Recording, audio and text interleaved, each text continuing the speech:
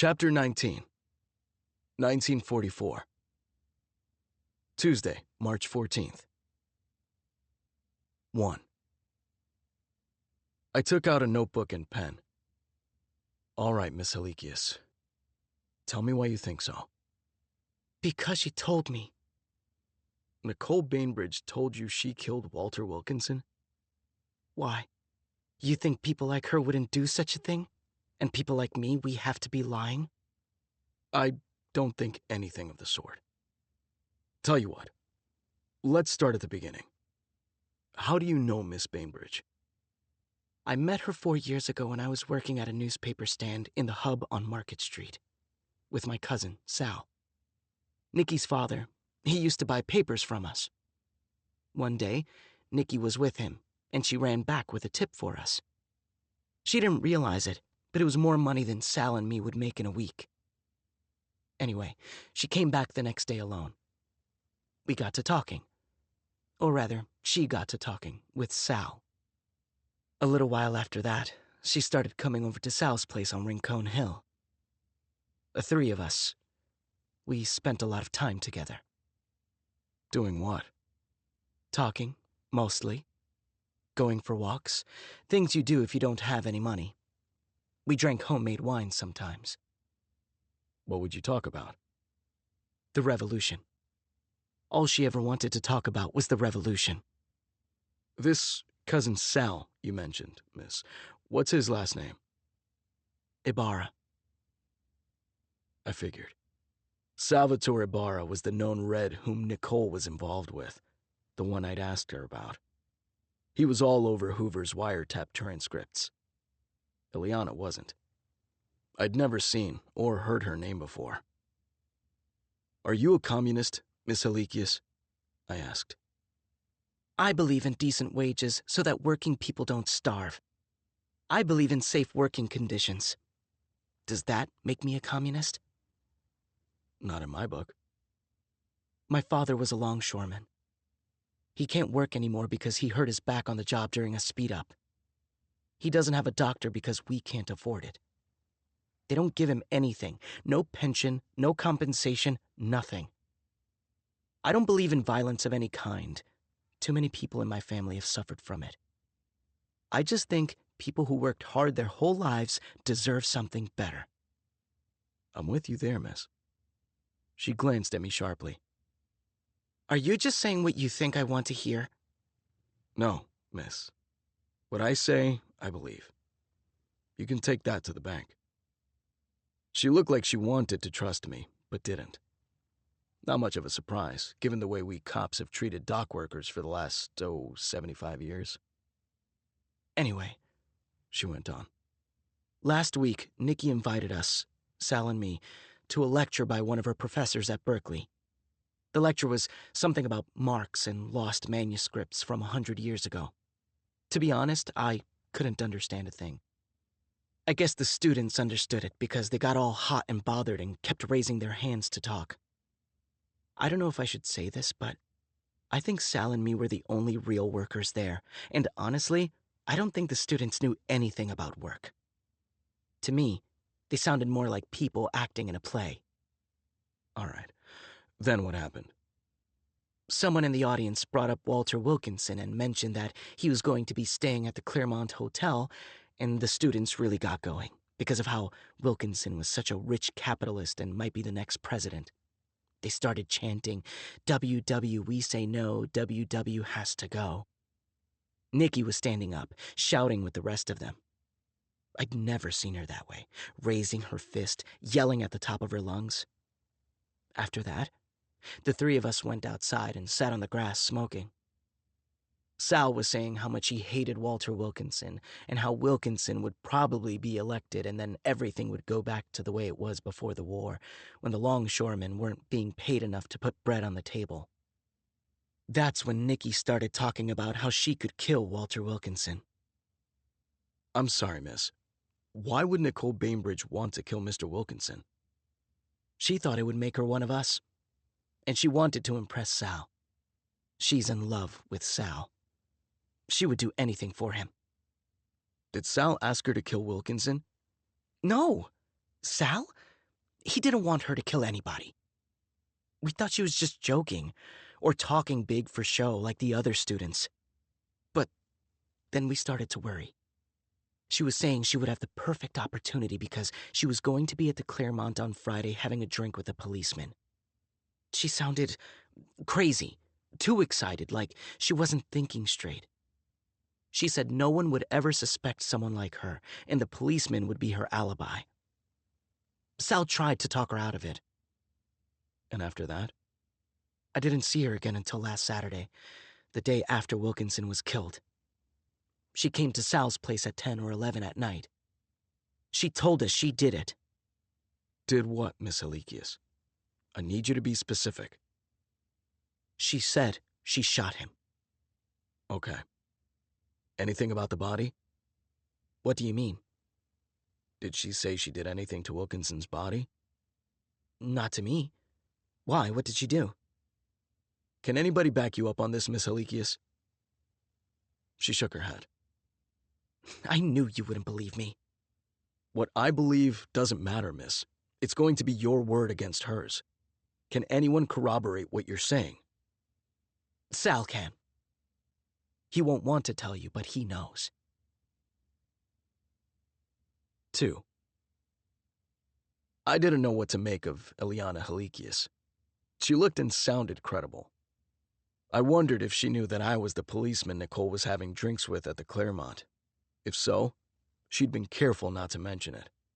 But I was still having trouble believing that Nicole could have gotten herself to the 6th floor when she left our table for the ladies' room, taken a shot at Wilkinson, and rushed back down to the hotel bar without anyone, including me, noticing anything. And nothing Eliana told me explained why Wilkinson would have concocted a story about a shabbily dressed Red with a Russian accent if the shooter had been Nicole Bainbridge. The whole thing didn't add up. Then again, maybe I just didn't want to believe it. Because if Nicole had been using me as her alibi, I was the chump in the story. I found Eliana's cousin Sal where she said I would, at the Kaiser shipyards in Richmond. I got his foreman to point him out to me. As soon as he saw me, a look halfway between hostility and panic came over him. But he followed me reluctantly off the line, wiping his armpits and his grease-smeared face with a dirty towel. He was a good-looking guy. Very. Not tall, but well-built. A mass of curly dark hair, deeply tanned skin. His eyes were more sensitive than I expected. I could easily imagine Nicole Bainbridge falling for him. Detective Al Sullivan, Berkeley PD, I said. I know who you are. You're the cop Eliana went to talk to. And I know who you are. You're Salvatore Barra, the guy who popped a Molotov cocktail into a patrol car 3 years ago and burned the face off a good cop. That wasn't me. Who then? Go fuck yourself. Easy, pal. You don't want to make me mad. I'm thinking about arresting you right now as accessory after the fact to murder 1. If you know who killed Walter Wilkinson and you're not telling, that's a felony. Eliana told you who did it.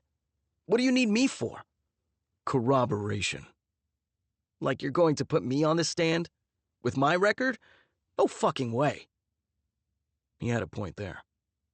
Even if he did corroborate, he'd be as useless a witness as Juanita. Tell me about Nicole Bainbridge, Sal, I said. What about her? She sweet on you? He nodded. Bullshit.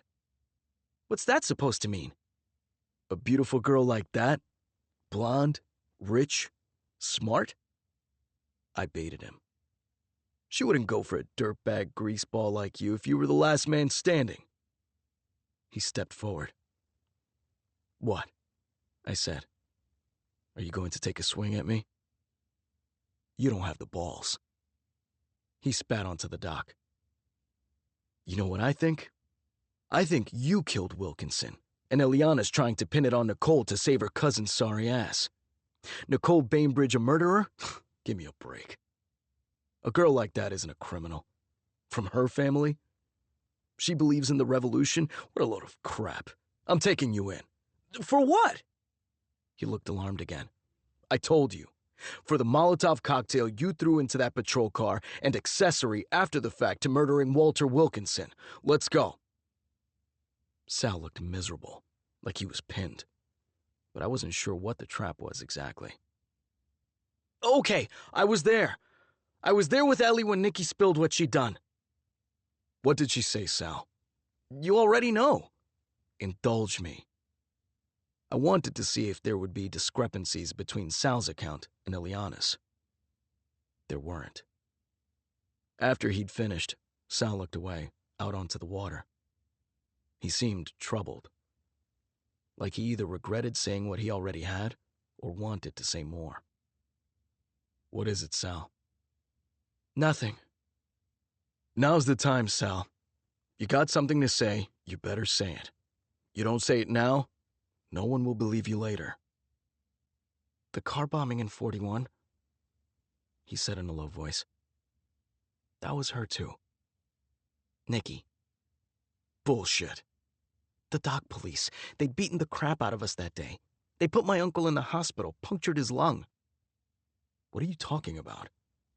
I'm telling you what happened that day. A bunch of us walked off the job that morning, and the cops beat us up. I told Nikki, and she was mad as hell. At you all. She said police are cowards and murderers. She said we couldn't just let them get away with it, but she said her family was the real enemy. Her family? She loves her family. I was just making things up at this point to keep him going. You don't know squat. She hates her family. Except for her sister and cousin. I never seen anything like the way she hates her family. Our people, we're not like that. Family's everything. Anyway, we all went walking to the port that night. Me, Ellie, and Nikki. We were down by the piers. This is before the war, so no barricades, no security. And we stopped at a corner a couple of blocks away from a police car. But Nikki kept going by herself. Sal shifted and wiped his face again. I had the impression he really didn't like telling me the story. But also that it was true. Then what? I said. That's it. And she threw it into the cop car, right through the window. Through what? The Molotov cocktail. You're saying Nicole was carrying a gasoline bottle bomb as she walked down that street? Just holding it in her hands for the whole world to see? No. In her purse, I could see the bottle sticking out, with a white rag just hanging from it. She passed a couple of cops, and I was sure they'd see it, but they just smiled and greeted her, thinking she was just some nice rich girl. When she passed their car, she lit the wick with a lighter and threw it in. She didn't mean to hurt nobody. The car was empty when she did it, but the cops, they saw their car on fire and came running back. Just when they got there, it blew. The whole car blew. I'd been a detective long enough to know when a lowlife was lying to me. Sal wasn't. 3. Back in my car, I got on the radio with the San Francisco PD and left instructions to find the cops who were on the scene at the car bombing in 41 and show them a photo of Nicole Bainbridge to see if by any chance anyone saw her in the vicinity that night. Just as I finished, a radio call came in from Tankersley. I'd asked him to go back to the Claremont and show Nicole's photo to the staff who worked in the basement. Found something, boss, said Tank. A kitchen guy says he saw her around 11:15 the night of the murder. On my way. 4. The hot industrial basement kitchens of the Claremont were in turmoil. The workers were up in arms about something. What's going on? I asked Tankersley. Seems the whole Chinese laundry crew went AWOL this morning. Just upped and disappeared. Now management's trying to get the kitchen hands to do the washing, and they're raising hell. Your man's still here, I hope. Tank introduced me to a slight 50-year-old man with a weather-beaten face and an immense white handlebar mustache, named Adrianakis. Thanks for helping us out, Mr. Adrianakis, I said. You work here? Dinner cook, he answered with a strong accent. Mostly peeling potatoes. Every night, peeling. I did some of that myself in the army. I showed him Nicole's photo again. You saw this woman the night Walter Wilkinson was murdered? Mm-hmm. I was on break. I went out back and smoked a cigarette. What time? I tell your man already. About 11:15. Where? In back, where the trucks park. The girls were coming from the other... Girls? There was more than one girl? Two.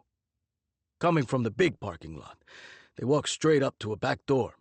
One of them, not your girl, the other one. She knocks. Just tap, tap, tap, quiet as a mouse. And someone on the inside opens it, and they go in. Both of them. You could see all this at 11 p.m.? Wasn't it dark? The hotel has big lights outside at night. I could see them like it was day. I showed him another photo.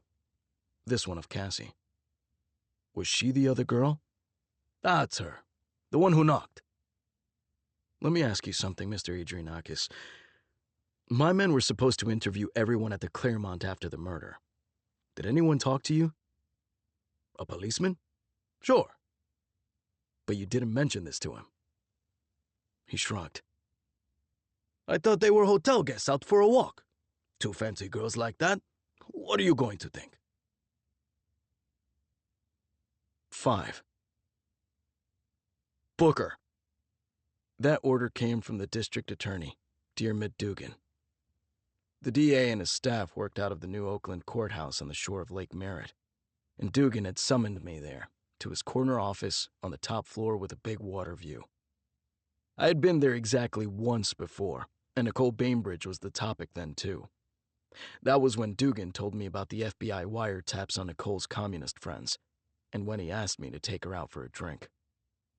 The DA's digs made the Berkeley police station look like an outhouse. Everything was state-of-the-art. Pneumatic mail tubes, Underwood typewriters, and brand-new glossy black Western Electric rotary phones with the bell inside instead of in a separate ringer box. Dugan's underlings, all of them in suit and tie, were constantly running in to get a signature on one document or another. The office was like a Duesenberg straight eight pumping on all cylinders. A copy of my report on the Wilkinson case was lying on his desk, open, with sentences underlined and notes in the margins. There were 2 ways a cop could lawfully arrest someone. If you personally saw someone commit a crime, you had carte blanche. You could slap him in cuffs, throw him in the back of a paddy wagon, whatever you wanted. But otherwise, it was a whole different ballgame. If you didn't witness the guy committing a crime, you needed an arrest warrant, which you couldn't get without probable cause, signed off on by your commanding officer and then by a judge. I don't think I can arrest Nicole, sir, I said. Of course you can, said Dugan, who was about 45 and tall, with Clark Gable hair and a neatly trimmed mustache. We've got 2 friends of hers she confessed to. We've got a witness who places her sneaking back into the hotel through a back door a half hour before the murder, and we've got the fact that she invented an alibi, which is admissible evidence of guilt in itself. On top of that, she's a known associate of radical communists, and the communists hate Wilkinson. Wilkinson himself said the first shooter was a communist. Maybe that was a Confederate of hers, but he missed. So she had to go back later. Anyway, we've got more than enough for probable cause. The problem's not probable cause, I agreed. It's Chief Greening. Greening, said Dugan dismissively. If we had the murder weapon with Nicole's fingerprints on it, he wouldn't arrest her, because her last name is Bainbridge. Greening's a non-entity. He's retiring next month, and no one will remember his name by summer. Forget about him. We have our work cut out for us, taking down one of the high and mighty Bainbridges. Even though Dugan had gone to Harvard Law, he was a public school kid whose dad sold air conditioners. Rumor had it that years ago, as a young man, Dugan had been jilted the week before his wedding by a girl from an upper-crust family. I didn't know if the story was true, but one thing was clear. He had a massive chip on his shoulder. From being Irish, Catholic, and middle class, from not getting invited to high society dinner and cocktail parties, which gave him a healthy dose of motivating bitterness. I knew how he felt. He wanted to take down and stick it to everyone who'd ever slighted him, and he had a running list that went on for pages. It was a funny thing. I could relate to Dugan, understood him, even admired him. But I didn't want to be like him. I also wouldn't have wanted him for an enemy. He was smart, ruthless, dog-eat-dog driven, and at the same time, he had a high-wattage smile he could turn on at will. He was known to be a courtroom magician. Above all, he was ferociously ambitious. His predecessor as DA, Earl Warren, had ascended from the Alameda District Attorney's office to the governor's mansion, and Dugan was looking to follow him. Non-entity or not, I said, Greening's still my boss. He won't sign off on the warrant. You don't report to Greening anymore, Sullivan. Not on the Wilkinson case. You report to yourself. And me. He handed me 2 documents bearing the seal of the state of California. The first was signed by Governor Warren himself, creating a multi-county task force for the Wilkinson case under the direct authority of District Attorney Dugan. The second was signed by Dugan, appointing the head of this task force. Me. It wasn't unusual for an East Bay cop to be seconded to the district attorney's staff on a given case, but this arrangement was a way bigger deal. It gave Dugan and me statewide authority and put us on top of the local police departments. I like how you've handled this case, Sullivan, said Dugan. I like every step you've taken, but it's not in the bag yet. You understand that, right? This is a Bainbridge we're talking about, a Bainbridge girl. These people, they think they're better than the rest of the world, and everyone else thinks it right along with them, out of servility or maybe just habit. It's pathetic. Think of the men on the jury, he went on. Like every one of them's a little Greening. They'll want to believe in that pretty girl from a fine family. They'll want to be your champion. So we need more. Which is why the old lady is the key. Mrs. Bainbridge? I'm going to depose her myself. She won't give you her granddaughters. She'd take a sword for them. Exactly. That's her weakness. There's a way to break every person on this earth. You just have to find it. First, we'll put Nicole behind bars. No Bainbridge has ever been behind bars. Then I'll tell Mrs. Bainbridge that we have enough evidence to convict all 3 of her granddaughters as co-conspirators. They lied to us about the alibi, all 3 of them. I'll tell Mrs. Bainbridge that all 3 will face capital murder charges unless she gives me the goods on Nicole. This was a pressure tactic, not the law. Lying to the police to give somebody else an alibi makes you an accessory after the fact, not a conspirator. Accessory was good for maybe a 5-year sentence, tops, whereas a co-conspirator to murder could get death.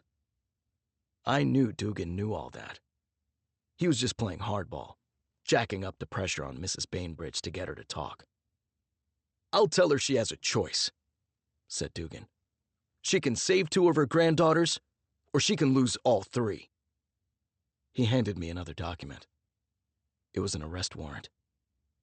You've done all the spade work on this case already, he said. Now you and I are going to bring it home. Booker. 6. Once more, I sat across from Nicole Bainbridge, but this time not under the soft crystal chandeliers of the Claremont. We were facing each other in a grim, bare interrogation room with one dim electric bulb hanging on a long wire from the ceiling. The change in her was almost painful to see. Gone was the defiance. Her eyes looked panicked, and the sinews in her neck stood out. Even though the room was cold, she was sweating. And even though she was sweating, she was shivering. Her hands and shoulders, no, her whole body was trembling. She didn't have any inner reserves, I suddenly realized. No deep wells of love or hate or anger or anything to draw on. How you holding up, miss? We had her in the sheriff's lockup in the Oakland courthouse basement. There was only one cell for all the women. Her fellow Jills would have been dragged in off the street in the last 24 hours, mostly for street crimes. Theft, drunkenness, prostitution. I need to talk to my grandmother, she said. I'm not safe here. The other people here, the criminals, they want to hurt me. You need to move me. So now that the rich girl actually had to spend time with the riffraff that she so desperately wanted to be part of, wanted to lead a revolution on behalf of, the scales had fallen from her eyes, and she wanted to pull all the strings of family and wealth to get away from them. Have you been assaulted, miss? This seemed to take her aback. No, She said. but I can't stay here, She repeated. I'm afraid it's not your choice, miss. In case you missed it, you've been arrested for murder. You're in big trouble, miss. And now would be a very good time to tell me what really happened last Friday. I didn't do anything. I'm telling you the truth. So you were nowhere near the Claremont at midnight. You were at your country house in Sonoma. Yes, that's right. Too bad a witness saw you entering the hotel through a back door at 11:15 p.m. Alarm filled her eyes. Who saw me? It's a mistake. Why'd you lie to me, Nicole? I want to speak with our lawyer. Mr. Burns, he represents our family. As soon as he gets here. But I'm giving you a chance to cooperate, miss, which a judge will look favorably on. Let's start with 1941. I talked to your boyfriend, Sal Ibarra. He told me you were the one who bombed that police car at the port. The panic on her face changed to incredulity. What? You're lying. I'm afraid not, miss. Your friends, if you still want to call them that, they've given you up. That's why you're here. No, She said, her voice faltering. that's not possible. It's more than possible. It's a fact. Sal and Ileana Halikius, both of them, told us you killed Walter Wilkinson. They say you confessed to them about it afterwards, bragged about it actually. I watched as the betrayal sank in. Then I turned up the screws.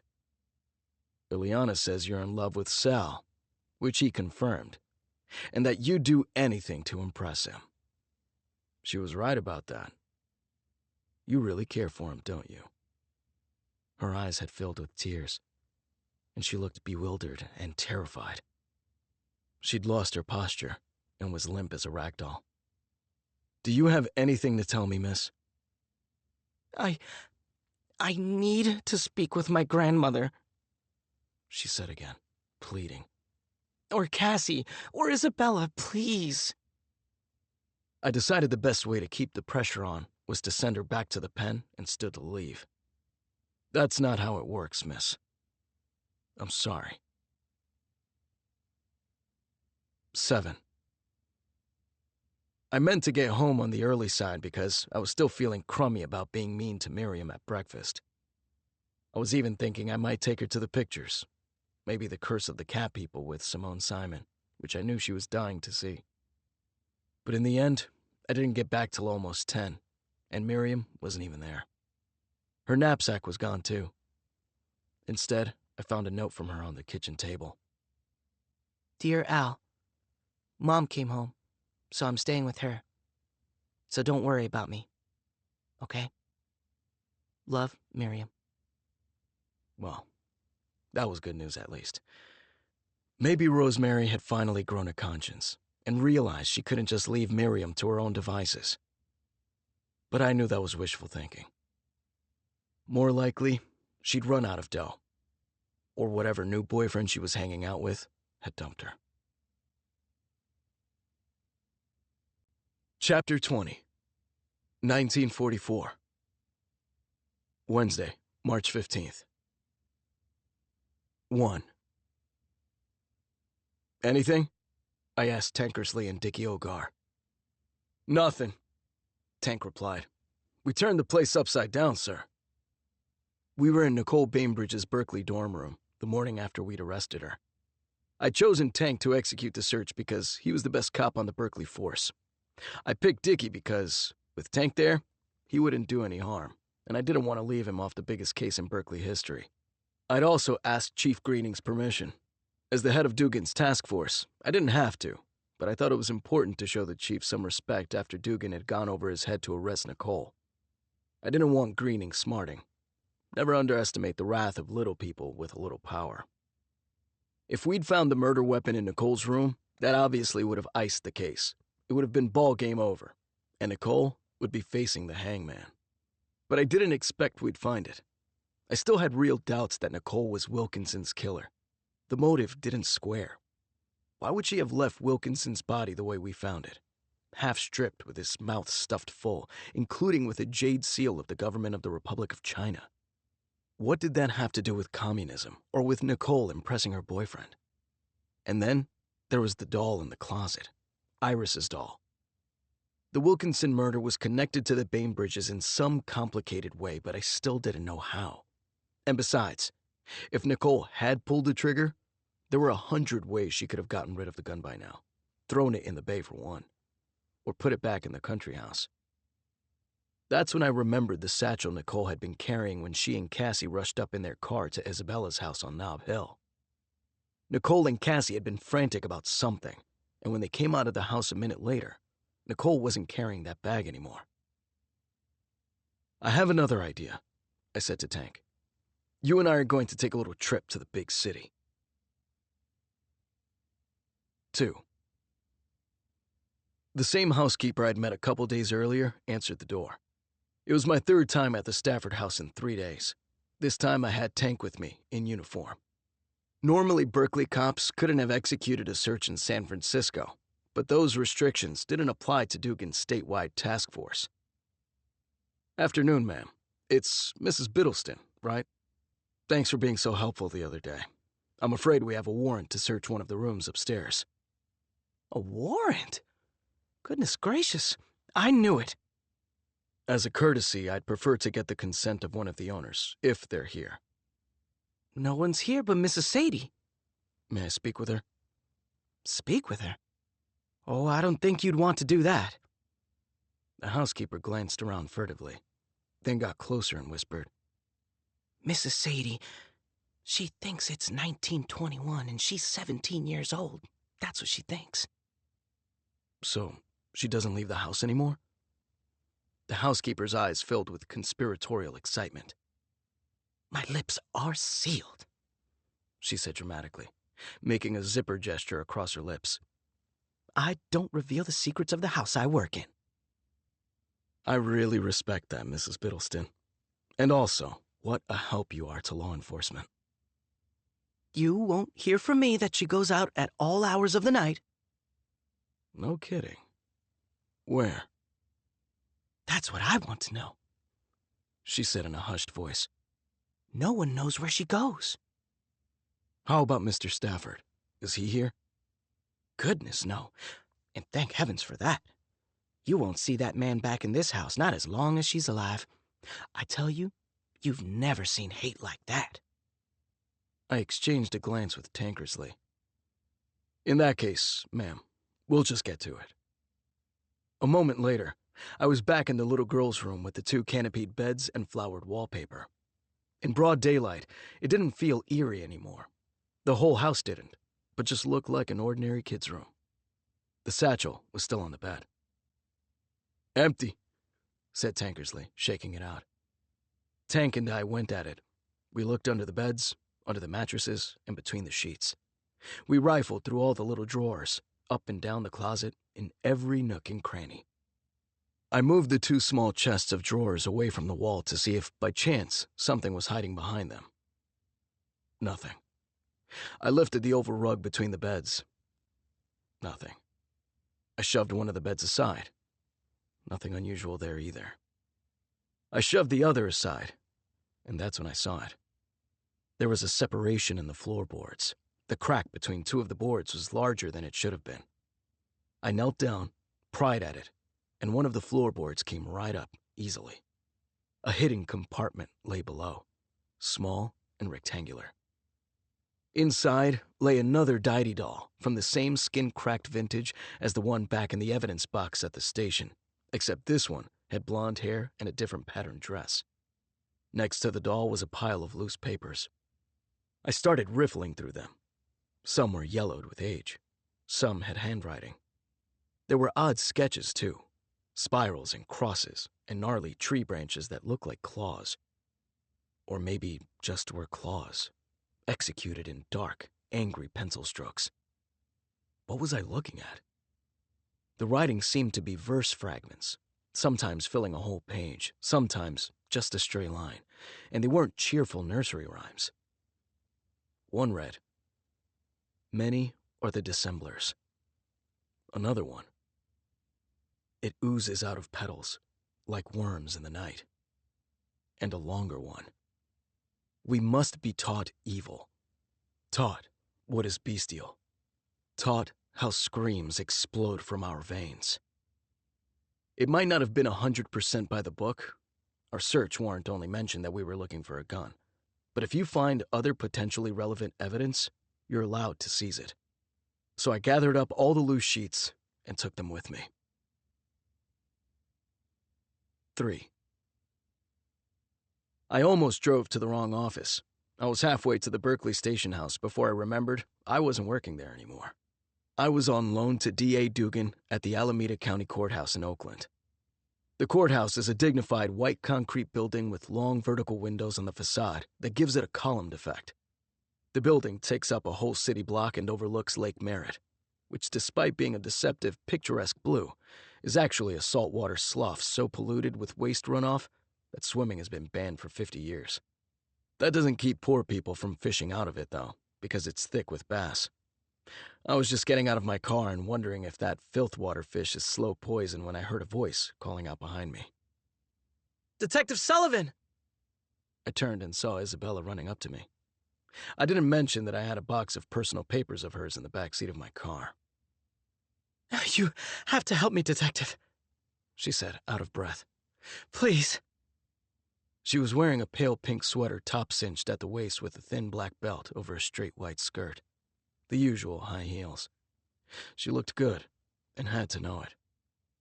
"With what, miss?" "Nicole didn't kill anyone. She's not capable of it, I promise you." "That might have been worth more if everything you've said to me up to now hadn't been a crock of lies." "I know. You're right, Detective. We got off on the wrong foot, and it's entirely my fault. I wasn't candid with you, and it was disrespectful. Can we start over, please? I can give you proof about Nicole. There are things you don't know." She sounded different. Serious and not at all flirtatious. In fact, she dropped the whole Hedy Lamarr act. I figured it was all calculated, just a different act. But that didn't mean it wasn't impressive. "How about this, Miss Stafford? I ask you 3 questions. You answer them. If I don't like your answers, we're done." "All right." She nodded. "Let's start with an easy one. Is your mother an invalid? Bedridden, as you told me just 2 days ago? Yes or no?" "Mostly, yes. But not entirely. She almost always stays in her room, that's the truth. But I did leave something out. Honestly, it's a long and sad story. Do you really want to hear it?" "I'm listening, miss." "Well, when I was 13, my father sent my mother to Boston to have an operation performed on her brain. From what I understand, they drove metal picks through her eye sockets into her skull. It sounds barbaric to me, and sometimes I think my father did it out of spite. I'm sure you know by now that Iris wasn't my father's child. When he lost her in the accident, and then discovered she wasn't even his, it broke him. He turned on all of us. After my mother came home, she was different. Better in some ways. She was calmer and nicer, but she was also confused. She didn't know what day or month it was, or who was alive and who was dead. Most days she spent in her bedroom, never changing out of her dressing gown. There were also times when she'd suddenly come downstairs, all dressed for horseback riding or a cocktail party or her debutante cotillion. But it's her nocturnal outings that are really worrisome. Every so often, she'll disappear in the middle of the night. Then hours later, she'll turn up in the most unpredictable places. Downtown or on the pier, miles away, all dressed up. It doesn't happen very often, but when it does, then no, she's not bedridden. Although the doctors believe she may be sleepwalking. Isabella paused. So, did I pass, Detective? I thought about it. What she said not only rang true. If she'd invented it all, she was a better liar than I'd ever met. It also made sense of how I'd seen Sadie behave a few nights earlier. Yeah, you did, I said. I didn't really have 3 questions planned. There were more like 100 questions I wanted to ask her. But I picked one. You and your sister Iris, you each had a doll. Deity dolls, I think they're called. What became of them? Our dolls? For the first time, she looked genuinely startled. Why are you asking about them? I'm the one asking the questions, miss. But what do they have to do with anything? I don't understand. Was I imagining it? Or did she sound distressed? Almost afraid. When I didn't reply, she said, I believe mine, Clarabelle was her name, is in my old bedroom, in a childhood hiding spot. Iris's doll, Eve, I think the last time I saw her was the day of the accident. My mother confiscated her when Iris made a fuss about something. Why do you want to know about our dolls? She repeated. Like I said, miss, I'm the one asking questions. Well, I told you where mine is, and I don't know where hers is. That's the truth. Okay. Final question. Where were the 3 of you, you and Nicole and Cassie, the night Walter Wilkinson was killed? And don't give me that 3-way song and dance country house alibi again.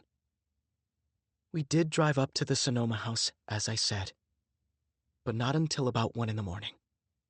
You didn't answer my question. What were you doing before that? There's something I can't tell you. I wish I could. I truly want to tell you, but I'm sworn to secrecy.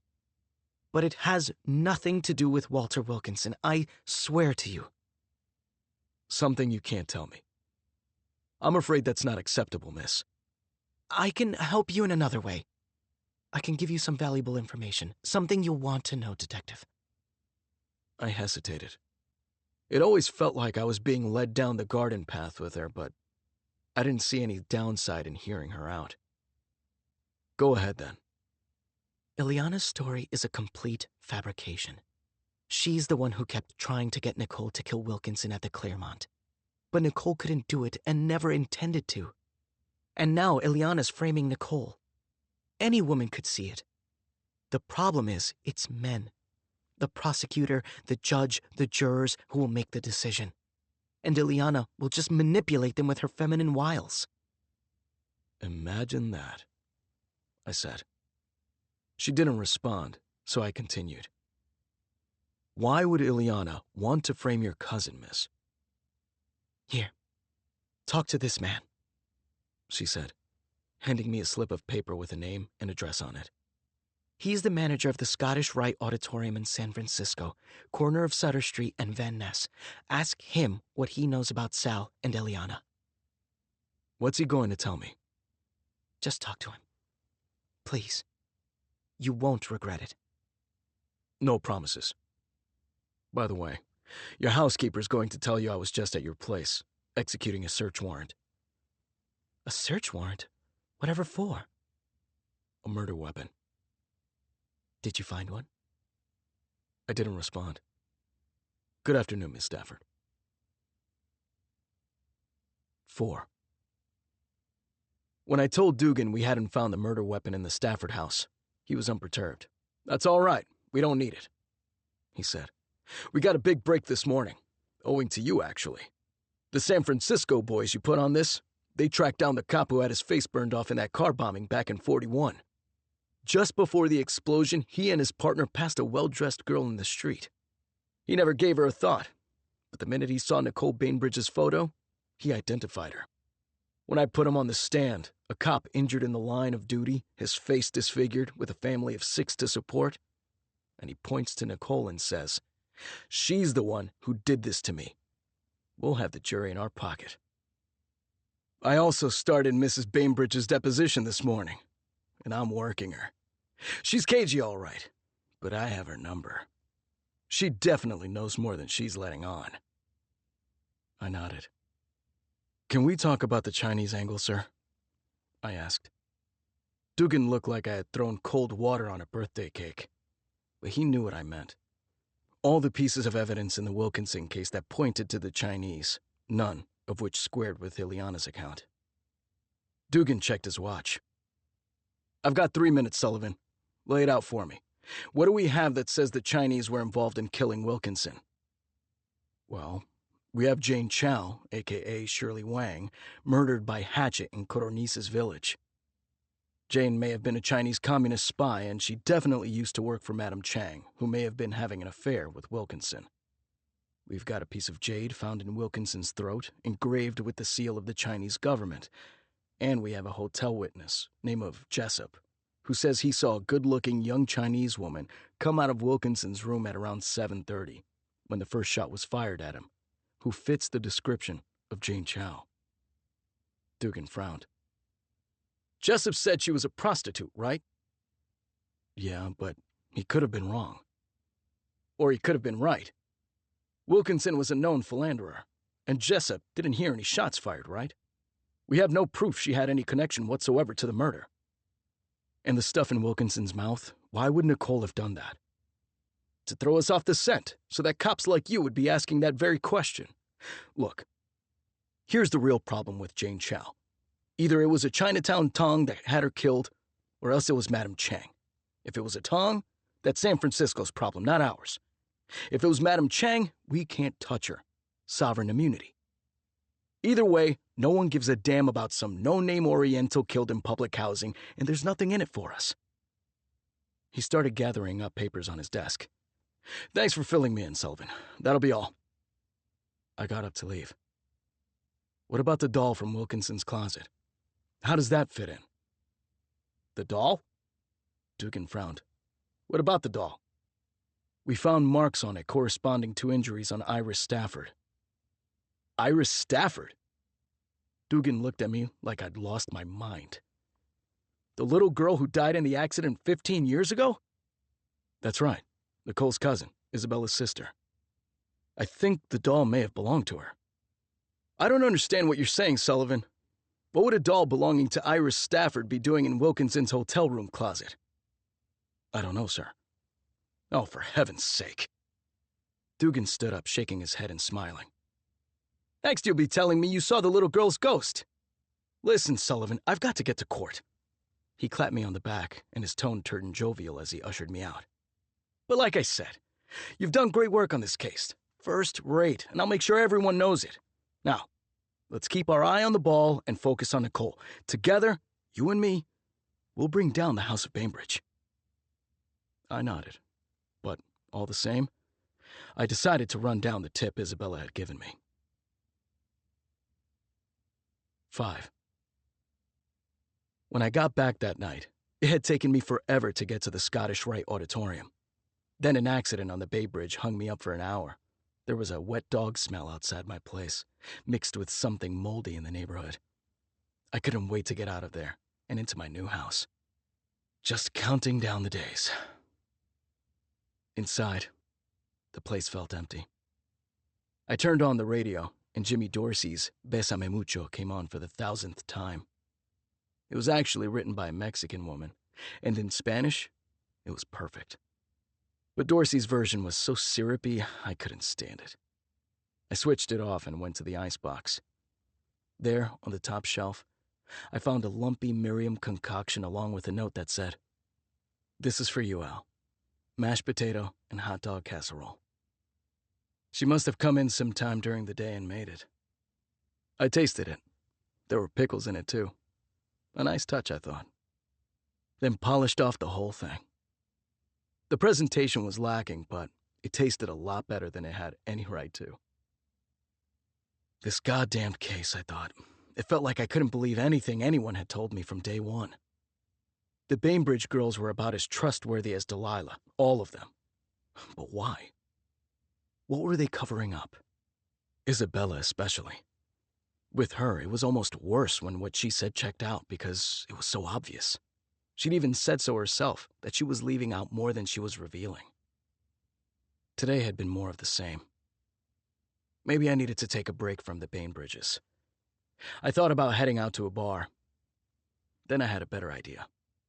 Now that I had my place back to myself, I started calling the girl I'd bailed on the day before. I'd actually dialed half her number before I realized she wasn't the one I wanted to see. What was it with Isabella? Why couldn't I get her out of my head? In a way, it was a ridiculous question. She was blonde and beautiful, every man's dream girl. In my case, there was the extra icing that she was also the kind of establishment girl who'd never given me the time of day. So maybe it was the chase and the challenge. On the other hand, I hadn't liked her cousin Nicole at all, who shared all those same features. But Nicole was self-deluded and self-righteous, which for me is just about the least attractive combination there can be in a girl. Isabella seemed different, although I wasn't clear exactly how. It was something in her eyes. Maybe she was just playing me. Probably she was just playing me. But there was a longing and pain that kept pulling me back in. I poured myself a beer and stared at my work bag, which was sitting on my couch, staring back at me, carrying inside it Isabella's secrets. Or, at any rate, all the papers I'd taken from under the floor of her childhood bedroom. I started going through them, one page at a time. I tried to arrange them chronologically.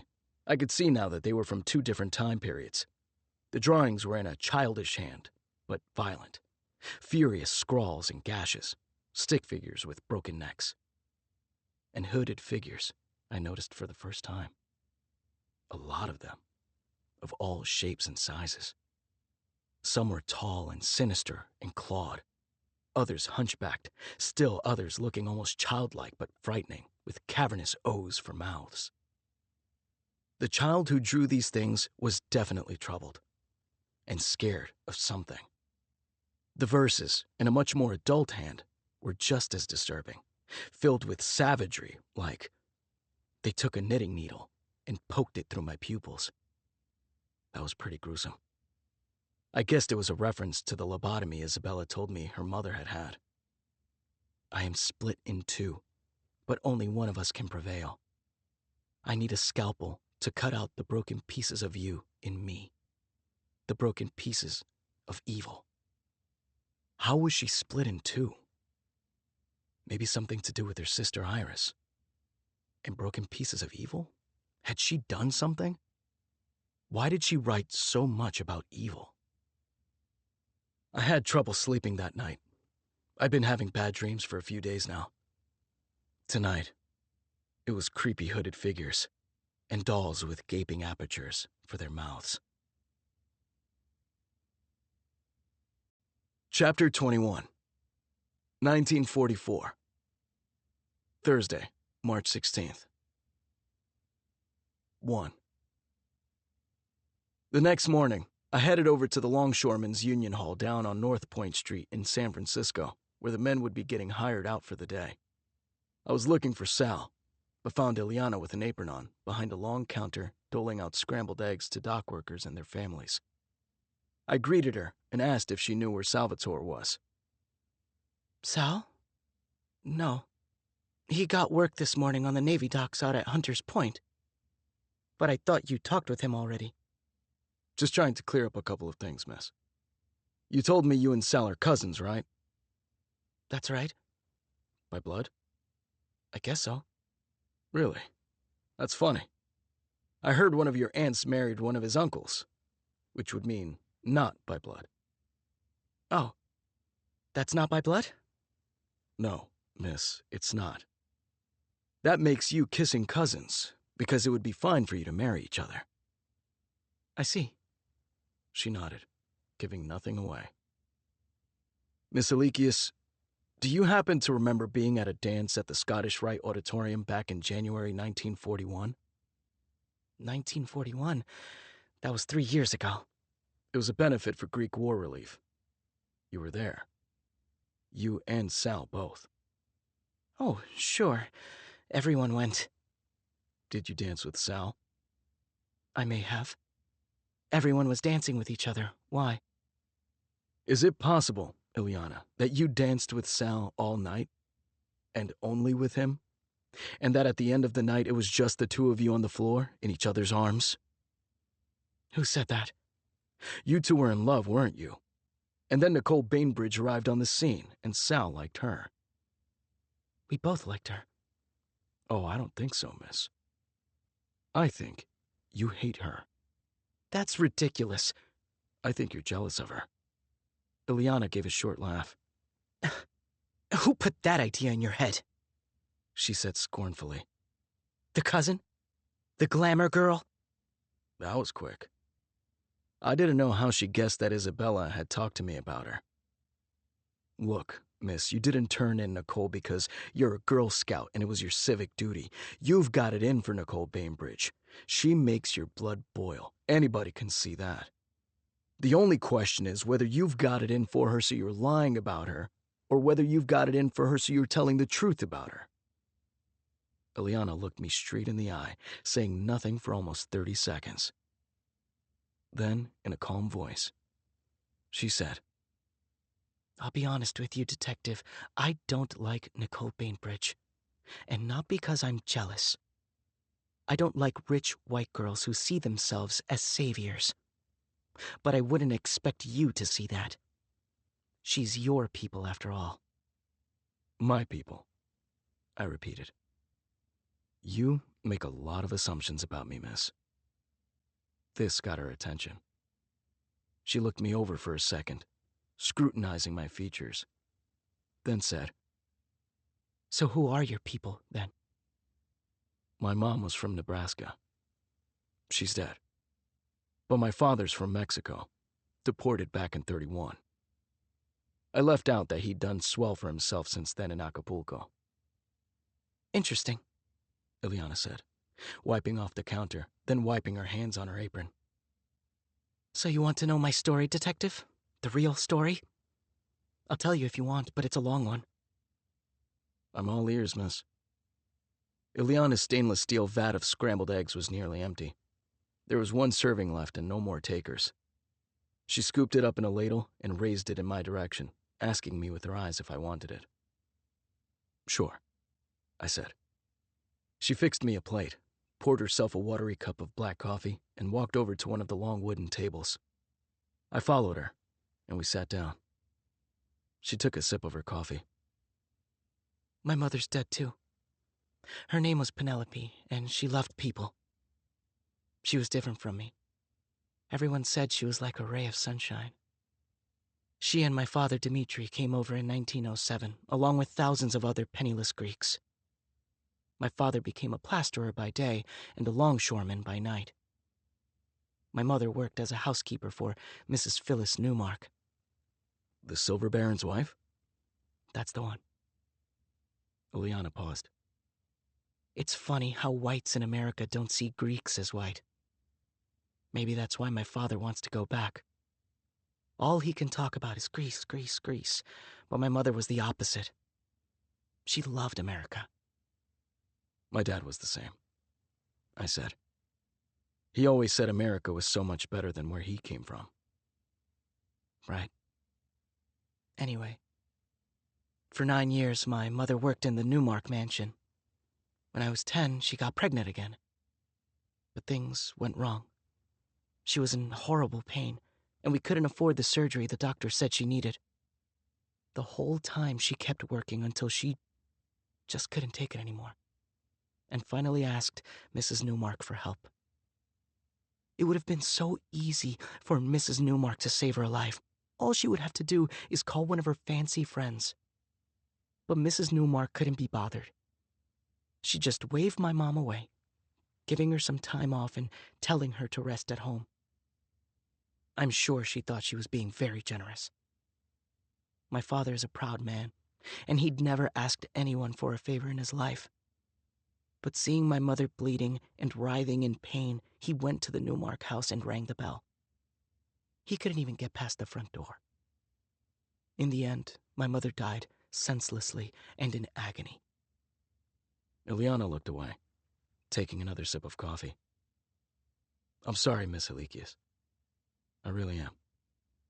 That shouldn't happen to anyone. Well, that's my experience with rich white ladies like Nicole Bainbridge, Detective.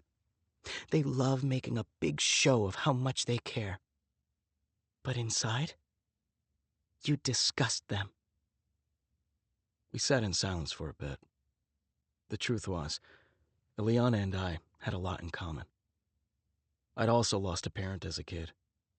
And for a while after they took my dad away, I was angry at every white person I met. Which made no sense because my mom was white and most people thought I was white. But I never felt totally white. Of course, I wasn't really Mexican either. I didn't fit in anywhere. Those were the years when I was brawling all the time and trying out life from inside a jail cell. Then Volmer came along, pulled me up and straightened me out. No one could have been whiter than Volmer, and there was no one I admired more.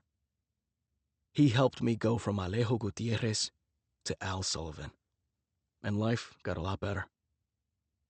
I don't know what that says about this country, or about me. Sometimes I feel guilty. Sometimes worse than guilty. But then I tell myself it's not me. It's America. Having something in common with Eliana didn't mean I believed her. There's still something I don't quite get, miss, I said. I know you're not shedding tears over Walter Wilkinson. If anything, you're happy somebody killed him. It's better for the unions. So why'd you turn in Nicole? Why turn in someone who just did your movement a big favor?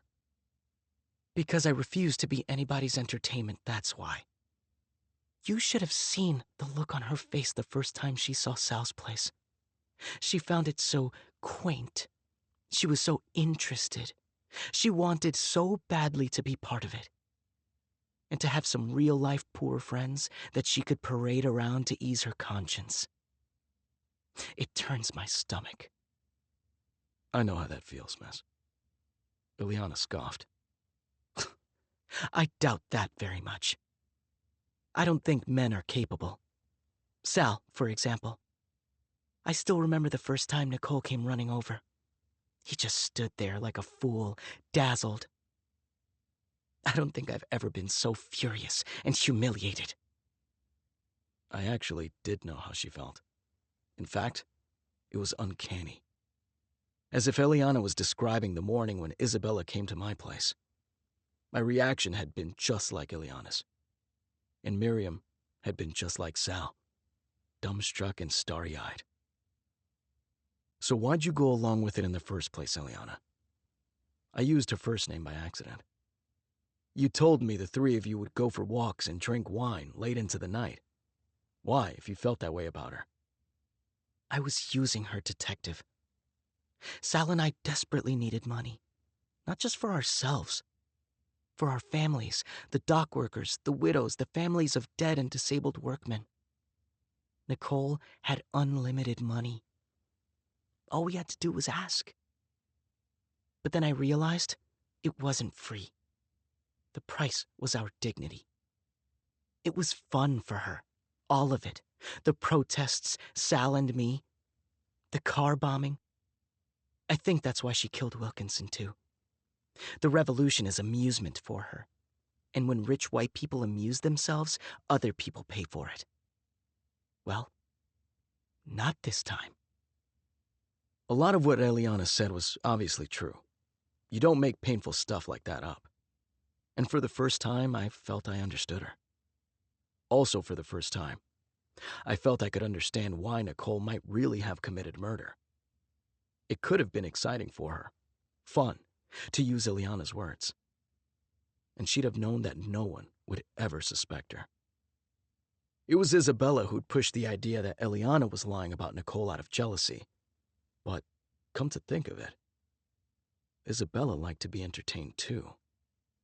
Playing a reporter, dabbling in international intrigue, seeing me in my natural habitat, It was probably amusing for Isabella to get me to run down leads she'd tipped me off to. I'll bet she thought she had me wrapped around her finger. It would probably be a hell of a laugh for her if she talked me into disbelieving Ileana. Sal, he's like a brother to me, said Ileana. Always has been. You can imagine whatever you want, but it won't change anything.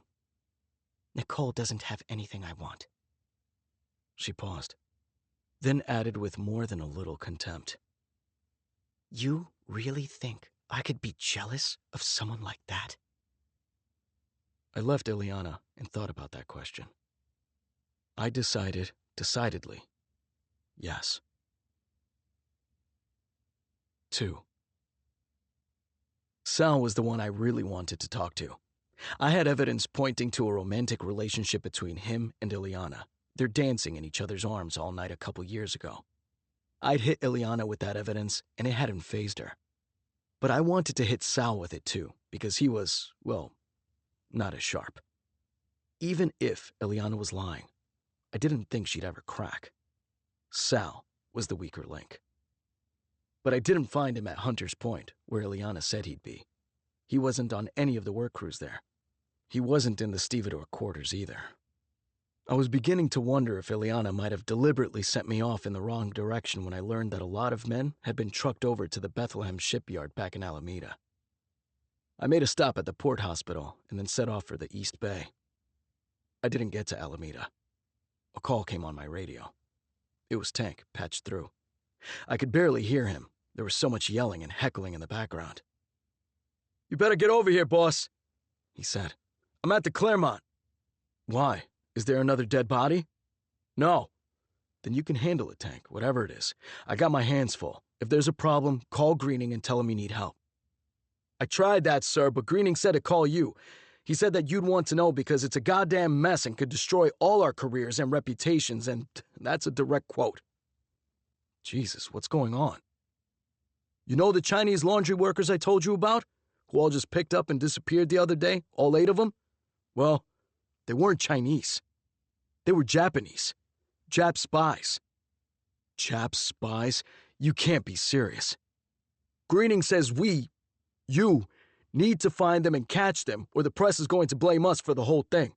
And, Detective, what if there's another attack like Pearl Harbor? It'll be on us." I had no idea what he was talking about. "Where are you now?" "In the basement, laundry." "What's all that shouting? Are those reporters?" "Only about 50. "Stay put. I'll be right there." 3. Holding out my police badge, I pushed my way through the Claremont's industrial subterranean kitchens to the muggy, low-ceilinged laundry rooms, which were in chaos. A stocky guy with a triumphant smile and a leering paunch that squeezed out from his belt was yelling orders but also holding forth to a throng of reporters armed with cameras and notebooks. 2 + 2, that's what I says to them," he regaled the newsmen. "All you got to do is add. I knew something was fishy. From the get-go I knew. 2 + 2, like rats. Chinese my bum leg." A reporter from the Chronicle recognized me. "Detective Sullivan," he called out. "When did you learn there was a Jap spy ring in Berkeley?" "Just hearing about it now, Joe." "So the Berkeley police didn't know?" "Detective, where are the Japs now?" another reporter called out. "Do you have any leads? Are they still in Berkeley? Is it true you stayed at the Claremont for 2 nights last week? So they were right under your nose the whole time and you didn't suspect? Are they planning an attack? Could the Nips have killed Walter Wilkinson?" "Give me a break, boys," I said, shooing them out. "I just got here. We'll have a statement for you later. Let me do my job, will you?" When the last one was gone, I extended my hand to the guy who'd been doing the talking. "Al Sullivan, Berkeley PD." "George Pulaski," he said, giving me a fleshy handshake. "Basement Services." "What's this all about, George?" "You didn't hear?" "I want it in your own words." "They flew the coop. The whole laundry crew. Toy, Choi, Lo Mein, Chop Suey, the lot of them. Pretending they were Chinese. I knew they was fishy. First of all, they work too hard. No honest man works that hard. At least not when the boss's back is turned. And the bitch girl, she was the worst of them. What girl? The rest were old men and women. But this one was younger, and she did all the heavy lifting work when I wasn't looking, so I could never fire anybody. Didn't show me any sugar at all, the little bitch. Not even a smile, not once. They have no human feeling. Did you hear what they did in the Philippines? My sister's daughter, the boy she married, blown to pieces in Guadalcanal. Left her with 2 kids and no daddy. I'm sorry to hear that, George. It wasn't pretty at the canal. I was there too. You were? Give me another handshake, buddy. You're a real American. With my hand in his, Pulaski put his mouth near my ear and whispered, "It's us or them. We should go into those camps, line them up, and use them for target practice. You know what I'm saying?" There are times I regret being a police officer. Let me ask you something, George. How'd you find out your laundry workers were Japanese? Because of the gent that came down here Monday night. He sees one of my laundry women, an old lady, and says, "I know her. What's she doing down here?" That's Mrs. Tanaka. She used to give my boy violin lessons. I knew it the whole time, but I'm smart. I don't let on. "Why, you must be mistaken, sir," I says. "That's not Mrs. Tanaka. That's Mrs. Chop Suey, a China woman." "No," he says. "That's Mrs. Tanaka, and she's a Jap." And you should have seen the look on Chop Suey's face. She saw the gent pointing at her, and she knew she'd been spotted. I could see it in those slanty eyes. Right away, she scurries over. You know how they walk, scurrying like rats, to the little bitch. And they start whispering until I broke it up. Did you report this? Did I? I went right upstairs to the front office, and I says, "We got Japs in the basement. We gotta call the cops." And the little grub night manager, he says he'll relay my concerns. That's what he says, relay my concerns. He didn't do Shinola. But I knew they were going to disappear because that bitch disappeared last week. She took sick. That's what they said, at least. Appendicitis, they said. 2 ladies came and picked her up. Appendicitis? That rang a bell. Someone in the hotel staff had come down with appendicitis the night Wilkinson died. Was this the same day Walter Wilkinson got killed? Sure was.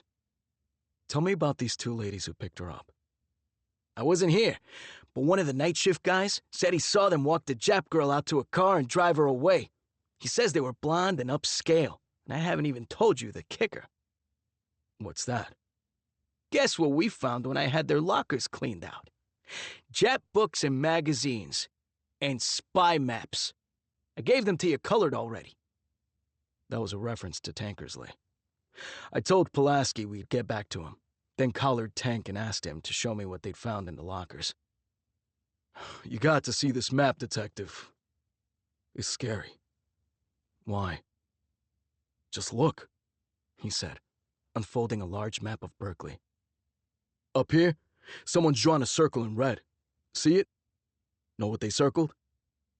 The red circle was high up in the Berkeley Hills. I could see instantly what it surrounded.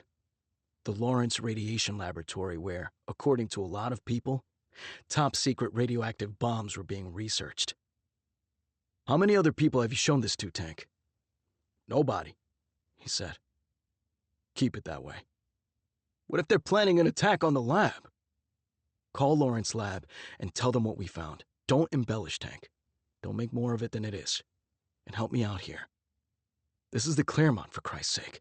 Don't they run background checks? How did the Claremont Hotel end up hiring 8 Japs? That's what we've been trying to figure out, sir. All right. After you call the lab, get back here so the reporters have someone to yell at. I'm paying a call on personnel. 4. The Claremont's personnel office was also in the basement, but in another wing, far from the low-ceilinged steam and heat of the laundry rooms and kitchen.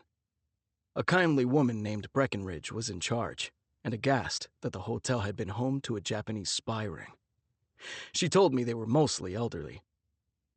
There was one girl, a tall, athletic girl, in her 20s, but the others were all older, in their 60s and maybe a few in their 70s.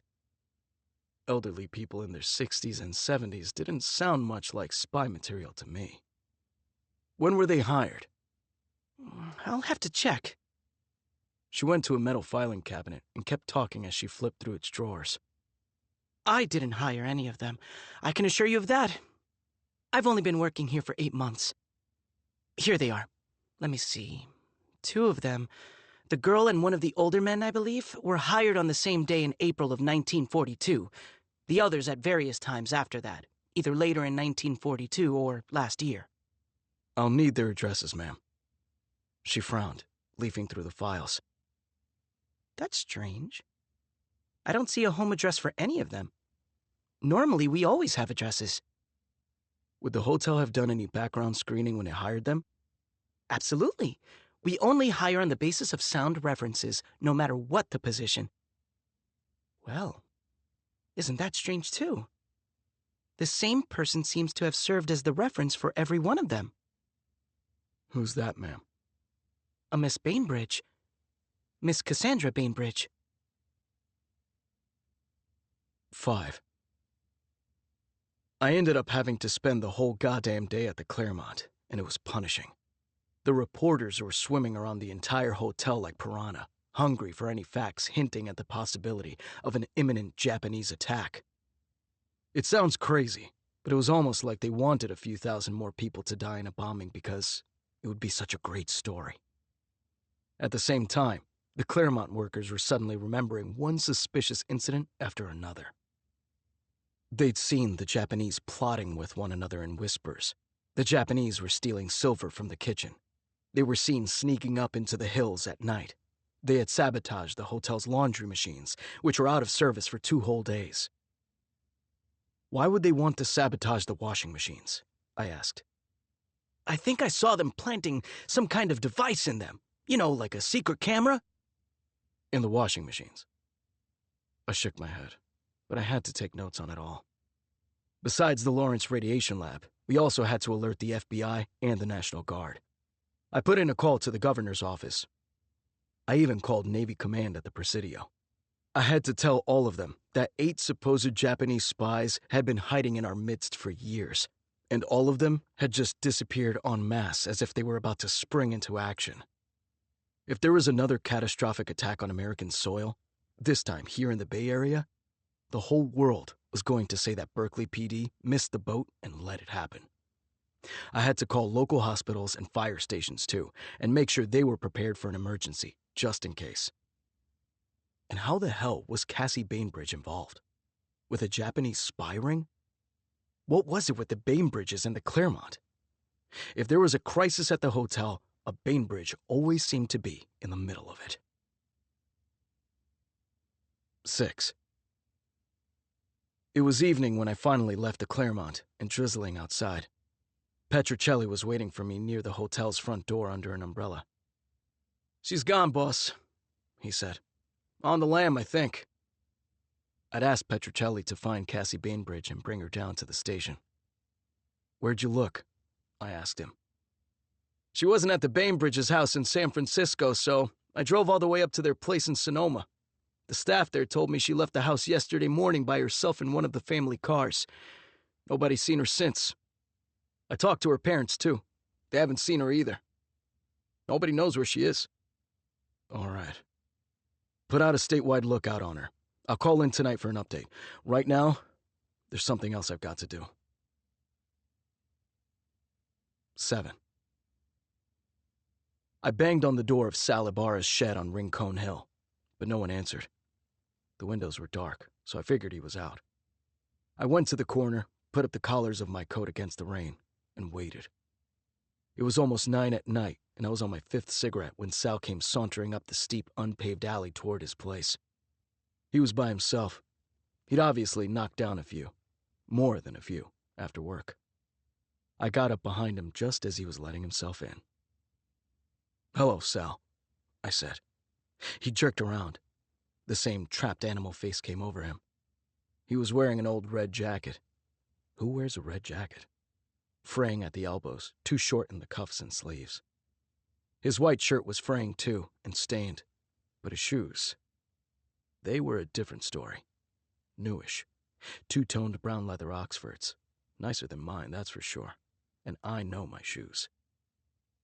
"What do you want?" he asked. His eyes were large and changeable, shifting from confident to defensive, from angry to sensitive. But on the whole, I had to admit it was an honest face. "You taking me in?" "Depends," I said, walking inside through the open door. There were dirty dishes on a table, cigarette butts on the floor, and empty fifths of rock gut lying on their sides all over the place.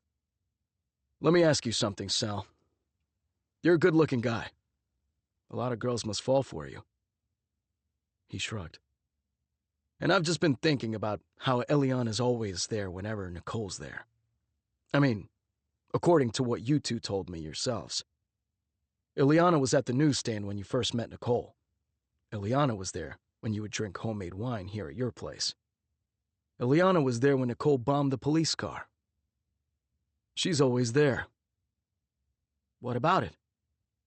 "She's in love with you, isn't she?" He shrugged again. "You'd have to ask her." "I'm asking you." "What if she is?" "That's the question, Sal. Let me ask you something else. No. I don't even need to ask. I know this one. It was your idea, Nicole's throwing that Molotov cocktail into the patrol car. You asked her to do it. "No, I didn't." You made it yourself, didn't you? The cocktail. And you handed it to her. "No! You're trying to stick that on me again, but it won't stick because I didn't do it." So you're saying Nicole Bainbridge, a girl from Nob Hill, knew how to make a bottle bomb all by herself? You expect anyone to believe that bullshit? "I didn't say she made it," said Salvatore. That was a slip. I jumped on it. No, you didn't. But if Nicole didn't make it, and you didn't make it, who does that leave? That leaves Eliana, doesn't it? Sal didn't answer. His deer-in-the-headlights eyes had come back. "Truth is," I said, "having Nicole bomb the police car was Eliana's idea in the first place, wasn't it?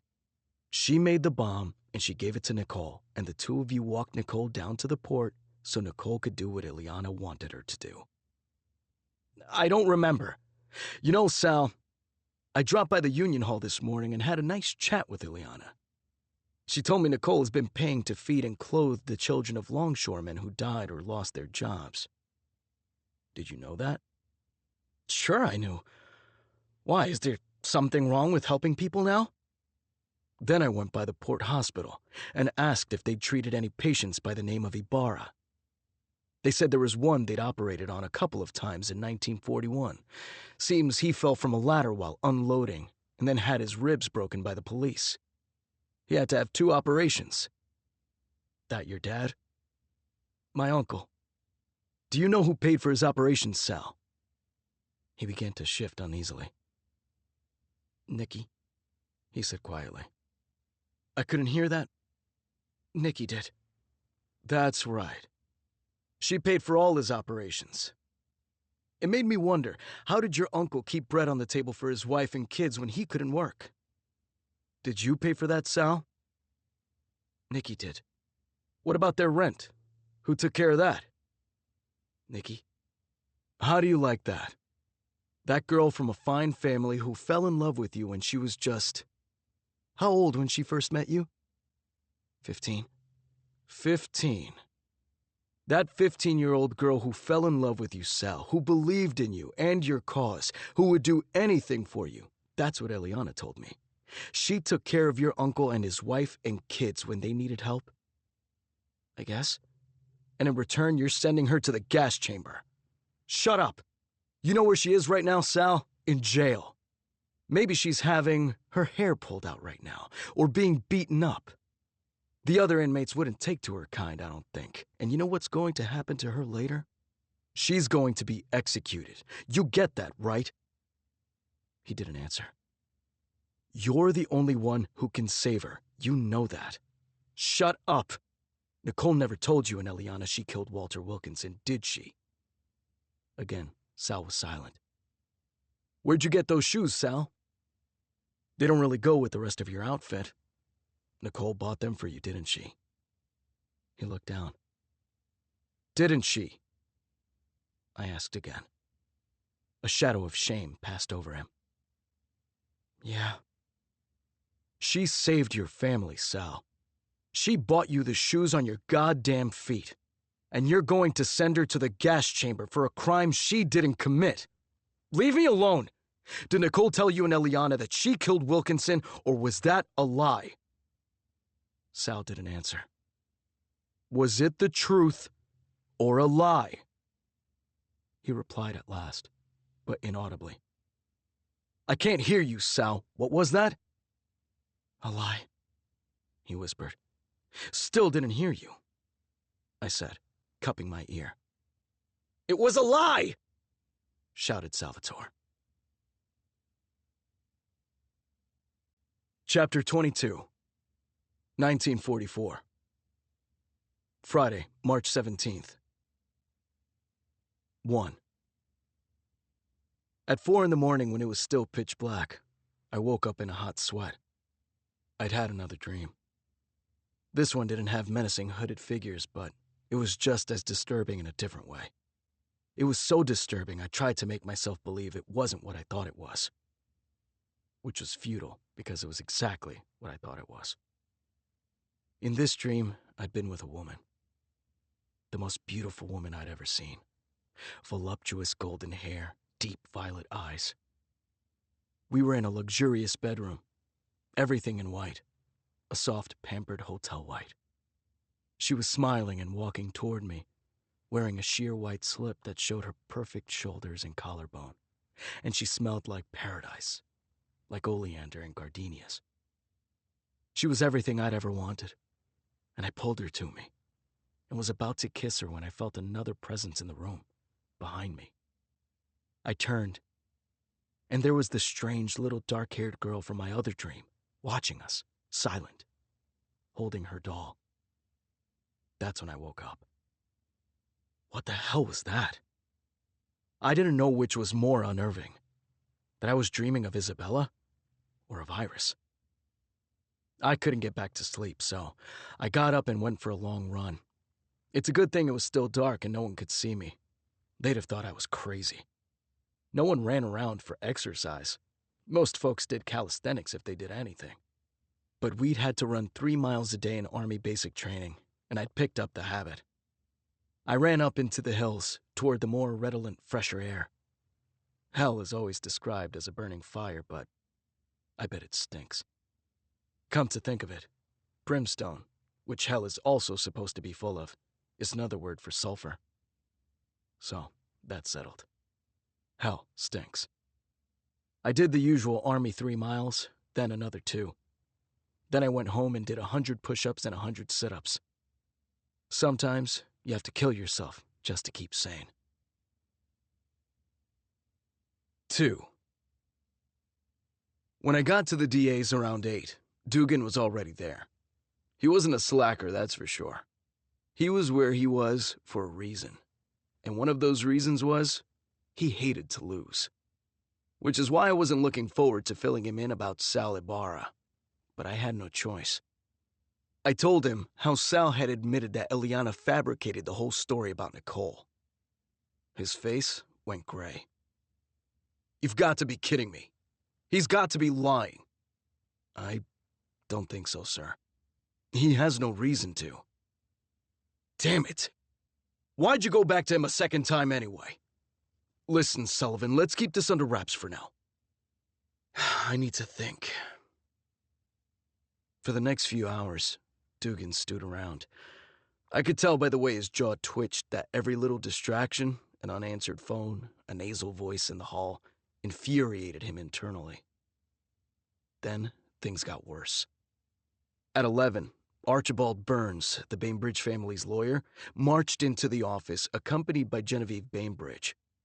It turned out Burns, also skeptical of Eliana's story, had sent a private investigator to talk to Sal, who'd spilled the beans to him too. With Burns at her side, Mrs. Bainbridge demanded her granddaughter's immediate release. Dugan didn't say yes or no, but afterward, he was in an even darker temper. This was looking to be a serious reputational hit for him. Arresting a Bainbridge only to have the case fall apart within 24 hours. And I could see him working it over in his head, searching for a way to regain the upper hand. So, do we let Nicole go? I asked him. Not yet, he said grimly. I'm thinking about prosecuting her for the car bombing in 41. She was 17 at the time, so I can charge her as an adult. Have some men bring in both Ileana and Sal. I'll get them to swear out affidavits pinning the car bombing on Nicole. And when they're done with that, I'll throw the book at them too. Thinking of Ileana, I felt a pang. With her luck, she and Sal would end up doing long, hard time, and Nicole, with her family's fancy lawyers behind her, would get off scot-free. The problem with prosecuting Nicole for the car bombing, Dugan went on, worrying about the same thing, is that our only hard evidence would be testimony from Salvatore and Ileana, who are now proven liars on top of being lowlifes. Not to mention that Sal has a criminal record a mile long. Burns will rip them to shreds on the stand. God damn it! I decided to change the subject. Did you see the report I left for you on the Jap business at the Claremont? I asked. Glanced at it, he said absently, clearly still thinking about Nicole. Espionage is federal. That's a case for the FBI. I have a statewide bulletin out on the Japs as well as on Cassie. I don't think it's a coincidence that... What did you say? Dugan interrupted. Cassie Bainbridge? He clearly hadn't read my report. That's right. I talked to Claremont personnel, and it turns out that Cassie was the one who got all those Japs hired. She was the sole reference for every single one of them. And my guess is she's helping them escape right now. She's missing, too. What's her connection to these Japs? Dugan asked. He was paying attention now. We don't know yet, but I think she and Nicole picked up one of them, a young woman who apparently had appendicitis the night Wilkinson was murdered.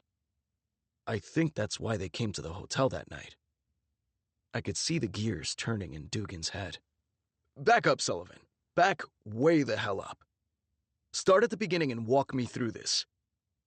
I told him everything we knew. The more I said, the more interested he got. Let me make sure I understand, he said when I was done. On the night Walter Wilkinson died, sometime after midnight, Cassie and Nicole were seen taking this Japanese girl out through a back door and driving her away? That's right. Dugan had a gleam in his eye now, and I didn't have a good feeling about it. And as you keep reminding me, we have a witness who saw an Oriental woman coming out of Wilkinson's hotel room after the first attack on him. What was his name again? Jessup, out of Fresno. His description of her matches the body we found at Codornice's village. I think it was Jane Chow he saw. What if it wasn't? What if the woman he saw was Japanese? Jessup said Chinese, wearing a Chinese dress. Oh, come on. How could he tell the difference between Chinese or Japanese? No one can. And in fact, if this woman had been Japanese, she would have needed to disguise that fact. For example, by wearing a Chinese dress. Think about it, Sullivan. You just told me there was a Japanese spy ring at the Claremont Hotel. I didn't say spy, sir. There were 7 elderly people and 1 young woman. My guess is they were hiding to avoid the internment camps. The only evidence we have even suggesting they were spies is that map, the one with the circle around the radiation lab. And what about that? Asked Dugan. It's not exactly proof. Maybe it was the opposite, warning them to avoid the lab since that place has guards around it 24 hours a day. Or maybe it's exactly what it looks like. I repeat, think about it. Wilkinson was rabidly anti-Japanese. Didn't he give a speech at the Presidio saying the only good Jap is a dead Jap, and that we should blow Japan to hell? I knew just what Dugan was referring to. The day before Wilkinson was killed, the Chronicle had a story about him going on an anti-Japanese tirade at the Presidio, insisting that the internment hadn't gone nearly far enough. Supposedly, he had the place roaring with laughter when he said, "We ought to take those yellowtails right down to the edge of the Pacific and say to them, 'Okay, boys, Over there's Tokyo. Start walking. It was a good, meaty story. There was just one problem. It wasn't true. I knew that because Tank had been there. Wilkinson had a lot of black supporters. He'd been the first presidential candidate ever to address an NAACP convention. Anyway, Tank told me it was a county supervisor who'd said those things, not Wilkinson. In fact, Wilkinson had actually tried to calm the crowd down. Actually, he didn't, I said to Dugan.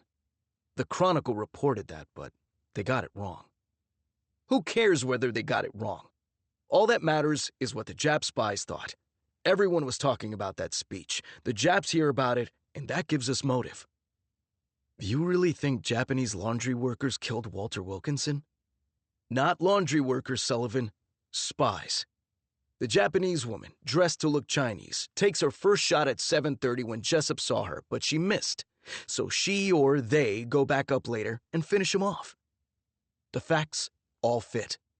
An Oriental woman is seen coming out of Wilkinson's room after the first shot. Nicole and Cassie Bainbridge sneak into the hotel at 11:15. One of them, we don't know which one yet, is seen outside Wilkinson's room with blood on her at midnight, and both Bainbridge girls are seen helping the Oriental woman out to their car in the rear of the hotel after the murder.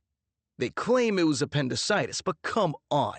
The Jap woman just happened to get appendicitis and has to be rushed out of the hotel the same night Wilkinson's killed?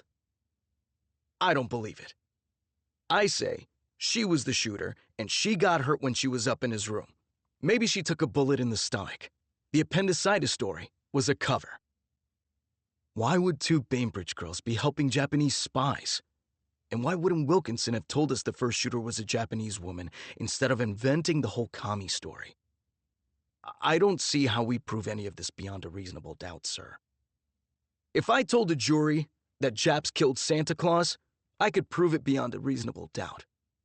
Everything changes, Sullivan, once you've got a different color defendant in the box. There isn't a jury in this state that wouldn't send a Jap to the gas chamber if they had a chance. I'm going to triple the number of patrols out there looking for Cassie and the Japs, and get me this Jessup. He's the key to the whole case. I don't care if he has to drive, fly, or swim here. Now, excuse me. I've got phone calls to make. A lot of them. I stood up to go, shaking my head but holding my tongue. The whole thing stank, and I had half a mind to quit on the spot. Then I thought, what good would that do? Besides, getting Jessup was the best move anyway, because his story wasn't going to fit Dugan's. Jessup had been very definite, and he claimed to know what he was talking about. He would tell Dugan the woman he saw was a Chinese call girl. 3. Early that afternoon, we arrested Cassie Bainbridge, a woman who owned a grocery store up in Heldsburg, not far from the Bainbridge country house, called the cops after seeing a suspicious-looking Oriental woman waiting in a car while Cassie was inside the store buying food and provisions. Apparently, the shop owner recognized Cassie and recalled having seen her with a Japanese woman on several occasions a couple of years ago, before the internment. She reported that they'd behaved disgustingly, unnaturally, and that every time she saw them giggling, flirting, looking at each other salaciously, possibly even holding hands once, she felt like throwing up. The deviance was vile enough, but for a young woman from such a distinguished family, and with an Oriental, and not just that, a Jap? State police responded to the call and pulled the two women over a half hour later. The Oriental woman turned out to be a Japanese woman by the name of Yuko Sasaki. They arrested her, too. 4. A few hours later, I had Jessup in my office, in another suit with jumbo shoulders, still smelling of aquavelva. I told him to stay put while I went down the hall to see Dugan. My advice to Dugan was to put together a lineup and see if Jessup could pick out Yuko Sasaki as the woman he saw outside Wilkinson's room. I was pretty confident he wouldn't be able to, since he described the woman to me as 5'1" with long shiny hair, whereas Yuko was about 5'6" with short cropped hair. We'd have to use Chinese women for the lineup, since all the Japanese were in camps. "Leave it to me," said Dugan. "Bring Jessup to my office, and I'll handle the rest." 5. At 5 p.m., on the front steps of the Alameda County Courthouse, District Attorney Dugan gave a prepared statement to a crowd 40 or 50 strong, most of them reporters. I was standing a few steps to Dugan's right. "Following a statewide manhunt," said Dugan, "an individual has been apprehended and charged with the murder of Mr. Walter Wilkinson. That individual is a 25-year-old female of Japanese descent and a member of the circle of saboteurs who, as we recently learned, had successfully infiltrated the Claremont Hotel. As you know, Mr. Wilkinson was one of this nation's most outspoken champions of total war against our enemy in the Pacific, the nation responsible for the cowardly surprise attack at Pearl Harbor. Long before it was fashionable, Walter Wilkinson urged stern measures against the Japanese menace here inside our borders. Unfortunately, for this bravery, it seems he paid with his life. Nevertheless, I urge restraint. Revenge is not condoned by our Savior, and no one is judged in this country on the basis of their race. No one is guilty until they have been convicted upon evidence presented in open court. To that end, I invite all of you to tomorrow's arraignment, a public proceeding at which you'll be able to hear for the first time details of this tragic, heinous murder and evidence of the role played by the Japanese." "D.A. Dugan," called out one of the reporters, "is it true that Cassie Bainbridge is in custody too? Is it true she was in the car with the Jap girl?" "Miss Bainbridge is in custody, boys, and I'd like to tell you more, but that wouldn't be fair. We'll present the facts at the arraignment tomorrow." "D.A. Dugan, what's your response to people who say you're just targeting the Bainbridge family for your own personal advancement? Isn't it true that just 24 hours ago you were saying Nicole Bainbridge was the one who killed Walter Wilkinson? And that you arrested her on the basis of information that's now known to be false, and yet kept her in custody for 2 days? And now you're switching sisters with an entirely new theory?" I could see Dugan cursing to himself. I'm sure he was thinking that the Bainbridges always had a few reporters in their pocket. I knew Dugan would come back hard, and he did. "We have reason to believe Miss Nicole Bainbridge perpetrated a car bombing in 1941 that burned the face off a good policeman. Her role in the murder of Walter Wilkinson has not yet been determined. As to Cassie Bainbridge, the evidence will show that she was instrumental in placing the Japs at the Claremont and that she was, how shall I put it, intimately acquainted with the 25-year-old Japanese female who has been charged with the murder." The reporters clamored for more, but the district attorney had given them all the information he wanted. I saw a reporter double underlining his proposed headline: "Japs spy ring at luxurious Claremont Hotel connected to Wilkinson case. Murderer arrested." 6. As the press crowd thinned out, it was clear that Dugan felt back on top and in control. The bad feeling I'd been having about the direction he was going had only gotten worse. That's when I spotted Isabella standing at the foot of the steps. Apparently, she'd attended the press conference too. She saw me at the same time and came up the stairs toward me. She was wearing an orange and white dotted dress with small buttons down the front and a low square neck. I remembered my dream and felt my face grow warm. But today, she looked drawn and anxious. "We have to stop this lunacy," she said, distressed. "You can't possibly think Cassie and Yuko killed Walter Wilkinson." "I feel like we just had this conversation, miss, only about your other cousin." "People have been coming after my family with false allegations for as long as I can remember, Detective. Do you know that when Iris died, some people said I killed her, pushed her to her death? I was 6. I understand why they hate us, but what's happening now is truly outrageous. That horrid district attorney is just race-baiting. Yuko's not a spy. I know her. Her father's worked for us for a decade, and she couldn't hurt a fly.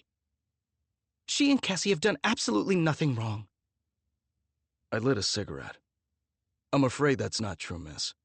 Those Japanese were violating the internment law. A terrible, unjust law, she interrupted. Maybe so. But the law is the law. And it looks like Cassie was helping the Japanese break it. My guess is the monks up at St. Andrews were helping too. We cleared a couple dozen from the Abbey back in '42. If that's what Cassie was involved with, Miss Stafford, you should tell me. It'll be a lot better for her. Trust me. Isabella had been staring at me in disbelief for the last few seconds. You participated in rounding up the Japanese? That was a disgrace for this country. Those people are American citizens. How could you have played a part in such a contemptible act? I was doing my job, miss. In case you haven't noticed, we're at war. I was also following the law, Executive Order 9066, which came down directly from President Roosevelt. You should be ashamed of yourself, she said. We knew some of those people. They were our friends and neighbors and teachers and colleagues. They were mothers and fathers and children and grandparents. Isabella looked at me in disgust, and I started getting hot. I couldn't believe this rich girl was judging me.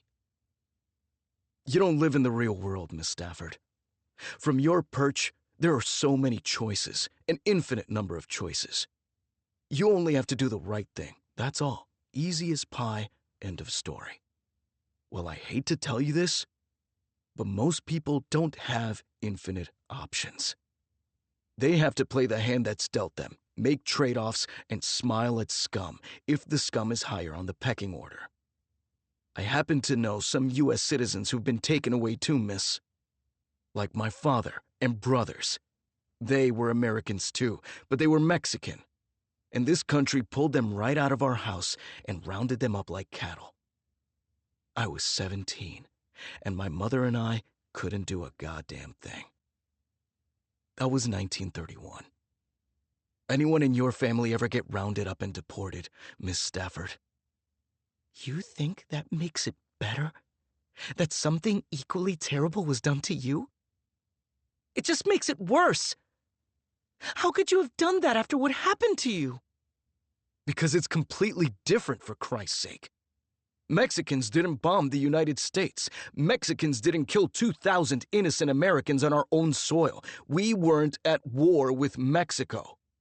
And we gave the Japanese a choice. They were free to leave the West Coast. They had weeks to go anywhere else in the country. The only people who were put in camps were the ones who didn't leave. How were we supposed to know which of those were good and which were bad? And what do you think Japan did to the Americans who were there when war broke out? They took all their money and locked them up in camps. That's what countries do when they're at war. Why is your last name Sullivan, Detective? What? If your father's Mexican, why is your name Sullivan? Did you change it? I didn't answer, but I was kicking myself inside. First, the grandmother pounces on me with that, and now I'd walked into the same trap with Isabella. You did, didn't you? You changed your last name. Why? Are you ashamed of it? You don't know what you're talking about, miss. You know what I think, Detective? I think you're harboring so much guilt you can barely fend it off. I think deep down you knew it was wrong, what you did to those Japanese taking refuge at the Abbey. But you did it anyway, God knows why. And now you have to tell yourself a big story about how that was so different from what was done to your father. I think your whole life is a lie. And you have no idea who you are. And you know what I think? I think it was you outside Walter Wilkinson's room after he was killed. That's why you're so sure Nicole and Cassie didn't do it. You think I killed him? Did you? Why would I? I don't know, miss. Why was your sister's doll in his closet? This time she didn't answer, and we just glared at each other for maybe 15 seconds. I broke the silence in the end. "All the same," I said, "I agree with you about Cassie and Yuko. I don't believe they killed anyone. Assuming you're not going to confess that you did it, do you have anything else that might clear them?" Isabella looked like she was debating whether even to keep talking to me. Then she said, I can prove where Cassie and Yuko were when Mr. Wilkinson was killed. I wanted to ask you to communicate it to Mr. Dugan so that he would stop this farce. "Tell me what you've got." She did. The story took a few minutes. "Well, Miss Stafford, if any of that's true, I advise you not to go to D.A. Dugan with it. You should go to Burns and have him use it at the arraignment." But then it will be public. That's just what we don't want. "I get that. But you don't know the DA. He's not going to be a friend to your family under any circumstances. Burns is your best shot. You better hurry, though. He's going to have a lot of work to do between now and tomorrow morning." 7. I took the stairs up to my office, all 8 flights of them, not the elevator. I didn't know which had me more riled, Dugan's race baiting, or Isabella's thinking she knew me better than I knew myself. "You have no idea who you are," that's what she said. "Because I changed my fucking name? What bullshit. Who says who we are? And why does who I am have to depend on who my father was? How about some other measure, like whether you wanted to make something of yourself, and how much blood and sweat you're willing to spill for it? Worse, I just helped my prime suspect, going behind the back of my boss." I was breathing hard when I got to the DA's floor, where a San Francisco cop in uniform immediately called out to me. Sal Ibarra, in handcuffs, was by his side, and the cop was pushing Sal in my direction. "Hey, are you Sullivan?" asked the cop. "That's me." "What am I supposed to do with this piece of garbage?" I took Sal off his hands and led him down the hall to the interrogation room, explaining to him that the DA wanted him to swear out an affidavit saying that Nicole bombed the patrol car in 41. "So why am I handcuffed?" he asked nervously. I didn't respond. The door of the interrogation room was shut, which meant it was already in use, so I looked through the little window on the door, and there sat Ileana Halikias by herself. She was also cuffed, which was a good thing because she looked ready to kill someone. The situation gave me an idea. I brought Sal into the interrogation room, sat him down in a corner, and cuffed him to the wall. Then I did the same to Ileana, on the opposite side of the room. She looked daggers at me, but she wouldn't even glance at Sal. The only thing she said was, "Get him out of here. I don't want to be anywhere near him." But I left them both there and went to the room next door, the observation room. The setup was a Dugan innovation. The interrogation room had a big long mirror on one of its walls, or rather, what looked like a mirror from inside, but which you could see through if you were standing on the other side of it in the observation room, where you could also hear what people were saying. I waited, figuring I might learn something if the two of them got into it. Ileana had turned her back on Sal, which wasn't easy, given the way I'd cuffed her. The metal must have been digging into her wrists. "Please, Ellie," said Sal. "Please, look at me." She only turned farther away from him. "I'm sorry, Ellie. I made a mistake. I don't know what happened." Suddenly, she spun around with fire in her eyes. "I'll tell you what happened," she said. "You betrayed me because you're weak. You just couldn't resist the idea of being worshipped. You don't even realize you're nothing to her. Men are such idiots. You'll fall for fucking anything. Teach me how to use a saw," Ileana mimicked. "Maybe she really wanted to learn how to use it," Sal said. "No one in her family knows how to do anything like that." "I can't believe you're defending her." "I'm not defending her. Oh, really? Say you hate her." "You know I hate her. I told you over and over." "See, you can't even say it." "I hate her. all right? I hate her. But they would have sent her to the chair, Ellie. I just couldn't do it. I'm sorry. She bought you, you idiot, Ileana hissed. Look at you. Still wearing those shoes she gave you?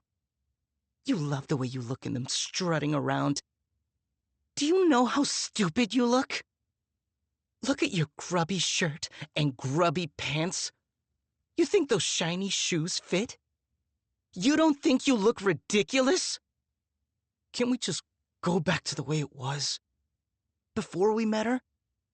I never want to see you again, she said. But, Ellie, I love you. Oh, you love me. Let's celebrate. Shall we go to the Fairmont? Who cares, Sal? Who cares who you love or how you feel? You're weak. You're right, Ellie. I'm not strong like you.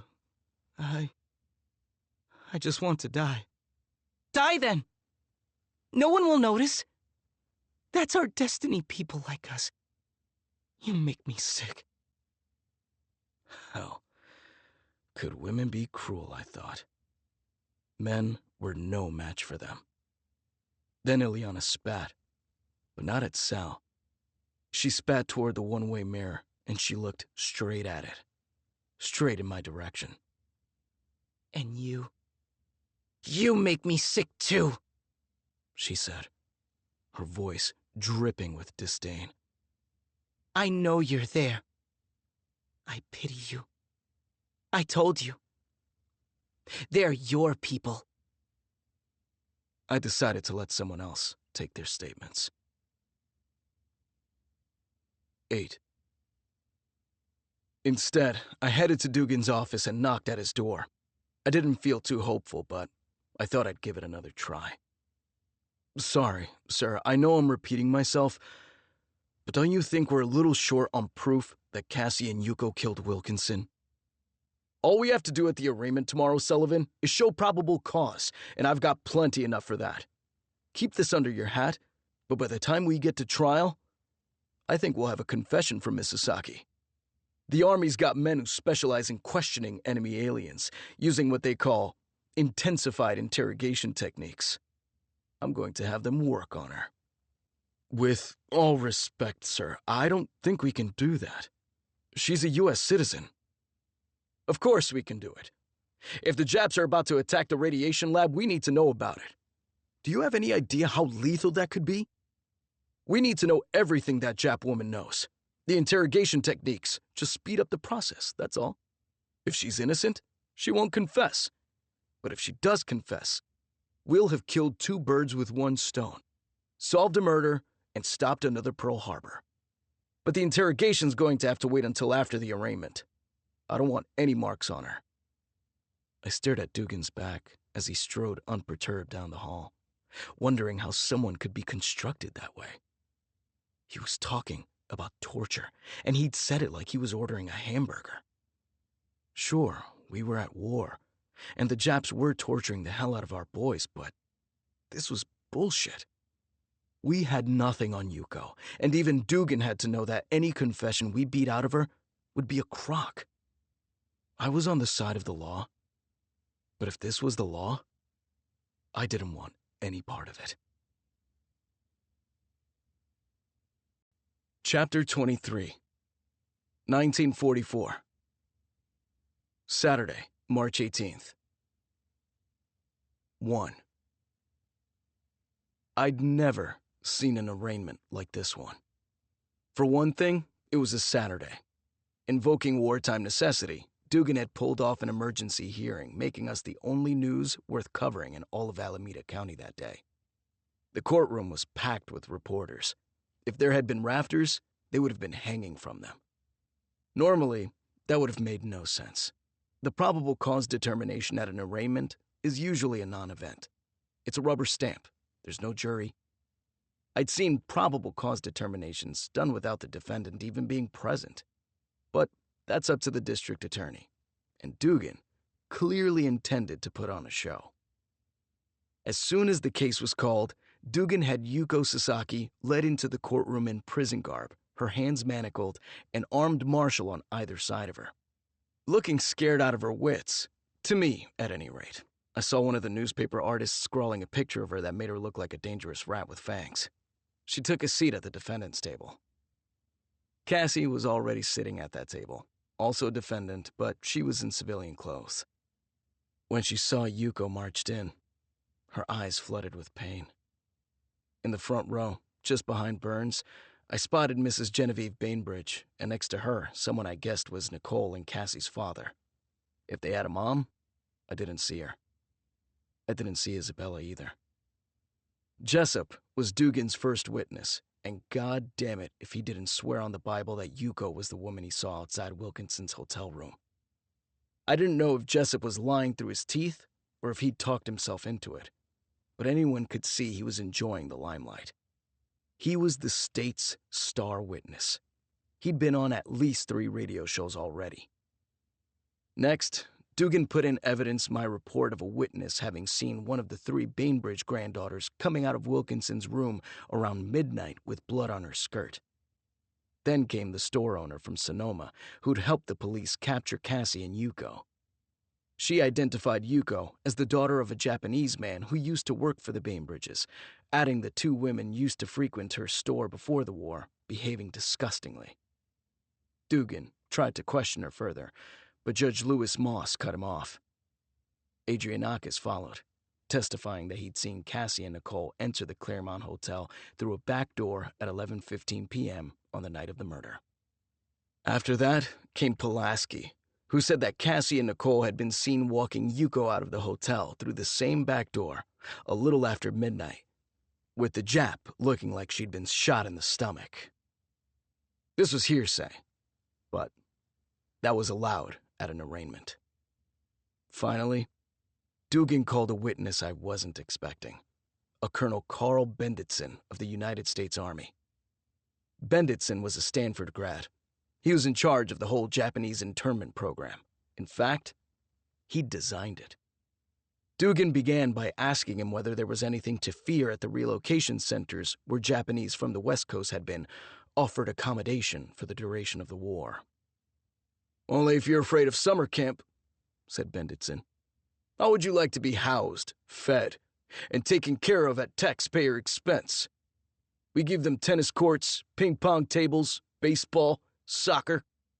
They can farm if they want, work and make money if they want. There are schools for the kids and classes and lectures for the adults. One camp has a swimming pool. They get to see the latest movies. They have libraries and Boy Scout troops. I took my kids for a visit, and by the time we left, darn it if my boys weren't begging me to let them stay there this summer." The courtroom audience laughed appreciatively.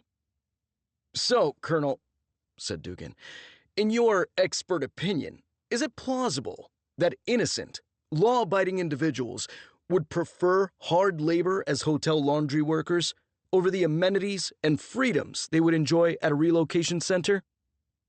"That's nonsense." "Thank you, Colonel. But there's something I still don't understand. Why were all persons of Japanese ancestry required to be relocated?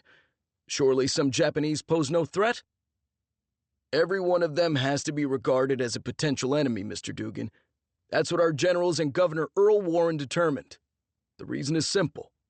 You can't penetrate Oriental thinking, so you can never tell which ones are loyal and which ones are not." "But surely, Colonel," asked Dugan, feigning surprise, "older Japanese and women can't be a serious threat to us." I'd seen prosecutors pull this trick before.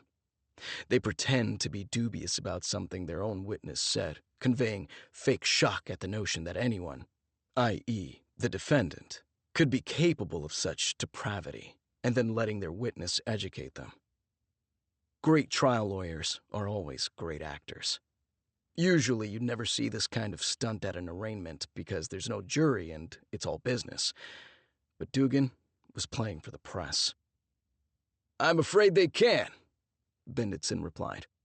"It's a key part of the Japanese playbook for clandestine enemy activity. The prototype is a nest of spies between 6 and 12 in number, hiding who they really are, lying in wait somewhere, maybe even for years, with elderly people often supplying the cover, taking advantage of the average American's natural guileless kindness. But one younger individual will be planted among them who's ready to engage in criminal activity when the time comes. That younger individual can easily be female. But not an American citizen, surely, Colonel, Dugan fake protested. If a Japanese is born in the United States, clothed by our noble laws in the generous mantle of American citizenship, surely he or she would never dream of siding with their ancestral nation over our country. I wish that were true, said Benditson. But the Japanese child is raised to revere Japan, to consider it an honor to give his life for the emperor. Loyalty to their race runs in Japanese blood, you might say. Just look at the Philippines. There have been Japanese in the Philippines since the 1600s. That's over 300 years. They had a Japantown there just as we did in San Francisco. The Filipinos naively trusted their 20,000 Japanese neighbors just as we did. But as soon as Japan invaded, the local Japanese immediately sided with their homeland, helping Japan's army conquer the country, defeat American troops, and perpetrate unspeakable atrocities. Atrocities? Replied a deeply shocked Dugan. What atrocities? Objection, Your Honor, said Burns. Irrelevant, immaterial, and highly prejudicial. Mr. Burns, answered Judge Moss, as you know very well, this is only an arraignment, not a trial, so the usual restrictions on evidence don't apply. Answer the question, Colonel. Well, you can begin with the Bataan Death March, said Benditson, where the Japanese beat our men to death, starved them, bayoneted them for sport. These were prisoners of war, I'm talking about, Mr. Dugan, entitled to respect and to humane treatment. The Japanese killed thousands of POWs, perhaps tens of thousands, without mercy. Yes, the crimes of Bataan are known to us all, said Dugan, his voice suddenly quiet. He knew how to change things up and had dropped the whole fake protest act. Now, Colonel Benditson, tell us what the Japanese do to civilians. They rape girls and murder babies, said Benditson. The entire audience in the courtroom gasped. There's a nice hotel in Manila called the Bayview, Benditson continued. The Japanese turned it into a rape center. They seized the most beautiful girls from all over the Philippines and took them to the Bayview. I'm talking about 12-year-olds, 14-year-olds. The soldiers raped them over and over. One girl cried too much, so they sliced her breasts off. A Japanese soldier held her breasts up to his own chest, and they all laughed. Pregnant Filipino women were killed by having their bellies ripped open. Japanese soldiers would tear babies from the hands of screaming mothers and bayonet them, then gouge their eyes out and wipe the eyeballs on the walls. The courtroom's collective gasp had given way to a collective silence. You could hear people trying to breathe. I knew Benditson wasn't making this up, but I also understood what Dugan was doing. Benditson's testimony would be published in every newspaper in the country. Dugan was trying to win his case right here, right now, even though he had only the barest shreds of real evidence. The law wouldn't matter. The facts wouldn't matter. Before they even got to court, jurors would be ready to send Yuko to the gas chamber for the crime of being Japanese. And maybe they'd send Cassie there too, as her accomplice. Judge Moss finally called a halt to Benditson's testimony. Well, Mr. Burns, said the judge, I must tell you that in the court's opinion, the state has more than amply satisfied its burden of showing probable cause. To save everyone's time, I'm going to terminate the hearing at this time. Bailiff, please. With all due respect, Your Honor, Burns interrupted, the defense will exercise its right to put on evidence. Moss frowned. The defense almost never called witnesses at an arraignment. Mr. Burns, said the judge, what is the point of your putting on evidence when I've already found probable cause? To change Your Honor's mind, said Burns. If you mean you believe you can raise reasonable doubt, Mr. Burns, I don't need to tell you that's the standard of proof at trial, not at arraignment. Reasonable doubt does not defeat probable cause. I'm well aware of the standard at arraignment, Your Honor, said Burns. But the defense has a right to put on evidence. Very well, counsel. It's a waste of time, but I'll allow it. You have a witness to call? Witnesses, Your Honor. For heaven's sake, said Moss. Go ahead, then. Burns cleared his throat uncomfortably and glanced over his shoulder toward the courtroom door, as if hoping someone might appear there. But no one did. Thank you, Your Honor, he said. But, due to the rushed nature of these proceedings and the fact that it's a weekend, the defense is not quite ready at this moment. We ask for a recess.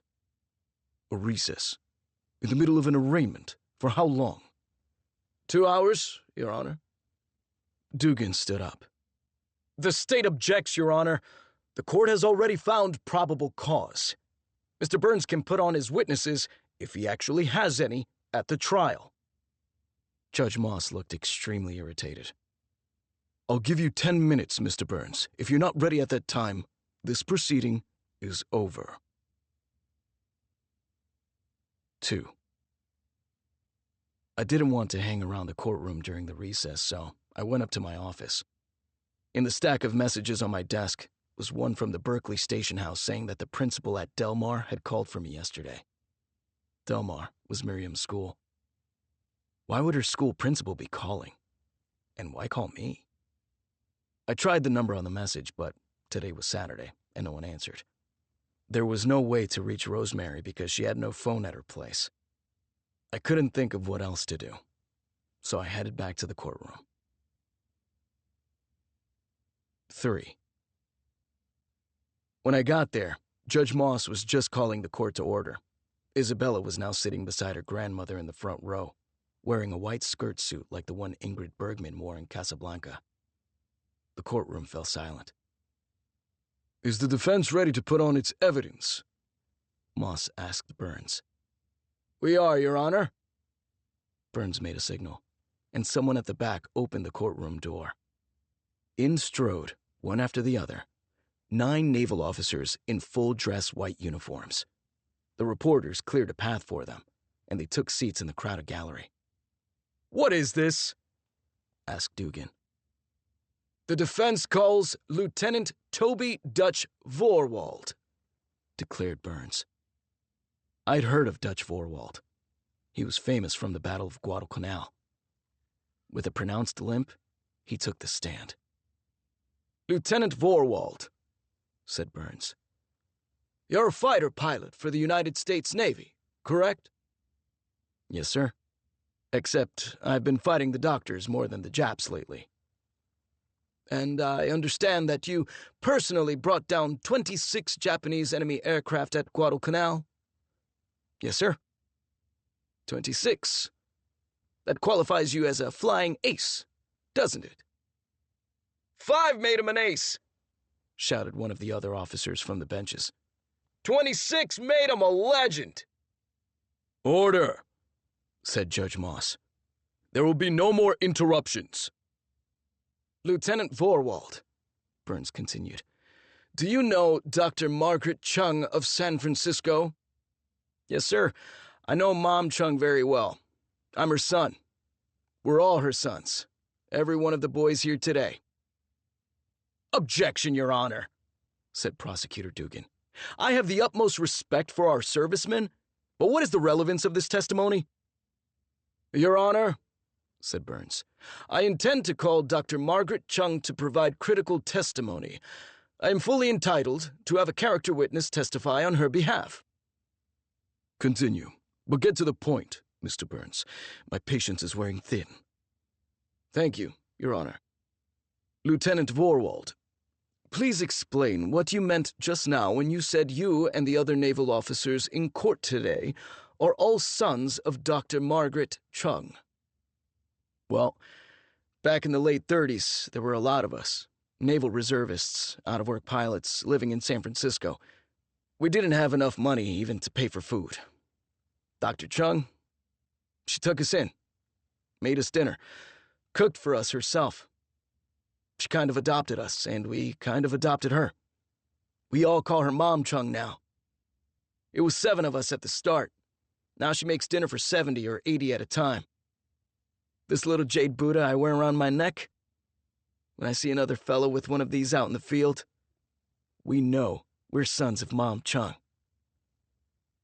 And how many of Mom Chung's sons are there at this time, Lieutenant? Hundreds. You would have heard of some of them. Admiral Nimitz is one.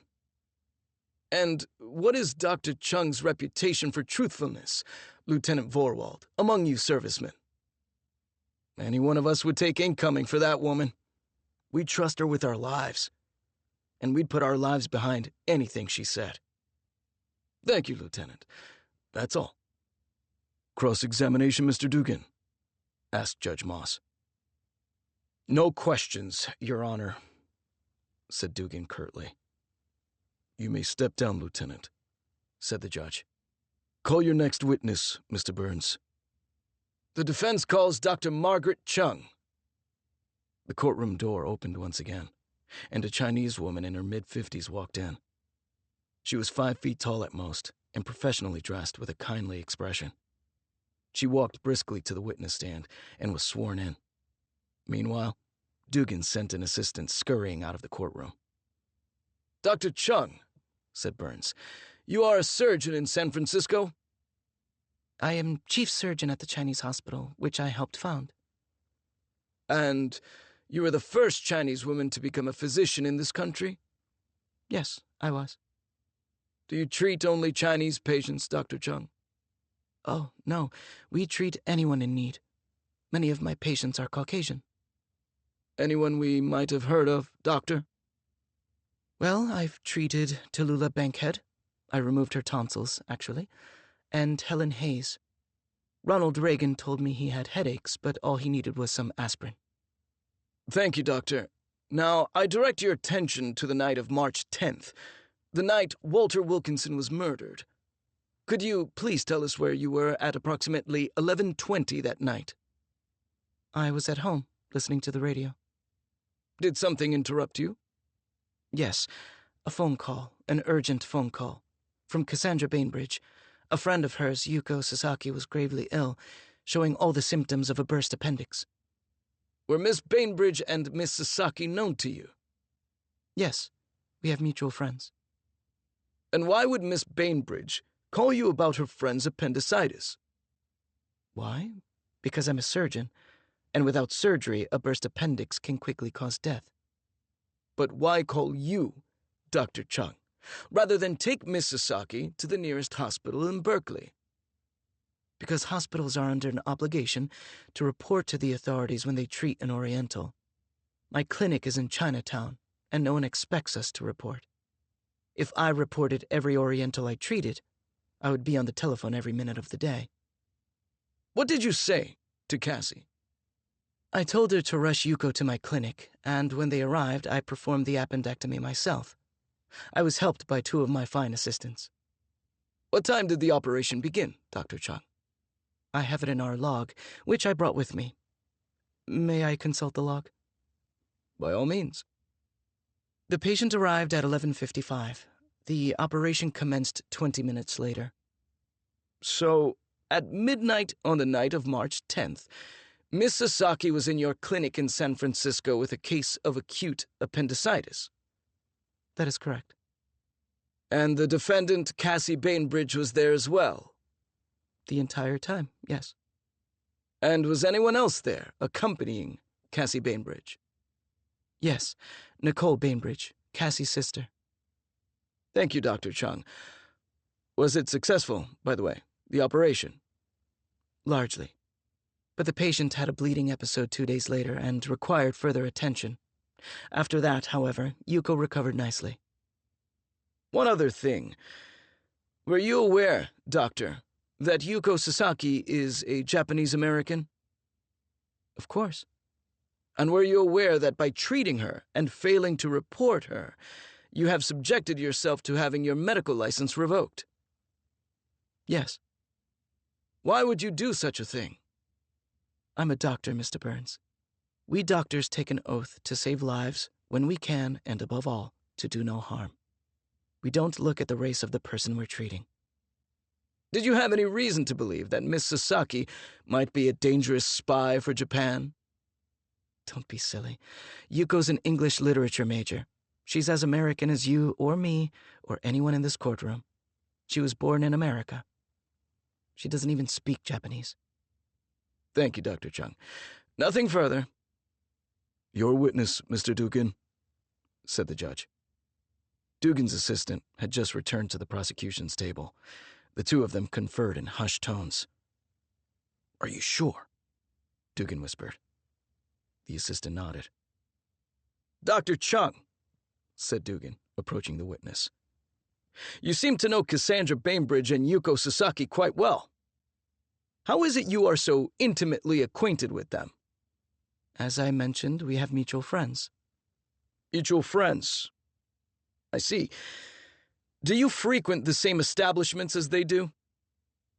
I'm not sure what you mean by establishments. I think the term is well understood, Doctor. Nightclubs, bars, restaurants. Have you ever met the defendants at Mona's 440 Club on Broadway in San Francisco? I may have. No need to equivocate, Dr. Chung. You have, on at least one occasion, met the defendants at Mona's 440 Club, have you not? Yes. Are you married, Dr. Chung? Objection, Your Honor, said Burns. Overruled. No, I'm not married. Tell us, Dr. Chung, isn't Mona's 440 what is known as a bohemian nightclub? Objection! Overruled, said Judge Moss. Again, this is an arraignment. The rules of evidence are not in force here. I will not warn you a third time, Mr. Burns. Answer the question, Dr. Chung. I don't know what bohemian means in this context, said Dr. Chung. Well, isn't it true, Doctor, that the patrons of Mona's 440 are almost exclusively women, with most of them wearing men's clothes? Yes. And isn't it true, Dr. Chung, that you yourself used to wear male clothing and used to call yourself by a male name? Mike, specifically? Your Honor, Burns objected. Mr. Burns, said the judge. Sit down. Answer the question, Dr. Chung. I'm happy to, she said. When I was a medical student, I was not only the only Oriental in my classes, but the only woman. Because I didn't want my fellow students or my teachers to see me or treat me any differently from anyone else, I chose for a time to wear a man's suit and use a man's name. I have said as much in public lectures. Thank you, Doctor, said Dugan. Your Honor, I move to strike all of Dr. Chung's testimony. On what ground? Sexual deviance, Your Honor. A sexual deviant cannot give credible testimony. Your Honor! Cried Burns. The gallery burst into shouting and hooting. Judge Moss banged his gavel until there was silence. Mr. Dugan, said the judge, I have allowed you unfettered discretion to question the witness because the ordinary rules of evidence do not apply at an arraignment. But the rules of law do. Your motion to strike is out of order. Your Honor, protested Dugan, sexual deviance is a crime and disqualifies her as a witness. Not in my courtroom, Mr. Dugan, said the judge, and not in the state of California. While you're correct, of course, that homosexuality is a crime, the California Supreme Court held in 1910 that evidence of immorality is not proper on cross-examination for the sole purpose of discrediting a witness. In re Gerd, 108 Pacific Reporter 499. That's not my understanding of the law, Your Honor. You're free to appeal, Mr. Dugan. Judge Moss turned to Burns. Counsel, your witness, Dr. Margaret Chung, has testified that on the night of March 10th, the same night Walter Wilkinson was murdered in Berkeley, Cassie and Nicole Bainbridge brought Yuko Sasaki to Dr. Chung's clinic in San Francisco, and that along with two assistants, she performed an emergency appendectomy on Miss Sasaki just after midnight, which is also approximately the time that Mr. Wilkinson was shot dead across the bay. Are those assistants available to testify? They are here in court, Your Honor, said Burns, gesturing at two people in the gallery who rose from their seats. One was wearing a hospital coat. Both were Caucasian. They will confirm Dr. Chung's testimony in every detail. Mr. Dugan, said the judge, do I need to have these witnesses testify? Dugan cleared his throat. No, Your Honor. Duplicative. Yes, I'm sure it would be, said the judge. The state's motion to strike Dr. Chung's testimony is denied. The court finds that there is no probable cause to believe that defendant Cassandra Bainbridge or Yuko Sasaki were connected in any way to the murder of Walter Wilkinson. In addition, the court reverses its prior finding of probable cause to believe that Nicole Bainbridge was connected to the murder. The charges are dismissed and the court is adjourned. Moss brought his gavel down, and the courtroom exploded into a cacophony. 4.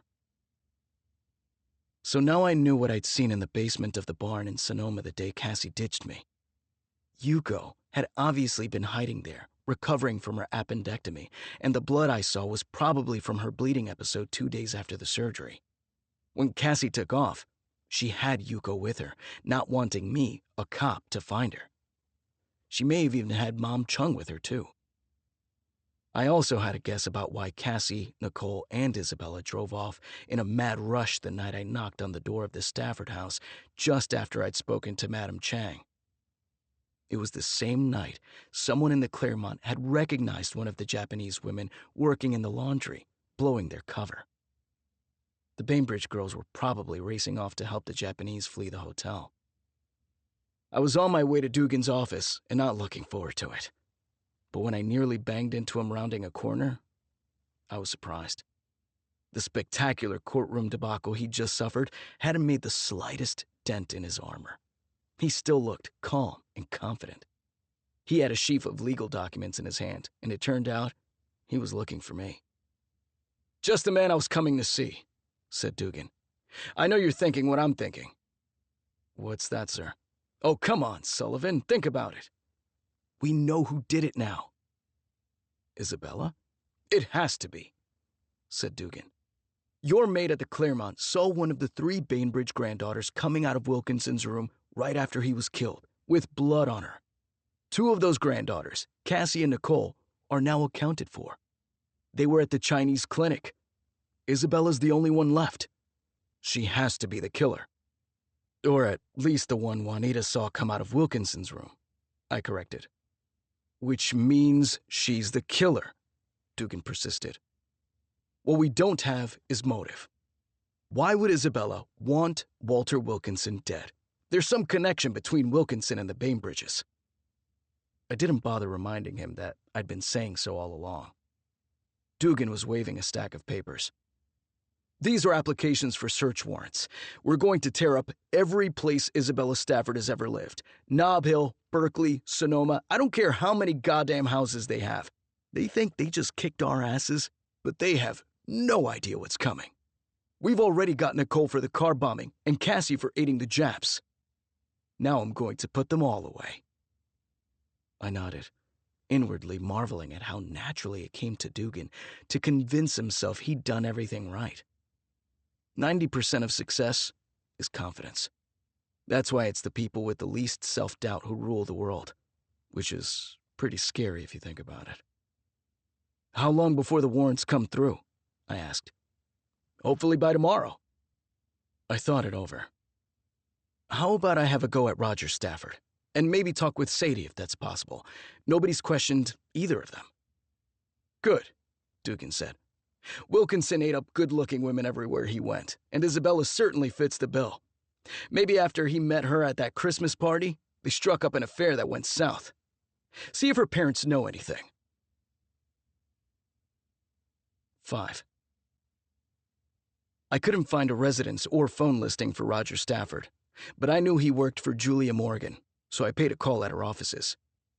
Julia Morgan was one of the most famous architects in the country, and like me, she'd gone to Berkeley back in the 1890s, coming to school every day in a horse-drawn carriage. I'd never even heard of her, or thought about architecture for that matter, until I happened into the Berkeley Women's City Club one day, and my jaw dropped. I didn't know the words at the time, but it was Gothic and Romanesque and Moorish all at once. I went back every chance I could, just to stare at the optical illusion swimming pool, with its immense arches that the water's reflection turned into full circles, so you felt like you were staring down a long, ornate tunnel. Morgan was supposed to be one of the best engineers of any architect alive. Her campanile at Mills was so perfectly designed it survived the quake, and was practically the only building there that did, which turned out to be her big break, because everyone in the rebuild wanted the architect who beat the quake. That's also why Hearst put her in charge of his castle. She was doing something like 15 buildings a year, when other architects were lucky to do one. She was also the first licensed woman architect in the history of California, which reminded me of Mom Chung being the first Chinese woman doctor. Actually, Morgan and Dr. Chung had something else in common. I'd never met her, but people said Julia Morgan dressed like a man as well, in a shirt and tie. I wondered about that. Maybe they'd both had to be taken seriously. Or maybe there was something more to it. The receptionist at Morgan's offices told me that Roger Stafford was working at something called the Chapel of the Chimes in Oakland. I took down the address and went there. The Chapel of the Chimes turned out to be a fantastical Gothic complex abutting a cemetery. I found Roger Stafford in the columbarium, which was exquisitely carved, but also one of the most macabre places I've ever been in. It looked like a library, except that the books on the shelves were actually receptacles containing the ashes of the wealthy dead. Roger was taking measurements of those receptacles and recording the measurements on a clipboard. I was taken aback by his appearance. He couldn't have been older than 45, but looked 60. His eyes were cold and joyless, his cheeks hollow. I hadn't expected him to be friendly, given his brawl with a policeman trying to interview him back in 1930, but I was still unprepared for the depth of his hostility. He refused to answer most of my questions and would barely look at me. I tried to ask him about Iris, but he cut me off and told me he had nothing to say about her. He had him back in 1930, and he didn't now. Then I asked him about Sadie, but he just laughed caustically and would only shake his head. "What about Walter Wilkinson?" I asked. "What about him?" "Did you know him?" "Why would I have?" "That wasn't an answer, Mr. Stafford." "Yes, it was. Wilkinson placed a call to your house on Nob Hill the evening he was killed. Do you know of any reason he would be trying to contact you or anyone else in your family? Your daughter, Isabella, for example." At this, he turned his gaunt, cynical gaze on me. "So you've met Isabella," he said, with a short, bitter laugh. "That's what you're really here for. I should have known. You like her, don't you? Despite yourself, your better judgment." "I'm sorry, sir." "You find her intriguing, more vulnerable than you expected, perhaps?" Roger's voice dripped with mockery. "Challenging and tantalizing, ravishing, of course. And those long-lashed violet eyes brimming with what, detective? That's the question you need to ask yourself. With what? It's a cunning, devious bloodline she comes from. A line of sirens, witches. Maybe you misjudged her, you find yourself saying. She's had such a hard time of it. Such a hard life, after all." I didn't answer. He sounded like he was talking more to himself than to me. He wasn't even looking at me as he spoke. But then he turned his eyes back on me, now strangely pitying. "Don't pretend you don't know what I'm talking about, detective," he said. "Have you dreamt of her yet? If so, I despair for you." it may be too late. I didn't get any more out of Roger Stafford. I only knew one thing. I'd never talked to a father who so loathed and feared his own child. 6. Isabella answered the door at the Stafford house, and as soon as she saw me, her face lit up. Detective Sullivan! Thank you so much for your help, and what a relief about Cassie and Yuko. My entire family's so grateful. Oh, wasn't Mom Chung marvelous? I wouldn't thank me yet, miss, I said. Is your mother here? My mother? Why? I'm here to speak with her. Mind if I come in? I said, stepping inside the house. Isabella moved aside reluctantly, and I walked past her into the foyer. I told you, she said. My mother isn't well. No? Is there some reason you don't want me to talk to her, Miss Stafford? Yes. Is there some reason, Isabella? Asked a voice above our heads. So that you can keep this handsome young man all to yourself. Isabella spun around, and we both looked up to the top of the stairs, where Sadie Stafford was descending the curved staircase. She was wearing a low-neck red evening dress and matching high heels even though it was mid-afternoon. She wore red lipstick, too, and rouge. Unlike the last time I saw her, her hair was stylishly coiffed. She was still attractive, but the overall effect was unsettling. "Morning, ma'am," I said. "Sorry to bother you on a weekend. I'm Detective Al Sullivan, Berkeley PD. Oh, don't be silly, she said. I know who you are. We've met. On the rooftop, don't you remember? As a matter of fact, you've been at this house many times in the last few days, haven't you? A sly look came over her. Sometimes, when no one else is here and you think no one can see you. I'm going to need to ask you a few questions, Mrs. Stafford. You don't have to talk to him, Mother, said Isabella. I'm delighted to talk to him, Isabella. Turning to me, she said conspiratorially. She's always pretending to be concerned about me. Come, Detective. Let's go to the parlor, just the two of us, where we won't be disturbed. Sadie took my arm and led me to the room with the painting of Isabella and Iris, doll dangling from the latter's hand. Voila! My daughters, she said, gesturing theatrically at the little girls in the painting. Irresistible, aren't they? This seemed oddly light-hearted, given that one of them was dead. Mother, said Isabella, who had followed us. Isabella, this is a private conversation, Sadie said sharply. She swung closed the parlor doors, shutting Isabella out, and sank into a leather armchair, crossing her legs. So, how can I help you? She said. Would you care for a cocktail? I'm fine, thanks. Mrs. Stafford, I assume you've heard about the murder of Walter Wilkinson at the Claremont last Friday? Well, aren't you a sharp one? She said playfully. Do you happen to know, ma'am, if your daughter Isabella was acquainted with Mr. Wilkinson? Isabella? Oh, I'm sure of it. She tossed off. I paused. A different possibility occurred to me. Mrs. Stafford, did you know Mr. Wilkinson? Of course I knew him. He nearly became President of the United States. Did you ever meet him, ma'am? Oh, thousands and thousands of times. If he'd become president, I might have been his first lady. So Sadie Stafford was at least partly delusional, but maybe only partly. And maybe she was feigning the whole thing. When was the last time you saw Mr. Wilkinson, ma'am?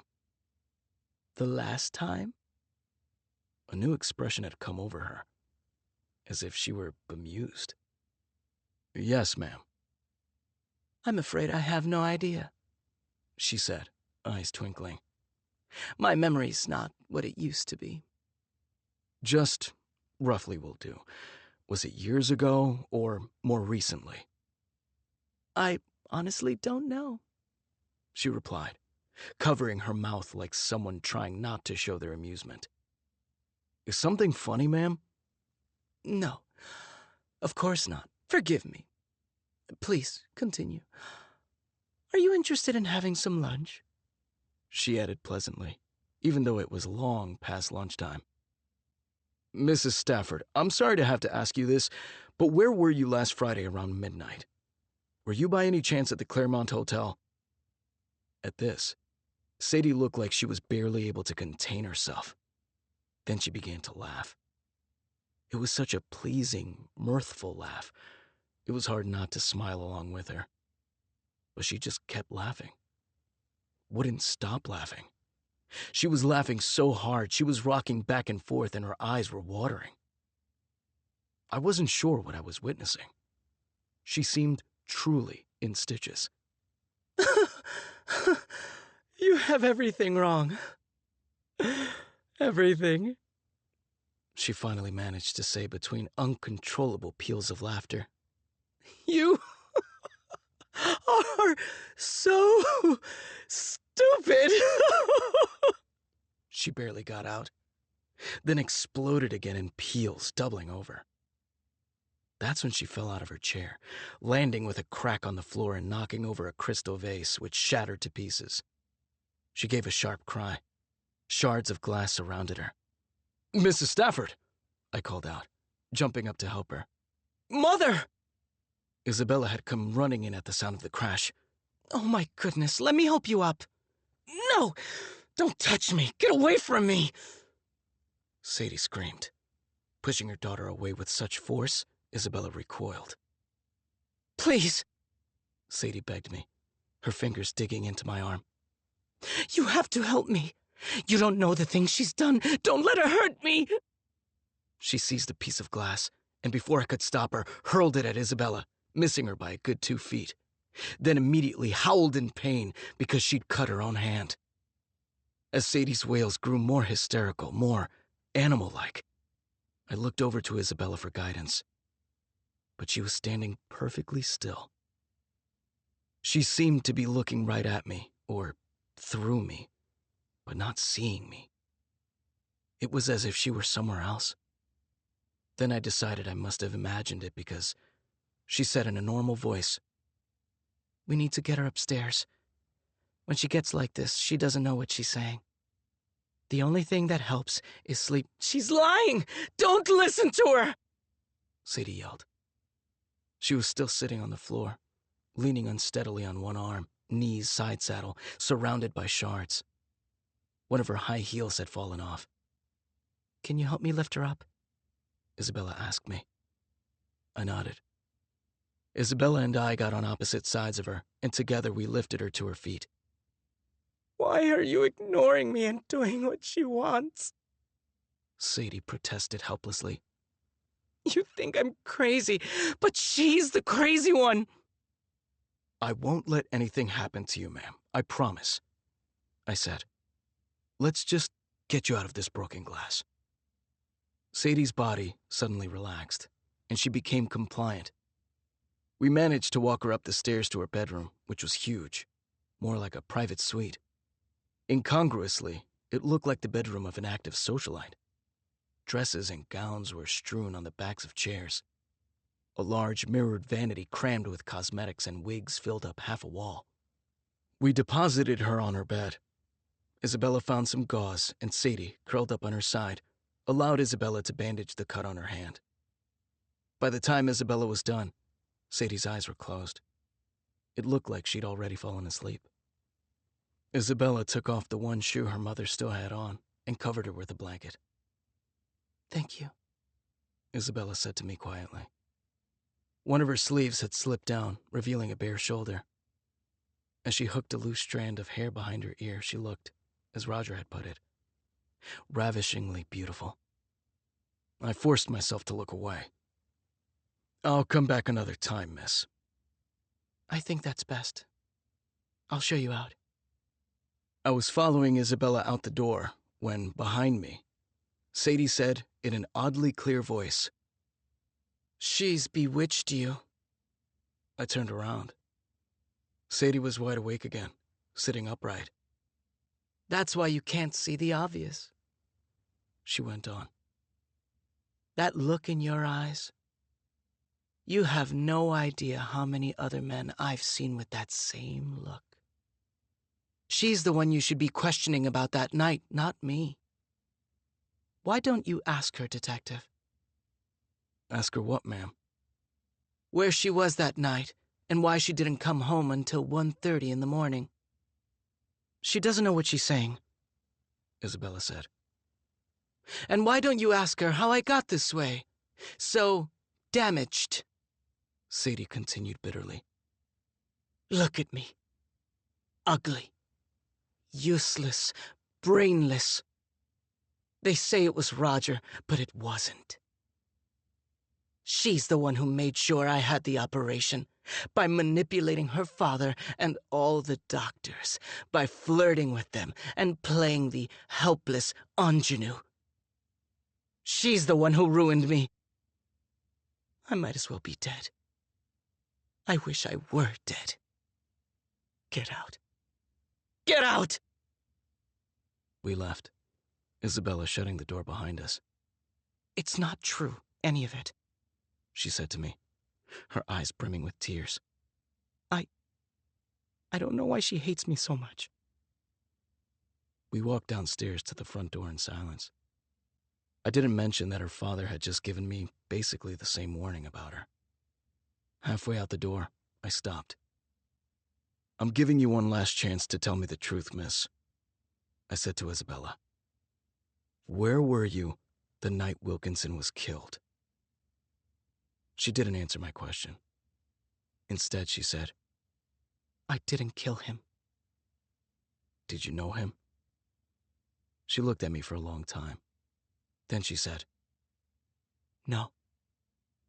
I shook my head. "Anything else you want to tell me?" There was another long silence. "No," she said. 7. I didn't know who was more unnerving, Roger or Sadie Stafford. As for their ominous warnings about Isabella, well, I was on notice. But I wasn't sure what to make of either of the Stafford parents. They were both obviously damaged, but also self-absorbed and self-pitying in different ways. And in Sadie's case, I didn't know what her brain procedure might have done to her. One thing had come out of my talking to them, though. Neither had given me any real facts, but I'd come away with a definite hunch. It was a long shot, but I thought of one person who might be able to confirm it. 8. I found Pounds, the old elevator man at the Claremont, in his usual car, dressed as always in a spotless baggy blue uniform with polished brass buttons that looked like it had been issued during the Great War. "Hello, Pounds. Where to today, Detective?" he asked as he drew shut the elevator's iron lattice inner door. "4th floor? Actually, I was looking for you, hoping to ask you a couple of questions." He threw me a glance, cranked a lever that started us upward, then stopped the car between floors. "Ask away." Pounds had a memory like a steel trap. He never forgot a name. He never forgot a face. He also knew more about what happened at the Claremont than just about anyone. All the staff talked to him, and he heard a ton taking guests up and down in his elevator. But he never volunteered a thing. With me, he'd answer questions, but if I didn't ask for exactly the right information, I'd be out of luck. Once I asked him if 3 guys had taken a ride with him on a particular night, and I described them, and he said no. And later it turned out that 2 of them had been in his car. I asked him why he hadn't told me, and he said, "Because you asked if 3 had taken a ride with me." I'd had Tank and Poke interview him the day after the murder, but they might not have known what to ask. "How long have you been working here, Pounds?" I asked him. "As long as there's been a here. I've been operating these elevators since the day the hotel opened in 1915. 29 years. "So you were here the day the little Bainbridge girl died?" back in 1930. The little girl's name wasn't Bainbridge. It was Miss Iris Stafford, born to the former Miss Sadie Bainbridge after she married Mr. Roger Stafford in 1921. You're right. I keep forgetting that. But you were working here the day she died. Yes, sir. Worst day in this hotel's history. According to the police report, a doctor by the name of Von Urban was also staying in the hotel that day. The register says he was in room 422, the same room I worked out of. Do you know this Dr. Von Urban? Yes, I do. He's the husband of the woman Mrs. Sadie used to play tennis with. After the little girl's body was found, no one could locate Sadie for hours. But according to the report, she went up to this Von Urban's room at some point. There's a suspicion that they were carrying on. Is that right, Pounce? Were they carrying on? No, sir. No, they weren't carrying on? That's right. They weren't. I didn't think so. And you know that because it was the same drill every time Mrs. Sadie came to play tennis. What drill? They would book a room in Dr. Von Urban's name, but he wouldn't show up. Somebody else would stay there instead. Same somebody that Mrs. Sadie would meet every time she played tennis. Do you mean Mrs. Tilly Von Urban? No, sir. Someone else. And that someone else was... Pounds hesitated. I already know, Pounds. I just need confirmation. He still didn't answer. This isn't gossip, I said. This is a murder investigation. He nodded. It was Mr. Walter Wilkinson. We looked at each other for a few seconds. Son of a bitch, I said. 9. Son of a bitch, said Dugan. It was past 7 in the evening, but I found him working late in the office. So Wilkinson was having an affair with Sadie Bainbridge. Not just that, I said. He was with her at the Claremont the day her daughter Iris died. And I'll tell you something else, sir. I think he was Iris's father. She didn't look anything like the other Bainbridge girls. She had dark hair and dark eyes, like Wilkinson. And the doll we found in his closet, I don't know why he had it, but I'm certain it was Iris's doll. I reminded Dugan about how the abrasions on the dead little girl's body matched up with the incisions someone had made on the doll. That's it then, said Dugan, eyes gleaming. That gives us motive. Isabella must have found out about Wilkinson and her mother and blamed him. Blamed him for her sister's death? For mistreating her mother? For destroying her family? I don't know exactly, but the search warrants will come through tomorrow, and something's going to turn up. This is perfect. Juries eat this kind of thing up. Infidelity, betrayal, revenge. It's red meat. This is going to make your career, Sullivan. Mark my words, he added, and I knew he was thinking of his own. Speaking of red meat, how about some dinner? On me. I couldn't say no, so we went out for a steak, something I hadn't had for over a year. There was no small talk with Dugan. He spent the whole dinner strategizing. By the time we left, he had the entire trial mapped out, and I knew he could practically taste the victory, which he couldn't wait to throw back in the face of the Bainbridges. Chapter 24, 1944.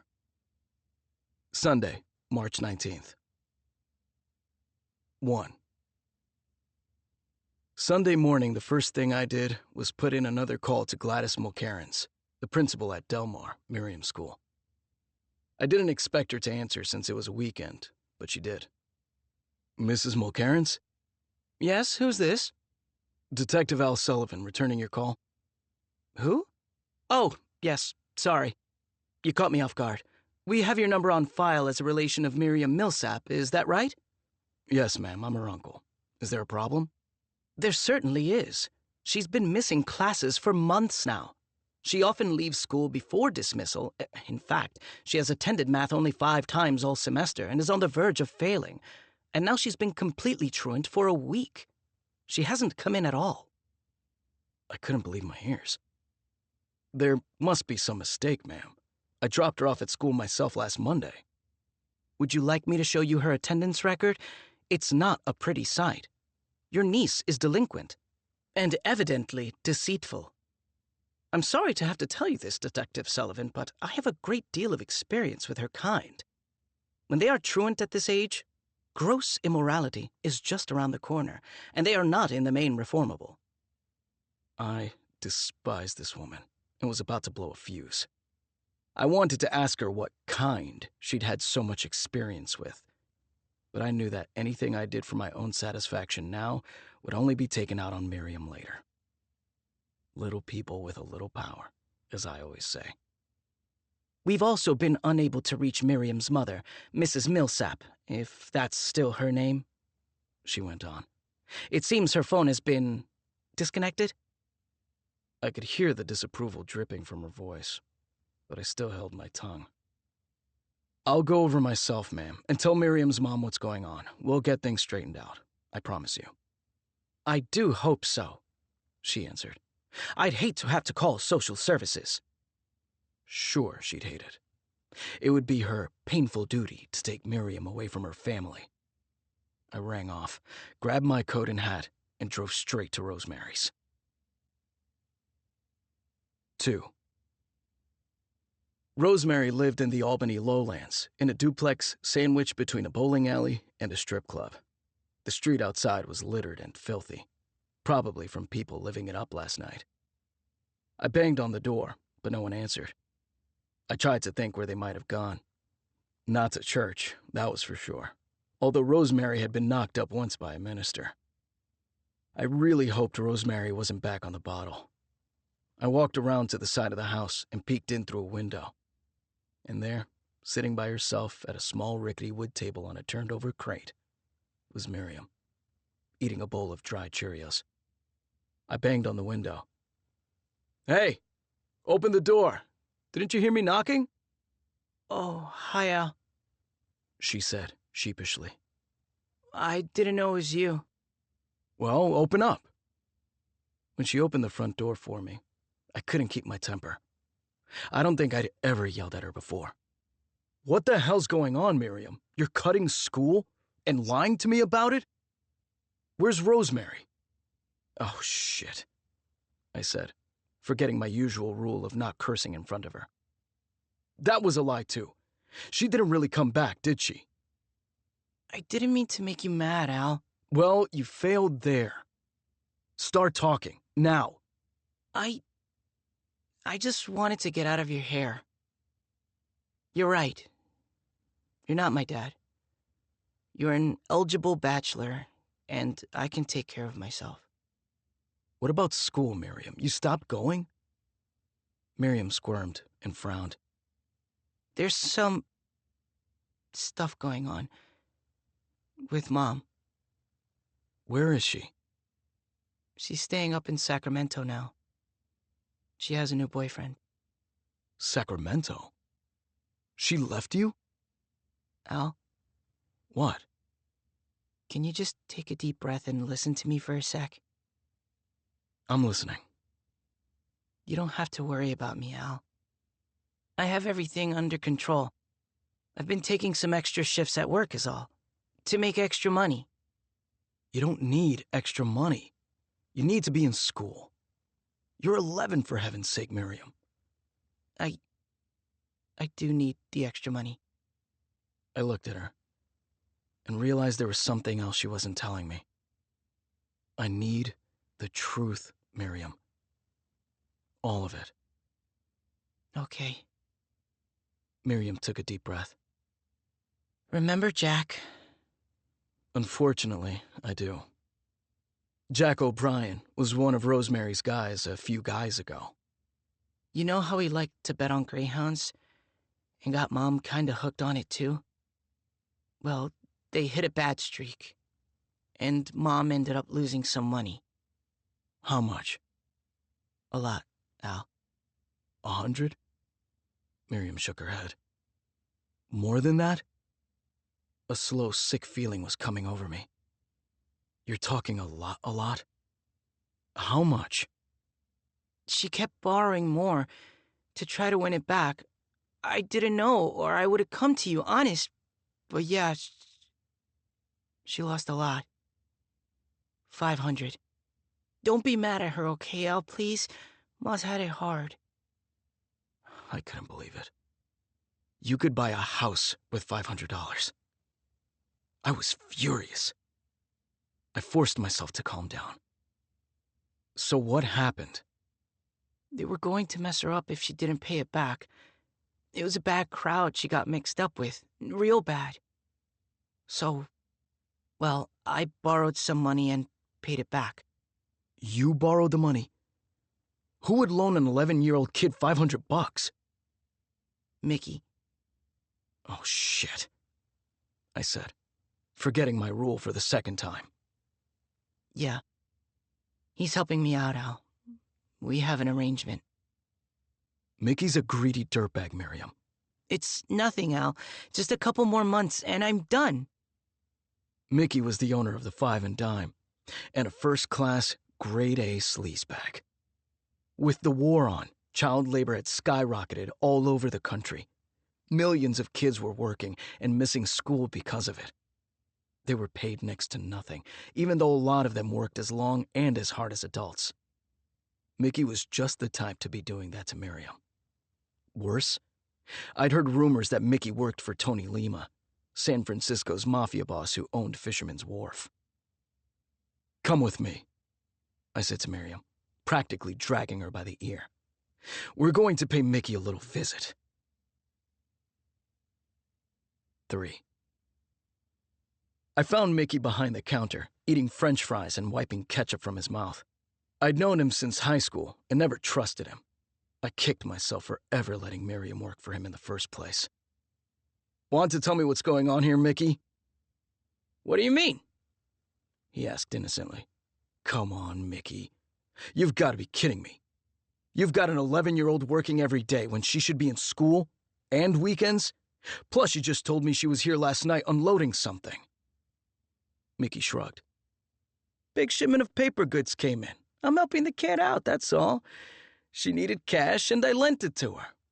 I was doing her a favor, Sullivan. I saved her mom's life. If not for me, she never would have found anyone to lend her the money. Now she's got to work it off." "Listen, Mickey, I'm going to pay you the $500 she owes you, okay? I'll get it to you tomorrow." "500? Mickey scoffed. "She told you 500. What about interest? What about the risk I took? I had 3 other people I could have lent that money to at 20% a month. I only gave her a break because she's related to you, and you and I go way back. Just tell me how much she owes you total." "It says it right here," he said, handing me a piece of paper. "What is this?" "It's a contract. She signed it." "You can't enforce a contract against a minor, Mickey. You know that." "You can this one." For the first time, he looked a little guilty, but pleased, too. "Sorry, buddy. I need the labor. You can't get good help anymore. Forget good help. Any help. Not since the war started." I looked at the contract with a sinking feeling. If the rumors were true about Mickey working with Tony Lima, the mafia boss, this was not going to be good. Lima was famous for his lawyered-up loan sharking scams. Sure enough, the contract was structured in a way that trapped Miriam. It didn't say anything about a loan. It said she'd shoplifted goods worth in excess of $500, and that if she didn't work for 3 years on Mickey's terms, he'd bring charges. "You lying bastard," I said to Mickey. "She never stole a penny." "It says there she did," Mickey answered, shrugging. "Miriam, did you shoplift?" "No. You know I'd never do that, Al, but I made a mistake." She looked like she was about to burst into tears. "I signed it. I should have read it more carefully, but I didn't. It was the only way to get the money from Mom. I didn't realize how much I'd have to work." I could just imagine what happened. Mickey probably started her with a couple of extra days every now and then. Then he probably jacked it up, adding nights and weekends, threatening her with the shoplifting business. "How do we solve this, Mickey?" I asked. "How much is it going to cost to make this go away?" "Read the contract. Right at the end." The last paragraph of the contract said that Miriam could be free and clear if she paid Mickey $3,000. $3,000? I said. "Are you out of your mind? Off a $500 loan to a kid that you shouldn't have made in the first place? How is she ever supposed to get that kind of money?" "That's why I'm letting her work it off. I'm telling you, I'm the good guy here. We're only talking 3 years. 3 years? I asked. "It really isn't a long time, Al," said Miriam. "Maybe this is the best way." "You're going to be an indentured servant? To this cretin?" I asked her. "How about school?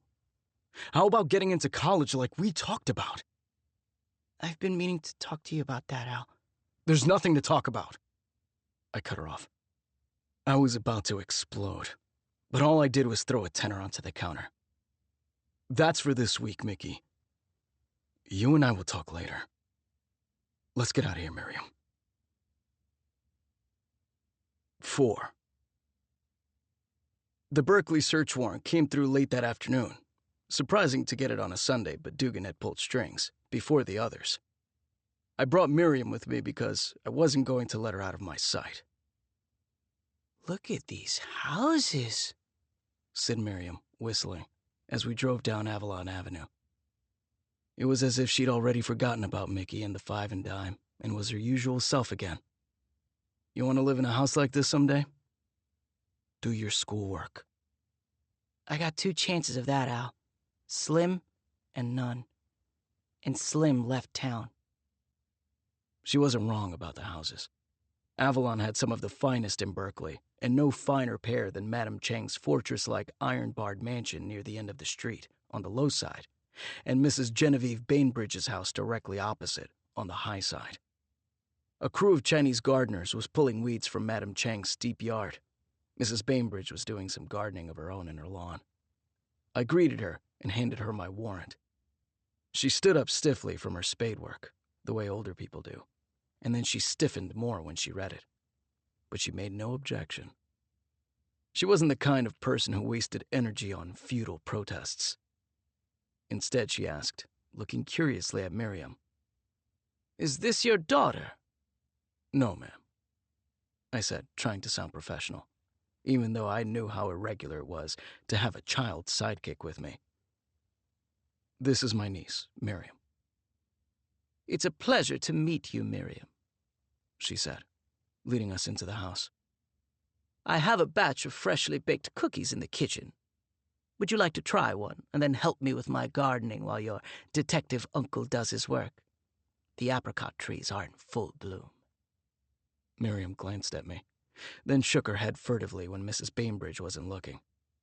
I could tell she would have much preferred watching me conduct a search, but I said, "That's nice of you, Mrs. Bainbridge, thanks. I shouldn't be too long. The warrant's just for one room. Isabella's bedroom. Would you mind showing me the way?"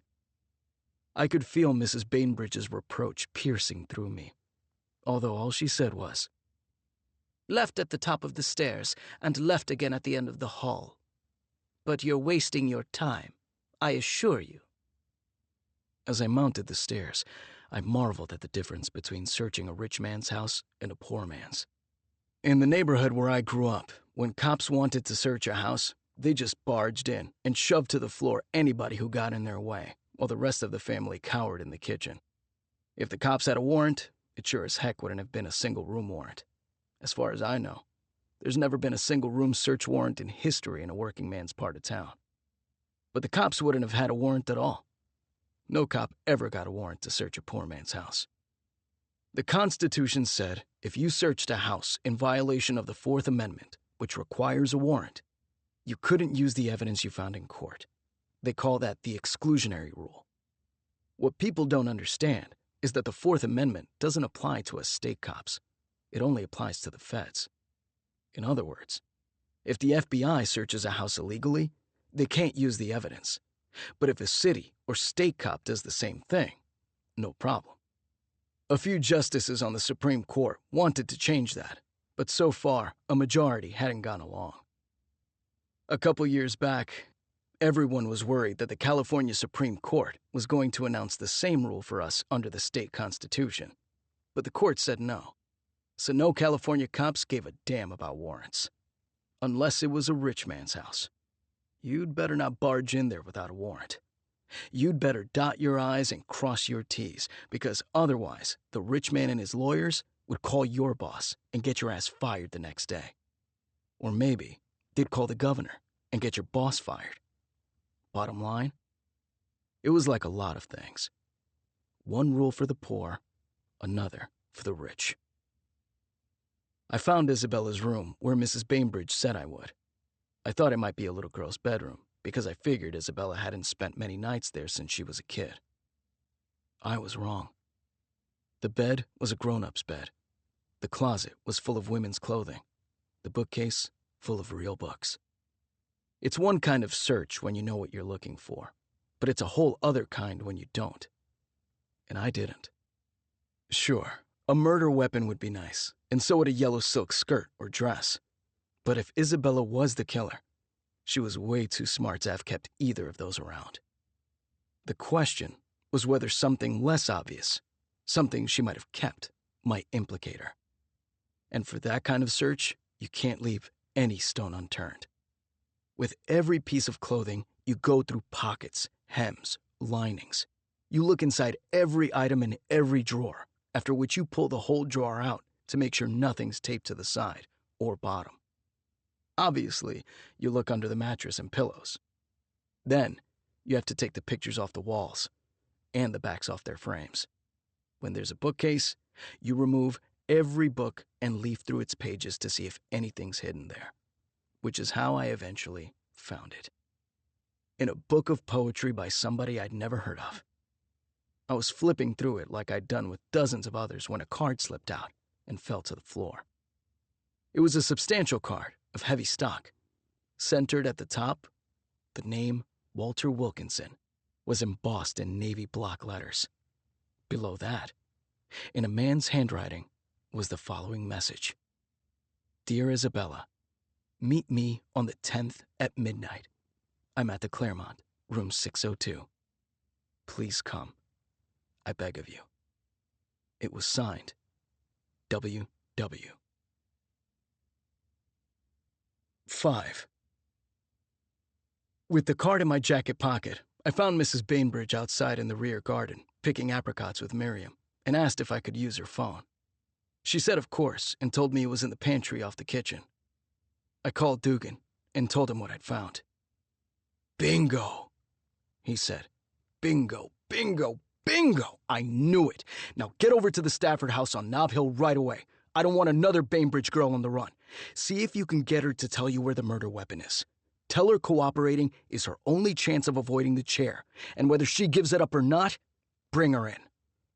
Got it, sir. Detective Sullivan? This was Mrs. Bainbridge.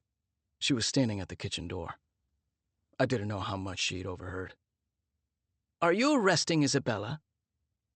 I'm sorry, Mrs. Bainbridge. I can't discuss the case with you. Good day, ma'am. Thank you for looking after Miriam.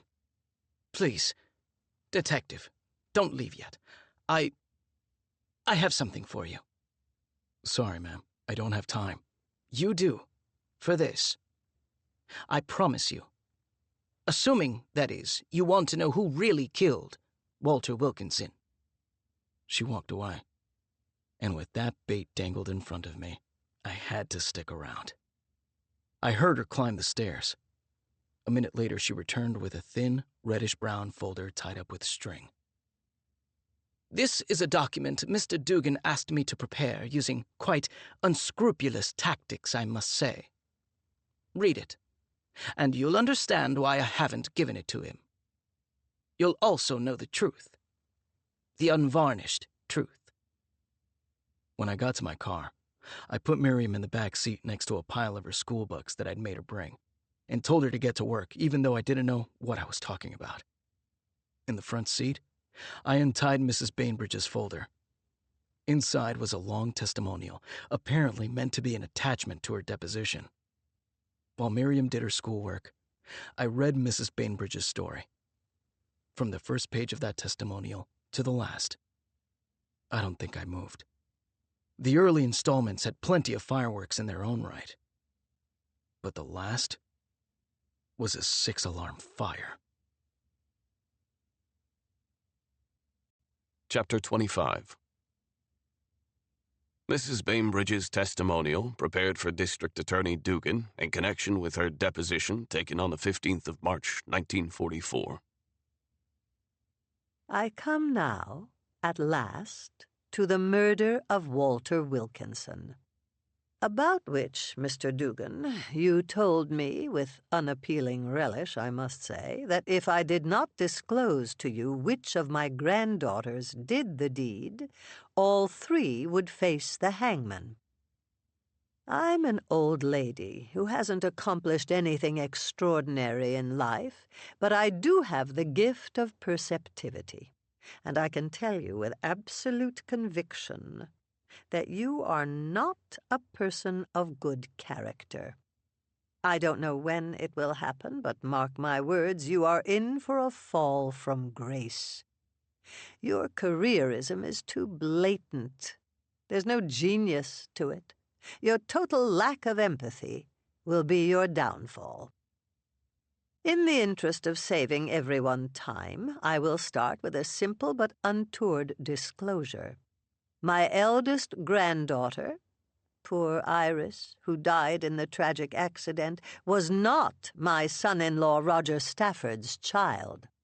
She was the product of an affair my daughter Sadie had with another man she met before Roger. That man was Walter Wilkinson. At the time, Mr. Wilkinson was an unknown, a modestly successful businessman from the Midwest who made periodic working trips to San Francisco, where, because of charm and nice looks, he quickly found himself mingling with San Francisco society. He was often invited, almost always by women infatuated with him, to the most exclusive parties and events. That's how Sadie met him. Through me, in fact. She accompanied me to the opening of the new Museum of the Legion of Honor, and shortly after that, possibly that very night, she commenced an affair with him, which led to her becoming pregnant at the age of 17. Unfortunately, Mr. Wilkinson had just become engaged to another woman back east, a fact that he conveniently omitted, as men of his kind are wont to do, when disclosure would get in the way of something delectable and satisfying. So, Sadie had to find someone else to marry her in the shortest possible order, and the person most head over heels for her at the time, as well as the most gullible, was Roger Stafford. But, unfortunately for Roger, the affair was not over. Far from it. Even as a newlywed, Sadie was still pining away for Wilkinson. She always most craved the things she couldn't have, which persisted right through her pregnancy and then the birth of Iris. With the poor child just a few days old, Sadie fell into a terrible despondency and couldn't nurse. This was diagnosed incorrectly as postpartum melancholy, when in fact it was just a desperate hankering, physical and emotional, for Mr. Wilkinson. You'll recall that shortly after Isabella was born, Sadie began seeing the psychiatrist, Dr. von Urban, a man of no morals at all, whom you, Mr. Dugan, would get along with capitally, and that I once attributed Sadie's miraculous recovery from her melancholy to a love affair she was having with the despicable doctor himself. In this, I was mistaken. It turns out that Dr. von Urban recommended as a cure, can you imagine, that Sadie recommence her affair with Wilkinson, who, as it happens, still made regular business trips to the Bay Area. She wrote him, or perhaps telegraphed, I don't know the mechanics, and what a surprise, he obliged. Thus began years of secret rendezvous facilitated by the doctor and his equally loathsome wife, who I can only assume thrives on intrigue and duplicity, not to mention the prurient titillation she no doubt took from the whole sordid arrangement.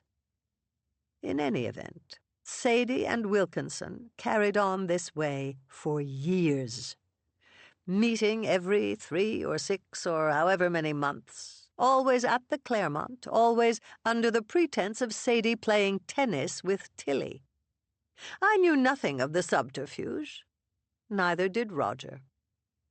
Unexpectedly, and this was the cause of the great catastrophe, Mr. Wilkinson, who never had children of his own, I believe due to health issues with his actual wife, grew increasingly besotted with Iris.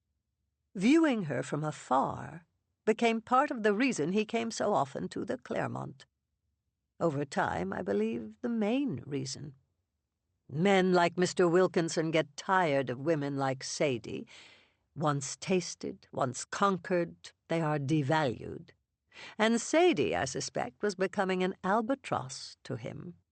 Mr. Wilkinson was by now a married man, after all, with a political career just taking off.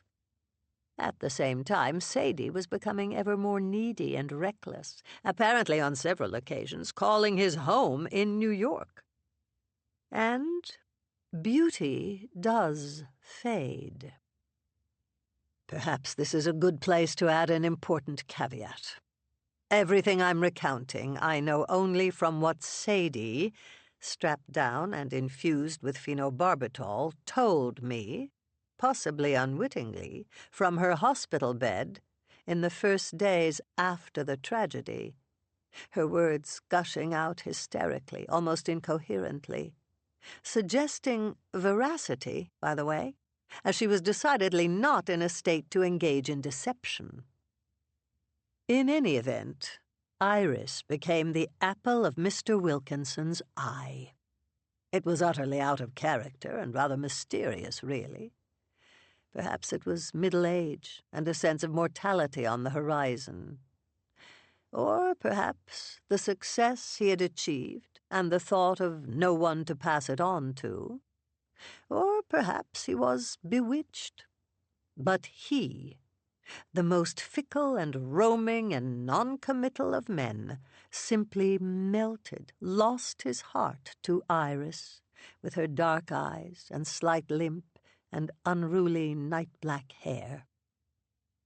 He was a smitten father, if ever there was one, showering Iris with gifts that ostensibly came from Tilly. It pained him that Iris would never know who her real admirer was, but it also gave him joy to see her face light up. At the same time, his thirst for Sadie continued to wane, and on the day Iris died, Mr. Wilkinson tried to end their affair, telling Sadie this would be his last trip to the Claremont. He and Sadie had finished their love-making and, apparently, an entire bottle of champagne. Of course, he would have waited until after he indulged himself, when he delivered the blow and told her it was over. Sadie tried everything, weeping, remonstrating, threatening. As a last resort, out of sheer desperation, she fell to her knees and begged. "Come see our daughter," she pleaded, "the beautiful creature we made together. If you don't feel what I think you will, I'll let you go. I give you my word." It was a clever ploy.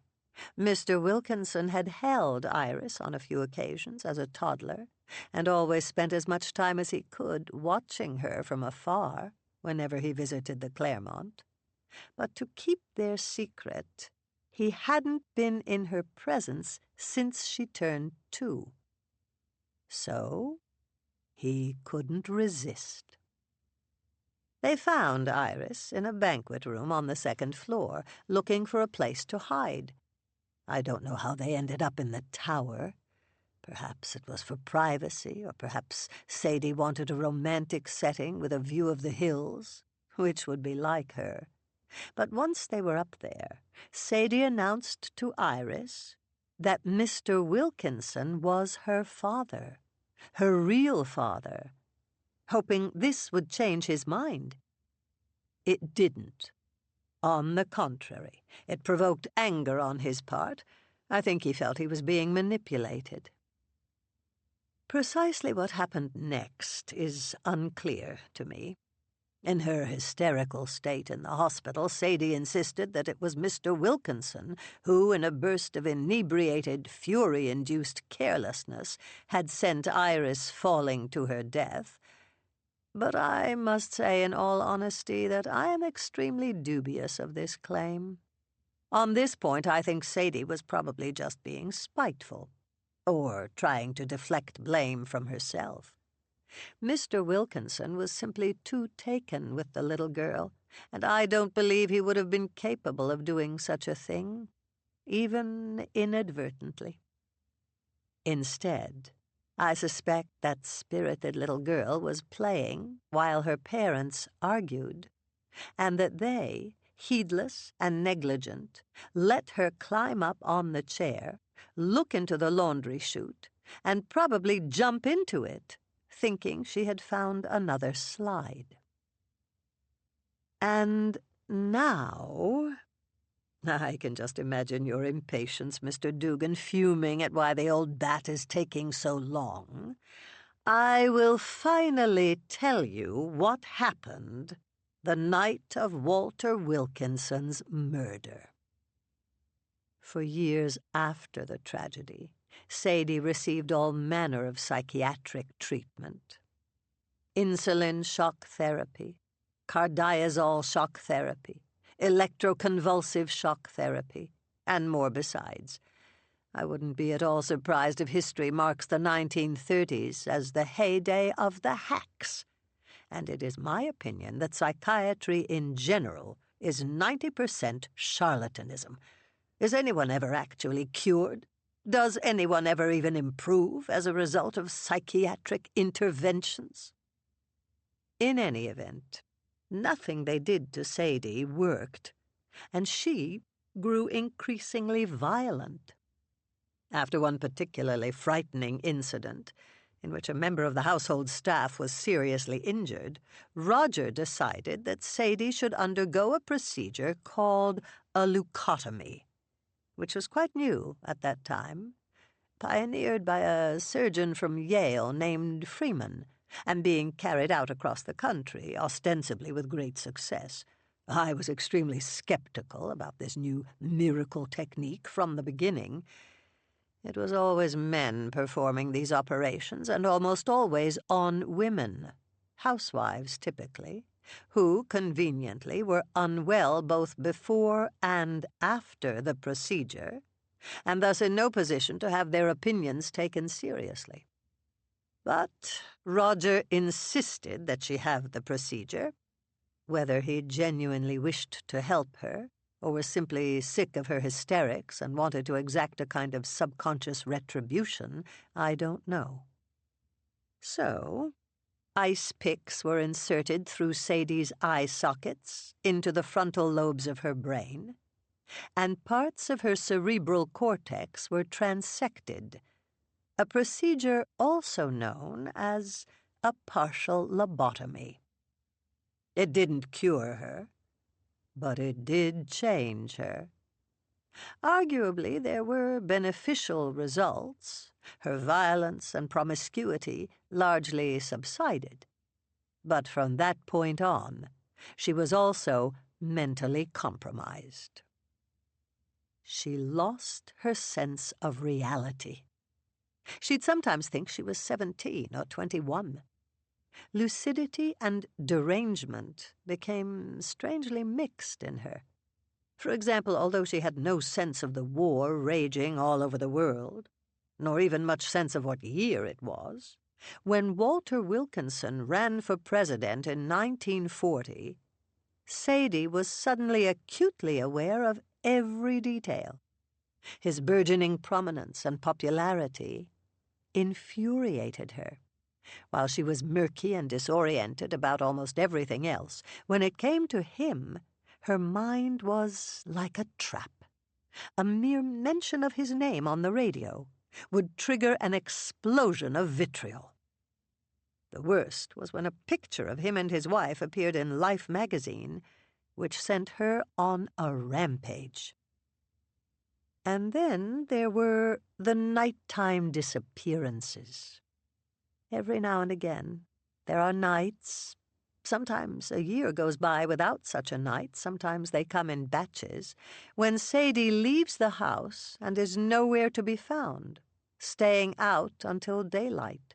When she returns, she is dressed invariably in glamorous garb and high heels, with lipstick and rouge and mascara.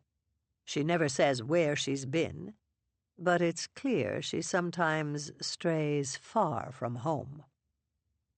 Once she was brought back by policemen who found her on a seaside boardwalk at Playland and believed her to be a lady of the night.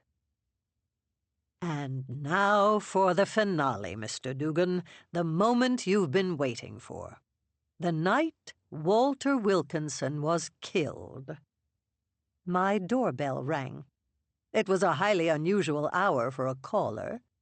Nearly 1 a.m. It's odd how one knows when something is terribly wrong. The moment I heard my doorbell, I knew it, just as I had when the phone rang at my house 14 years ago. I realize it is quite impossible, but I'm telling you, I could hear it in the very ring of the doorbell that Friday night, just as I had been able to hear it in the ring of the phone the awful day poor Iris died. I was just getting ready for bed, so I came down in a robe and opened the door. It was Sadie. She had evidently been out on one of her night-walking escapades. How she got to Berkeley from the city, I don't know, but she had turned up in places even farther away before. She was wearing a long hooded cloak.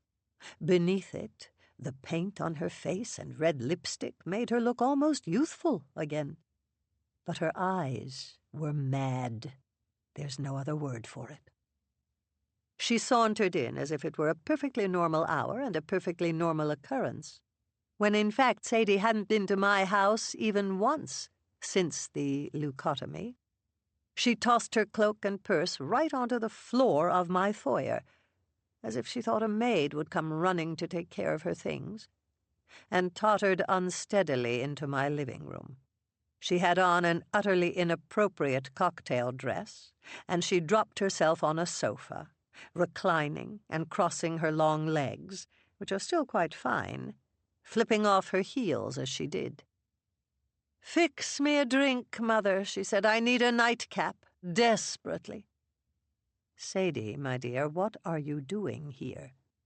"I just had the loveliest dinner with Walter at the Claremont," she said dreamily, like a girl describing her honeymoon.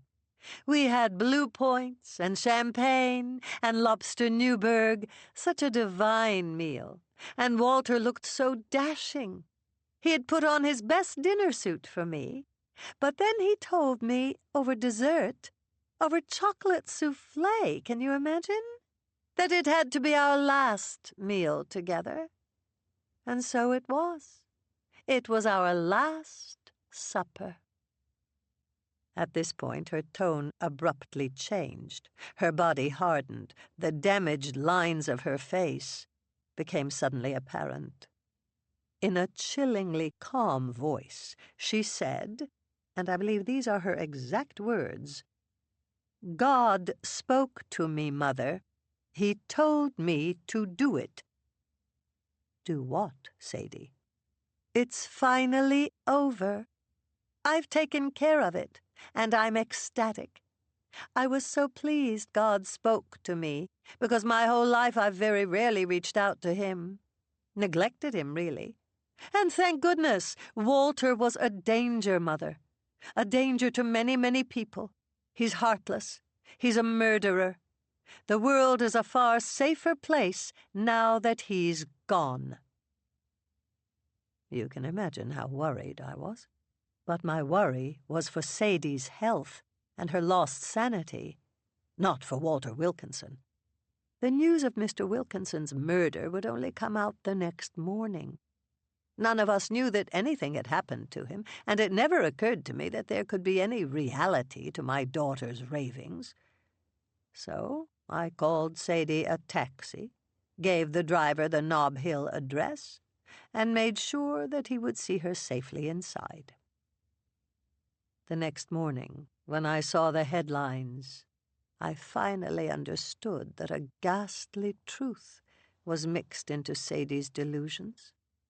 I told no one what had happened, and perhaps by keeping silent, I committed a crime? I don't know. That's your department, Mr. Dugan, but the murder was done. Nothing could now undo it. Then you came along, Mr. Dugan, hungry for reasons best known to yourself, to convict one of my granddaughters of the crime. You are wrong. As I've told you all along, you are aiming at the wrong target. Or perhaps you knew the true target all along. I wouldn't put it past you. Perhaps you knew that by threatening my granddaughters, you could induce me to give away my own daughter. A sin for which I will surely burn for all eternity. Chapter 26, 1944. Monday, March 20th. 1. "God damn it," said Dugan. "That cunning bitch." He was in his office chair, a cup of coffee in one hand and Mrs. Bainbridge's testimonial in the other. As soon as I'd finished reading it yesterday, I'd called Dugan and briefed him. He'd reluctantly agreed to postpone arresting Isabella until he had a chance to read the testimonial himself. "Sir?" I asked. "Ever hear of People v. Schmidt?" he asked. "It's a case decided by none other than Justice Benjamin Cardozo. And it specifically says that if a woman has a delusion that God spoke to her and ordered her to kill someone, she's not guilty by reason of insanity. The old lady's playing us. Did you notice the exact word she used? That Sadie said, 'God told me to do it.' The old bat knows exactly what she's doing. She's giving me the one person in the family I can't convict. And I'll tell you why. Because she knows Isabella did it. The whole story's bullshit. There's no way Sadie could have done it. She's out of her mind. You told me so yourself." "Not exactly," I said. "She's half in, half out. And we know she goes out in the streets at night. I think she might be capable." "Oh, please," said Dugan.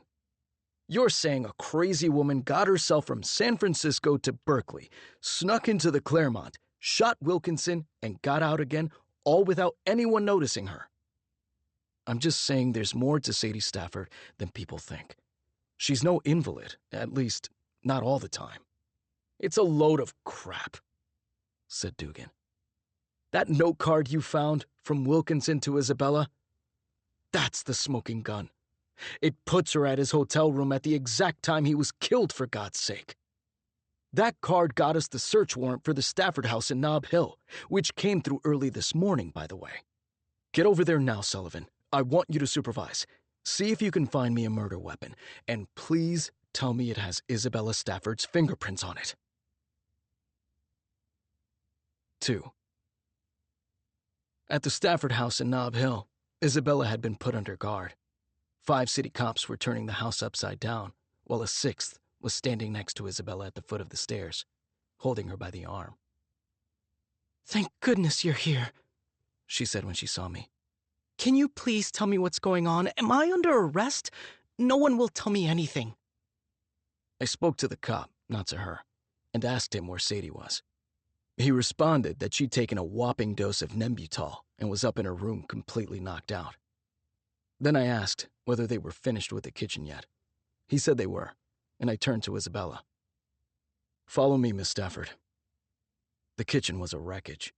All the cabinets and drawers were open, their contents strewn helter-skelter onto the counters and floor. I posted the cop outside the kitchen door so nobody else would come in, and made Isabella sit down at a long wood table that was piled with pots and pans, boxes and jars, and so on. I sat down opposite her and pushed out of the way everything that was between us. "You're in serious trouble, miss." I tossed Wilkinson's card on the table in front of her. "Recognize this?" She glanced down, and I saw her flinch. "The night Walter Wilkinson was killed," I continued, "you went to his room at midnight. You had an appointment with him, and it was you the hotel maid saw in the hallway coming out of his room. Isn't that right?" There was a silence. Then she said, Yes. But he was already dead when I got there, I swear to you. I didn't respond. I just looked at her. You have to believe me, Detective. "No, I don't, Miss Stafford. I really don't." I could never have killed him. Never. "And why is that, miss?" Because he was my father. That statement hung in the air. Not just Iris's, she said. but mine too. I didn't say so, but I'd been wondering about the same thing ever since Pounds told me how long Wilkinson and Sadie had been carrying on. Wilkinson being Isabella's father would also explain Roger's hostility to her. And I'd never bought the idea that Isabella was having an affair with Wilkinson. Although maybe I just didn't want that to be true. Aloud, I said, "That doesn't prove you didn't kill him. If you've got a story you want to tell me, miss, you'd better get to it." Isabella looked away for a moment. Then she said, All right. I'll tell you everything. "I'm listening." I first met Walter Wilkinson about 3 months ago at Madame Chang's Christmas party, where he kept staring at me. Finally, he came up and told me he'd known my mother long ago, and that he couldn't get over how much I looked like her. I've heard that many times, so I didn't find our conversation especially remarkable. We exchanged a few more words. Then I left the party with my grandmother and Nicole, and I forgot all about him. About a month later, though, I received a long letter from him. It was quite a letter. He told me that he met my mother in 1921 at the opening gala for the Palace of Legion of Honor, and that they'd fallen in love and spent the night together. He said he was Iris's real father, and that he and my mother had continued their affair, even after they were both married to other people, always meeting at Claremont. That was the first time I realized the real purpose of the special Sundays Iris and I used to spend at the Claremont with our mother. He told me that he was actually at the Claremont with my mother the day Iris had her accident. And he told me that he was my father, too. He said that he'd suffered years of guilt because he'd abandoned me, and that he wanted to make amends and get to know me because I was his only living child. I wrote back intemperately. I don't know why, but his letter terrified and infuriated me, and I didn't want to believe it. In fact, I wrote him that I didn't believe him and that I never wanted to hear from him again. He then wrote me another letter saying that he was coming to the Bay Area in March, and that he had something to show me, to give me, as proof. I didn't reply. But after he arrived in town, he sent me a card. The one you found. Right up to the last minute, I wasn't sure whether I was going to meet him or not. But in the end, I decided to go. I drove there alone. I entered through a side door, I know that hotel inside out, and took the service stairs up to the 6th floor. I went to room 602 and found the door ajar. So I walked in, and that's when I saw him, lying there, dead. His pants pulled down in a humiliating way, his mouth stuffed with strange things. It was horrible. The most horrible thing I've ever seen. I grabbed a sheet of newspaper and covered him. It was indecent the way he was exposed. I was about to leave when I saw a small black velvet box on the dresser, even though there didn't seem to be any other belongings of his in the room. I thought it might be the proof he said he had for me. And it was. Inside the box was a child's silver necklace with a cross pendant. It was tarnished. It looked like it had been sitting there for years, untouched. The thing is, Iris had a necklace almost just like it. In fact, she was wearing it the day she died, but it went missing. We'd always been told it was a gift from Mrs. Von Urban, but I realized now it was from him. He must have bought me a matching one, except mine had tiny emeralds instead of diamonds on it. I think he'd meant to give it to me long ago, but never got a chance. I don't know why. You won't understand. I don't understand, but I was overcome. All this time, my whole life, I'd had a father out there. A father who loved me as his own. And now, the moment I'd found him, he was dead. I barely remember leaving the room. I took the necklace, I have it if you want to see it, and ran out and left the hotel the way I came. I drove away. I didn't even know where I was going, and finally I returned home. That's the truth, Detective, I swear to you. Neither of us spoke for quite a while. "If all that's true, miss," I said, "why didn't you tell anyone? Why'd you come to me with that cock and bull story about Madame Chang?" Because I knew it was my mother. I know you've read my grandmother's testimonial. She told me. So you know the truth as well. The moment I saw him, I knew she'd killed him. I didn't answer. When I came to your room the next day, She went on. I was just trying to see what you knew and throw you off the track. I thought there would be no harm. No one would ever dare go after Madame Chang. I was just trying to protect my mother. Why would you do that, miss?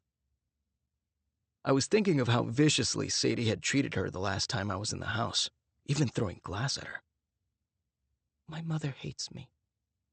But ever since I can remember, I adored her. I can't help it. Isabella's eyes had filled with tears, which she wiped away. All I ever wanted was for her to love me, even just a little. I'd been a cop for 10 years. I didn't often get a gut feeling of absolute certainty that a suspect was coming clean. But when I did, I'd never been wrong. I had that feeling now. Even knowing how many times she'd lied to me, I believed her. There was a knock at the kitchen door, and one of the men came in and told me they'd been through the whole house and hadn't found anything of interest. I told him to keep looking. I thought about what we knew.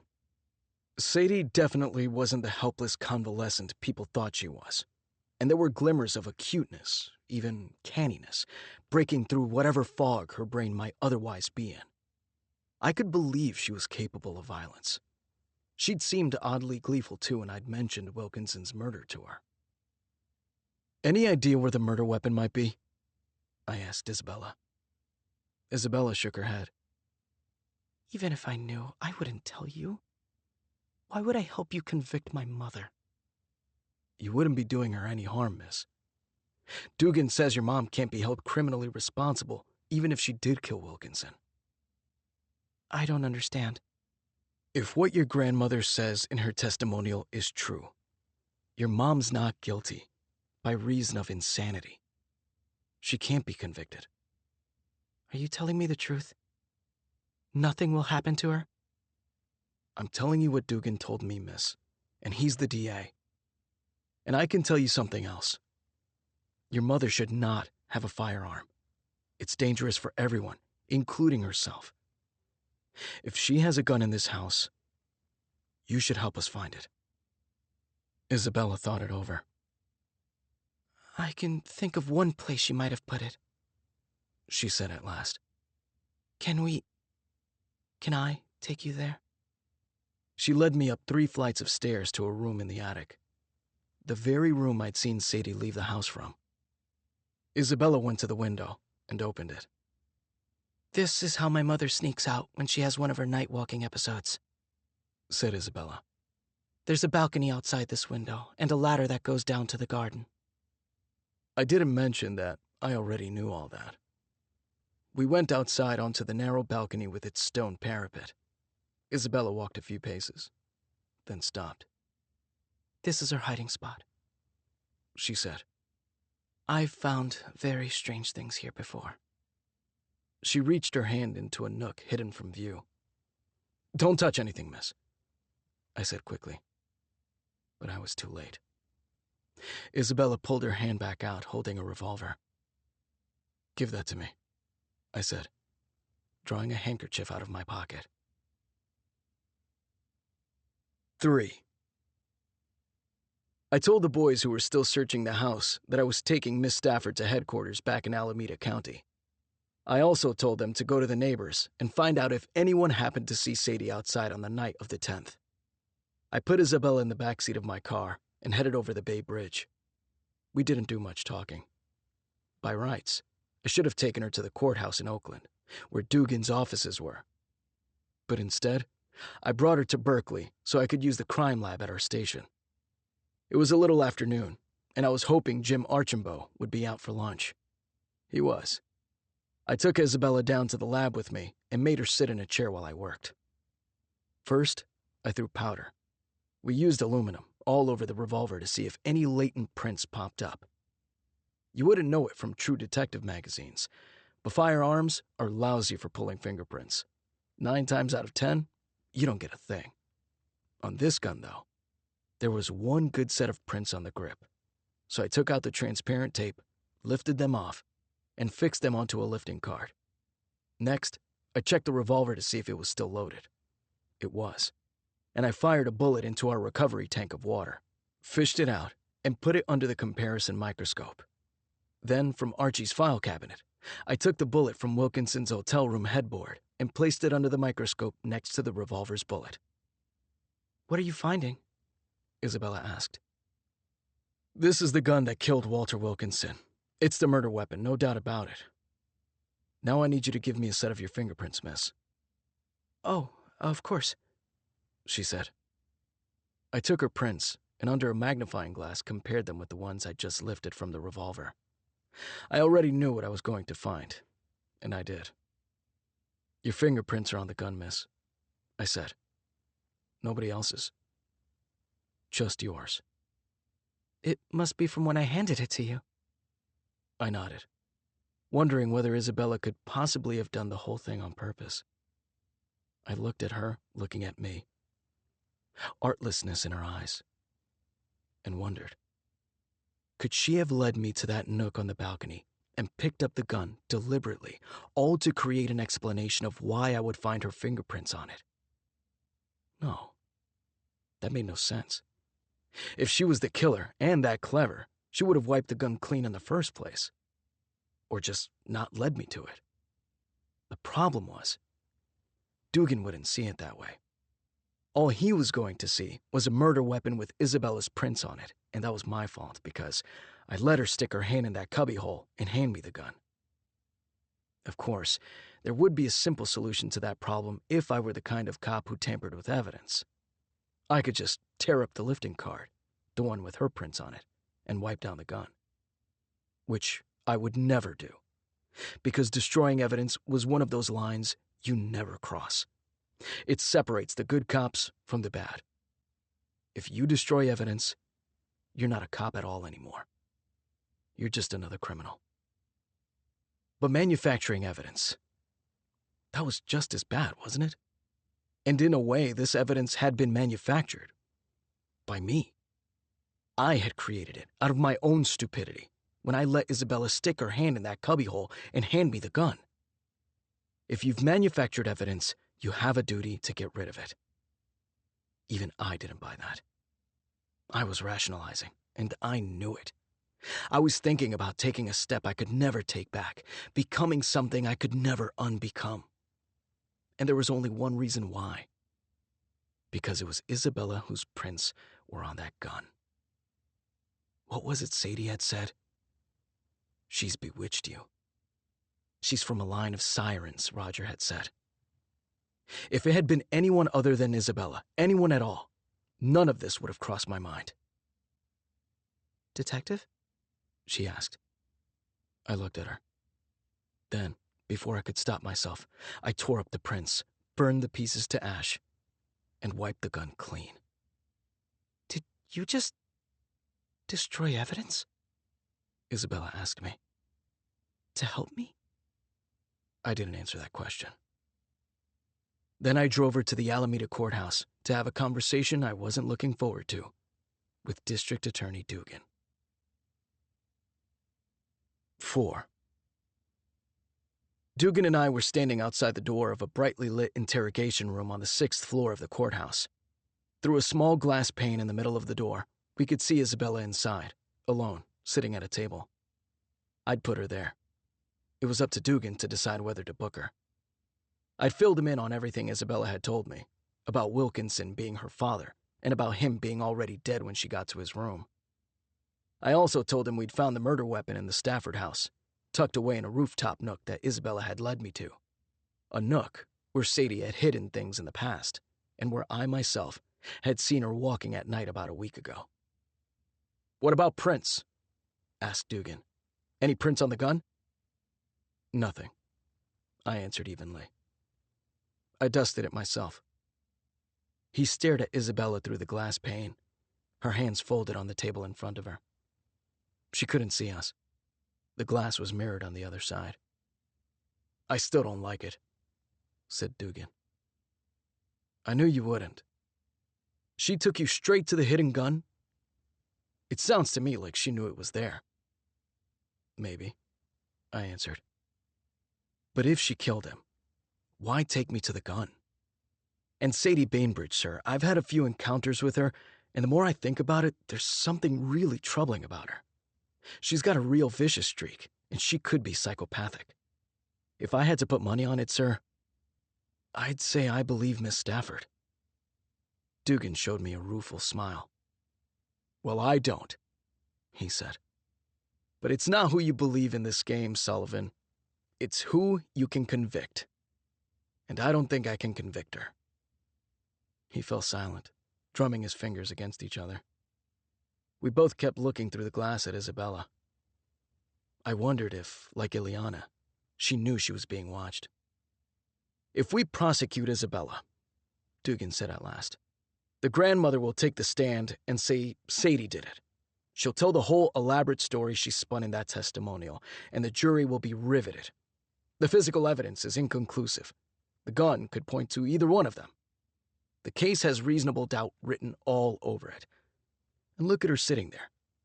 Every man on that jury will want to be her knight in shining armor." At that moment, an assistant DA came into the room. "We just got a report from San Francisco, Mr. Dugan," he said. "Police officers spoke to the Stafford's neighbors. One of them saw Sadie Stafford out on the street walking away from her house at about 10:30 or 11 o'clock on the night of the 10th. Dugan thanked him, and the assistant left us alone in the dimly lit anteroom. "Well, that's it then," said Dugan. "They've got us, Sullivan. I thought this case was going to make my career. Now I've got to make sure I survive it." He smiled again. "But here's what we're going to do. Declare victory. We'll make the story about the debauchery and moral bankruptcy of the upper class. We found the killer, and on top of that, we uncovered the true story behind the death of Iris Stafford back in 1930. The newspapers will eat it up. And we'll be the ones who broke the case wide open. You and me, Sullivan." I nodded. "And the girl?" I asked. "Let her go," said Dugan. "The murderess is free to leave." Chapter 27. 1944. Tuesday, March 21st. 1. Dapper, I said, starting on the D words. Elegantly dressed, Miriam answered.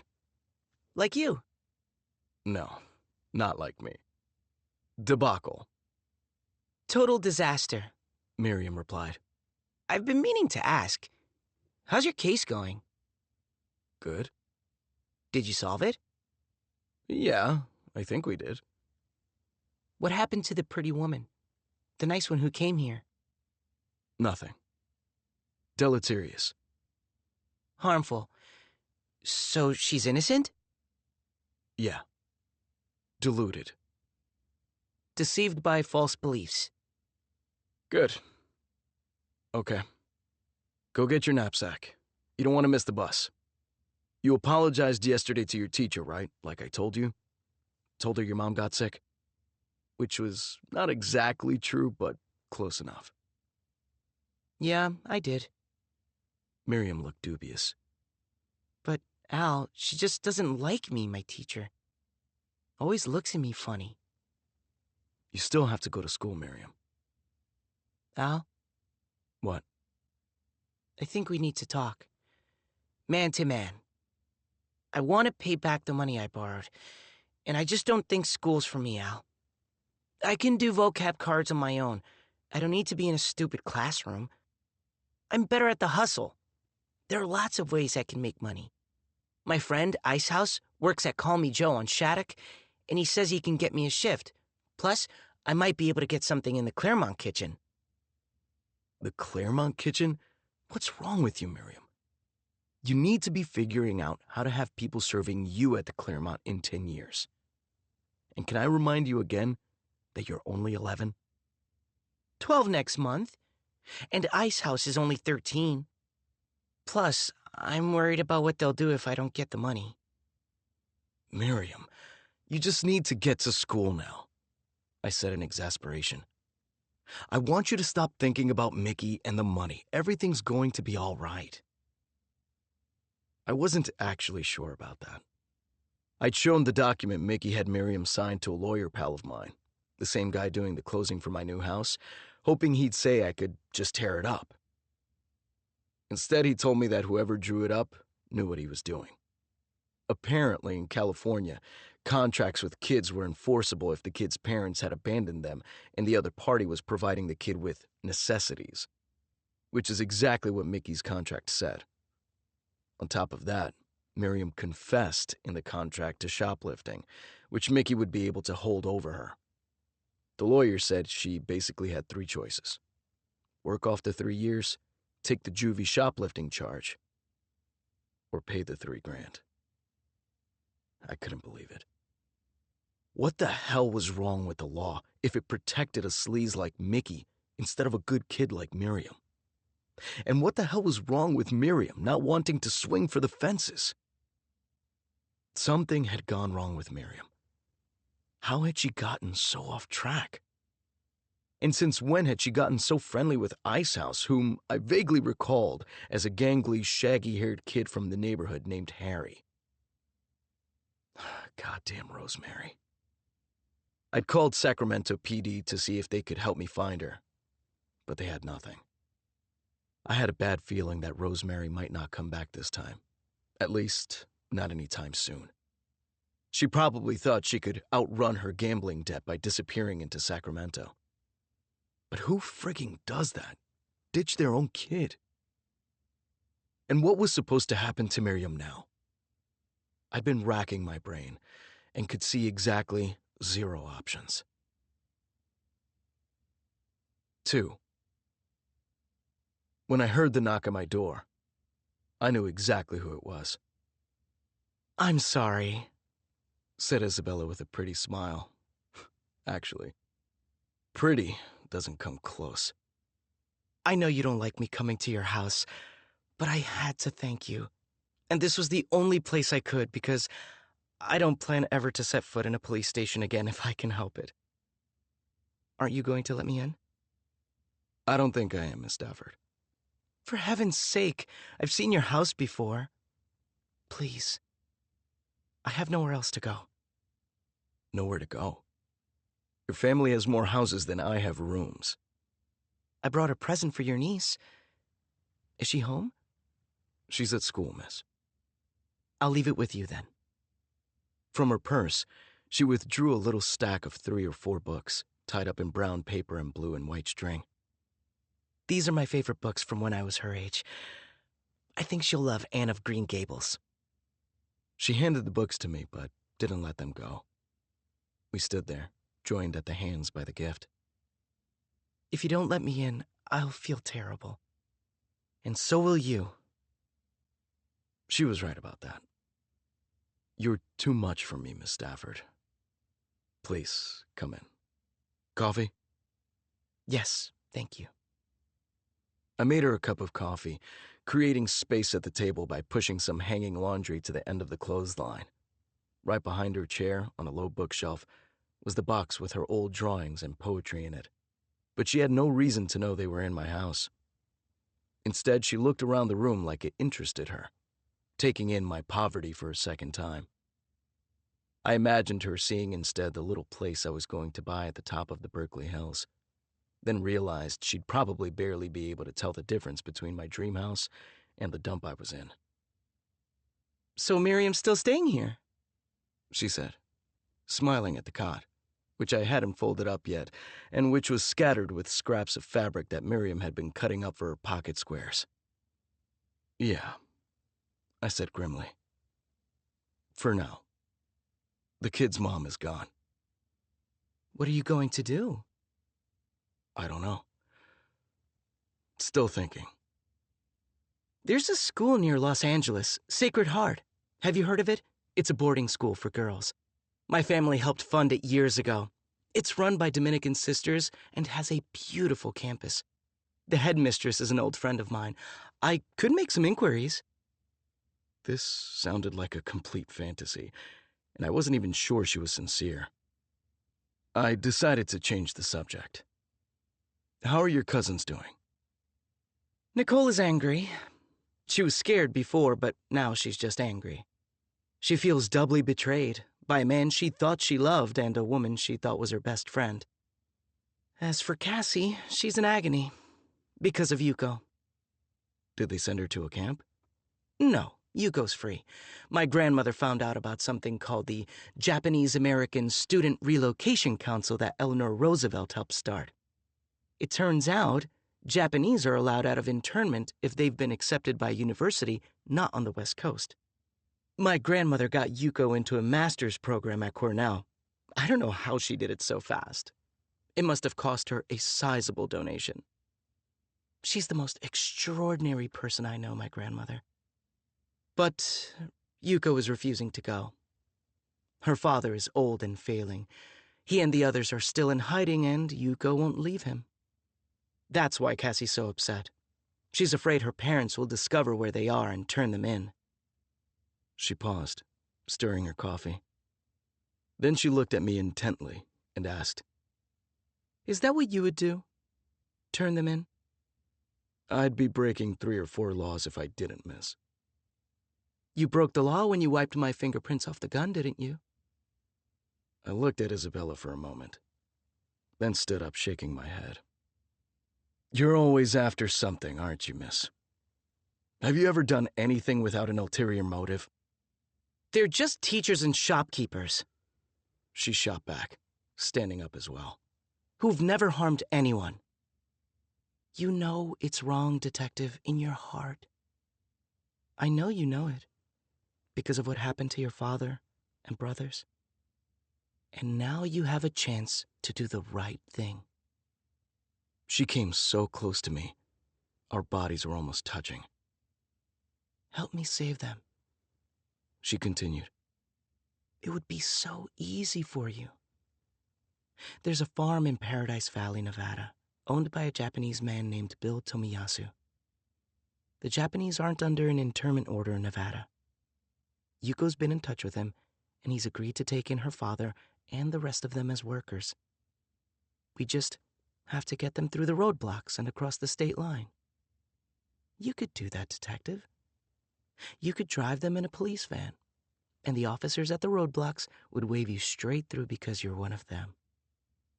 They wouldn't even question you. And even if they did, you could say you were transporting prisoners to a camp. She thought of everything, plotted the whole thing out, including my role in it, playing me like a fiddle, assuming she could get me to do just what she wanted, even though I was a cop and would be risking my neck and exploiting the trust of my fellow officers. She had some nerve. She must have been used to having men lapping out of her hand. And I was going to be one of those men. I already knew it. After Berkeley's internment order came down in late April 1942, the military made us, the Berkeley PD, do the dirty work. We were the ones who had to tell our Japanese neighbors they had a week to pack up all their possessions, but could only take a single suitcase each. We were the ones who ordered them to leave their pets behind. I remember a little girl sobbing uncontrollably as we pulled her away from her collie. We were the ones who gave them numbers like cattle, packing them onto buses headed for the camps. And I was the one, as luck would have it, who, with my own 2 hands, personally shoved Mrs. Obate onto the bus. The kindly old woman with the flower shop on Shattuck, who'd cared for my mom when she was dying, coming to the house every day when I couldn't, and comforted me after she passed. I'd told myself every line I could think of about why I should help lock up the Japanese. I was protecting the country. I was protecting the Japanese themselves from being attacked. The camps were comfortable, they were temporary, they were voluntary. Because all a Jap had to do was leave the West Coast. And if they hadn't, well, that was their choice. Besides, it was my job. It was the law. FDR himself signed the executive order. Earl Warren supported it. All the generals said it was necessary because of the threat of sabotage. A Japanese guy named Fred Korematsu, whom they caught in San Leandro, had taken it to federal court and lost. He'd lost in the lower court, he'd lost in the appeals court, and everyone said he was going to lose in the Supreme Court too. On top of all that, I was just one person, and not an important one. Even if I refused to go along, what difference would that make? I'd have blown my career for nothing. At least, that's what I told myself. But I didn't believe it anymore. "All right," I said to Isabella. All right? I nodded. What appeared to be genuine surprise and delight came over her. Thank you. I knew I wasn't wrong about you. You're a good man. I knew it. Not so good, miss. I'll help you on one condition. Anything. You have dinner with me when I get back. 3. The great redwoods of Northern California are not only the tallest trees in the world, they're the tallest living things in the world. And at over 3,000 years in age, among the oldest, already ancient when Plato wrote his dialogues. I first saw them when I was 13. It was my first experience of awe. Before airplanes, no human had seen the crowns of the most gigantic of the sequoias. The trees were simply too tall, the growth too dense. No one knew that the canopy of each of these colossuses was a forest in itself. A sequoia sheds innumerable needles every year, thousands of which are caught by its thick horizontal branches, there to decompose, turning over the centuries into rich layers of soil. And from this soil, hundreds of feet above the forest floor, grows a host of epiphytic life. Not only moss and fern, not only fruit-bearing elderberry and huckleberry bushes, but whole trees, hemlock, spruce, and Douglas firs. Countless animals, from salamanders to bats, bald eagles to blue herons, crawl or nest in this forest above the forest, many never seeing or touching the world below. The sheer immensity of the sequoias made news all over the globe when Europeans first discovered them. But not everyone regarded the sequoias as wonders of the world. It was also possible to see them as what they were: wood. Sturdy, durable, marketable timber yielding more board feet per acre than calculators could sum.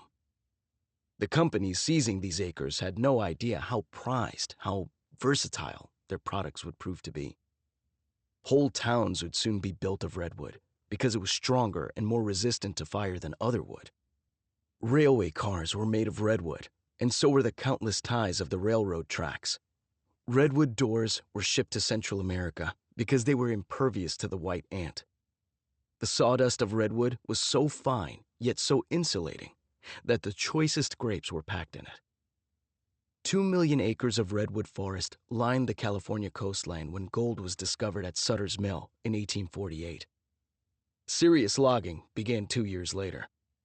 In the blink of an eye, only 4% of those old-growth sequoias were still standing. I'd barely said a word to Yuko Sasaki for almost 3 hours. We were driving through giant redwood country on our way to Nevada, and I'd run out of sequoia facts to distract myself with. I was driving, and she was in the passenger seat. The others, including her father, were in the back of the van. They were all in old, worn-out clothing, dressed to look like I was transferring them from one relocation camp to another. It was dark and raining.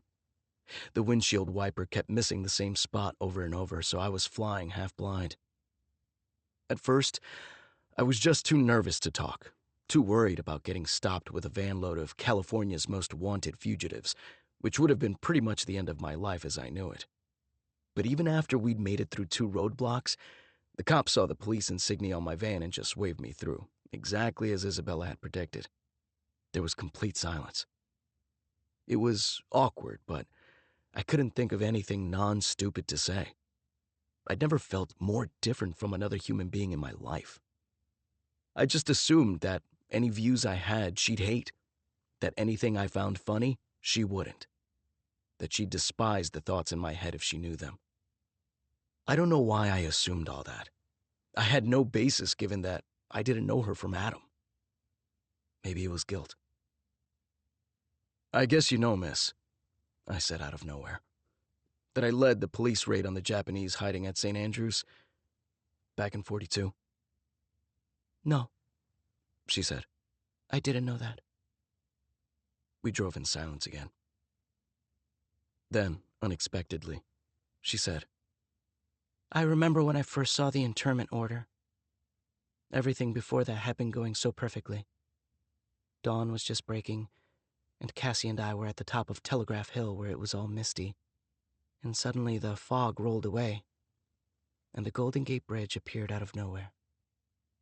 And even though there was a curfew, and Dad and I had been forced to register, and we'd heard about Japanese fishermen being rounded up in Santa Monica, my spirits soared. Then I saw it.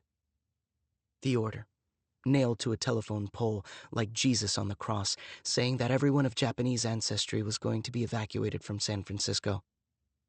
I remember thinking, Germany and Italy are enemies in the war too. Why aren't German Americans and Italian Americans being rounded up and sent to camps too? Why only Japanese Americans?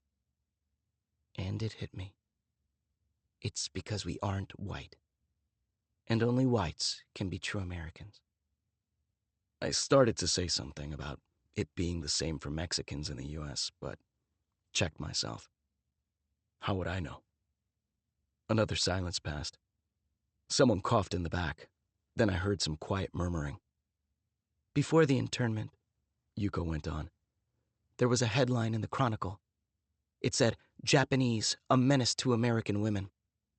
Oh, so I'm a menace to Cassie? Well, maybe she's a menace to me. To be honest, I still had a little trouble getting used to the idea of a woman being with a woman.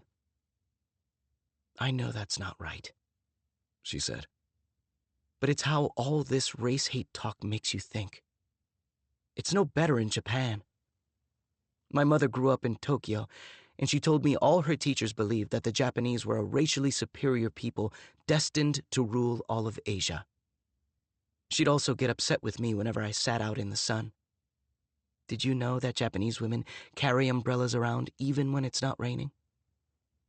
That's because white skin is prized fanatically there. White is the color of the gods, symbolizing spiritual and physical purity. When Cassie first took me to the Claremont, I thought it was the most beautiful place I'd ever seen. It was all white, magnificent white. But now I think, wait, is white actually beautiful? I can tell you this. The Claremont sure doesn't look like a white palace down in the basement laundry rooms. We drove on in the slashing rain. "How'd you all end up in the Claremont?" I said, "if you don't mind my asking." That was my idea. My dad has diabetes, and I was afraid he wouldn't be able to get insulin in a camp. That was before we even knew how bad the camps really were. Yuko told me what she had heard about the camps. Guards in watchtowers with machine guns, freezing temperatures and sweltering heat, open latrines with no barriers and no privacy at all, people being shot when they tried to escape, and how it wasn't just the police searching for them. The FBI and the Army were too, and so were ordinary people. People with cute dogs and toddlers they'd always thought were nice. She told me they thought about fleeing California, but then read about the governor of Wyoming saying, "If you bring Japanese into my state, I promise you they will be hanging from every tree." On the East Coast, too, the Japanese were being harassed and spat on. They couldn't book hotel rooms or get served in restaurants, let alone get a job, even in Chicago or Boston or New York City. What I was really afraid of, she said, was that if my dad went to a camp, he wouldn't take his insulin even if they had any. All I could think of was Mr. Murata. After finding out about the internment order, he went to a hotel and shot himself in the head, clutching an award he'd received for his gallant service to America in the Great War. That could easily have been my dad. He served too. That's when I thought of the Claremont, of working there. It actually came to me when I saw a horrible cartoon called How to Spot a Jap. It said a Chinese person was about the size of the average American, but the Jap is shorter and looks as if his legs are joined directly to his chest. It also said that unlike Chinese people, Japs had buck teeth and shuffled when they walk. I remember being outraged and thinking, I don't look anything like that. My father doesn't either. For that matter, I didn't know any Japanese who looked like that. Then it occurred to me, why not just pretend we were Chinese? Americans couldn't tell the difference anyway. So Cassie got them jobs under Chinese names at the Claremont, with her grandmother's help. After that, Yuko and I talked about lighter things. She told me about a pet deer that she and Cassie had raised, which I'd met, and it turns out she and I both liked doing crossword puzzles. About a half hour before the Nevada line, she said out of the blue, "Hope is the thing with feathers that perches in the soul and sings the tune without the words and never stops at all." Do you know that poem by Emily Dickinson? "No, miss. I don't know much poetry. I've never felt I had time for it, to be honest." To live is so startling, it leaves little time for anything else. That's Emily Dickinson, too. Chapter 28, 1944. Wednesday, March 22nd. 1. I rolled into the DA's office in the Alameda courthouse the next day without any sleep at all, shaved in the men's room, and started pouring coffee down my throat. Yuko and I had gotten back at 6:30 in the morning. I wondered if anyone was going to ask me where I'd been yesterday, but no one did. No one even noticed that I'd borrowed a police van. A note on my desk said to call Sergeant Vern Callahan of the SFPD's Chinatown squad. So I did, and Vern told me they'd caught Jane Chow's killer. Apparently, the squad had busted some low-life Chinese bookie who was bilking the cops out of their rightful cut, and by total chance, they'd found a bloody axe in his room and bloody clothes to boot. The bookie swore none of it was his, belonging instead to a guy named Ping who'd been staying with him but was now down at the port about to board a ship for Hong Kong. Which turned out to be true. Vern's boys found Ping at the port and arrested him. He had Chinese identity papers and didn't seem to speak a word of English. Vern then put the screws on Eddie Gong, and Eddie gave the guy up, saying that Ping had killed Jane Chow, but that he wasn't part of Eddie's tong and wasn't from Chinatown at all. Eddie said if we wanted to know who he was, we'd have to ask Madam Chang. Vern asked me if I wanted Ping transferred to our custody, and I said yes. I reported all this to Dugan, then spent the day writing reports and packing up. The Wilkinson case was closing, meaning I was headed back to the Berkeley PD. Dugan had set up a whole press campaign in which he denounced Sadie as Wilkinson's killer while doing his best to tar the rest of the Bainbridge family in the process. Somehow, all the coverage of Dugan so far had been favorable, and he was on his way. 2. At around 3:30, my buzzer rang. I was told a young woman was here to see me. "Send her in," I said. It was Isabella, in a cap-sleeved black dress with a scooped neck. She smelled like lilac and pear. After closing the door, Isabella said, I wanted to thank you personally, Detective, for what you did last night. I know what a risk it was for you, and I wanted to let you know how much I, and Cassie and Yuko, appreciate it. She said this warmly, but she seemed dispirited. "You don't owe me any thanks, miss. Is everything all right?" Yes, fine. She paused. Actually, since you're kind enough to ask, I just came from trying to visit my mother and she refused to see me again. I suppose she's punishing me. I'll keep trying, though.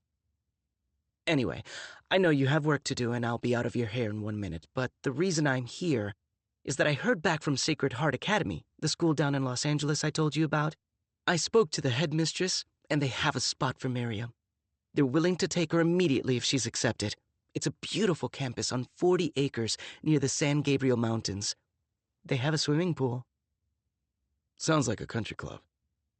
No, they have an excellent curriculum, and a music conservatory, and a first-rate arts program. The sisters are tough, by the way. I appreciate all the trouble you've gone to, miss. I really do, I said, and I meant it. I hadn't expected her to do anything, actually. But that's a pipe dream for us. We can't afford a private school like that. Oh, but I haven't told you the best part. They'd offer Miriam a full scholarship, covering tuition and room and board.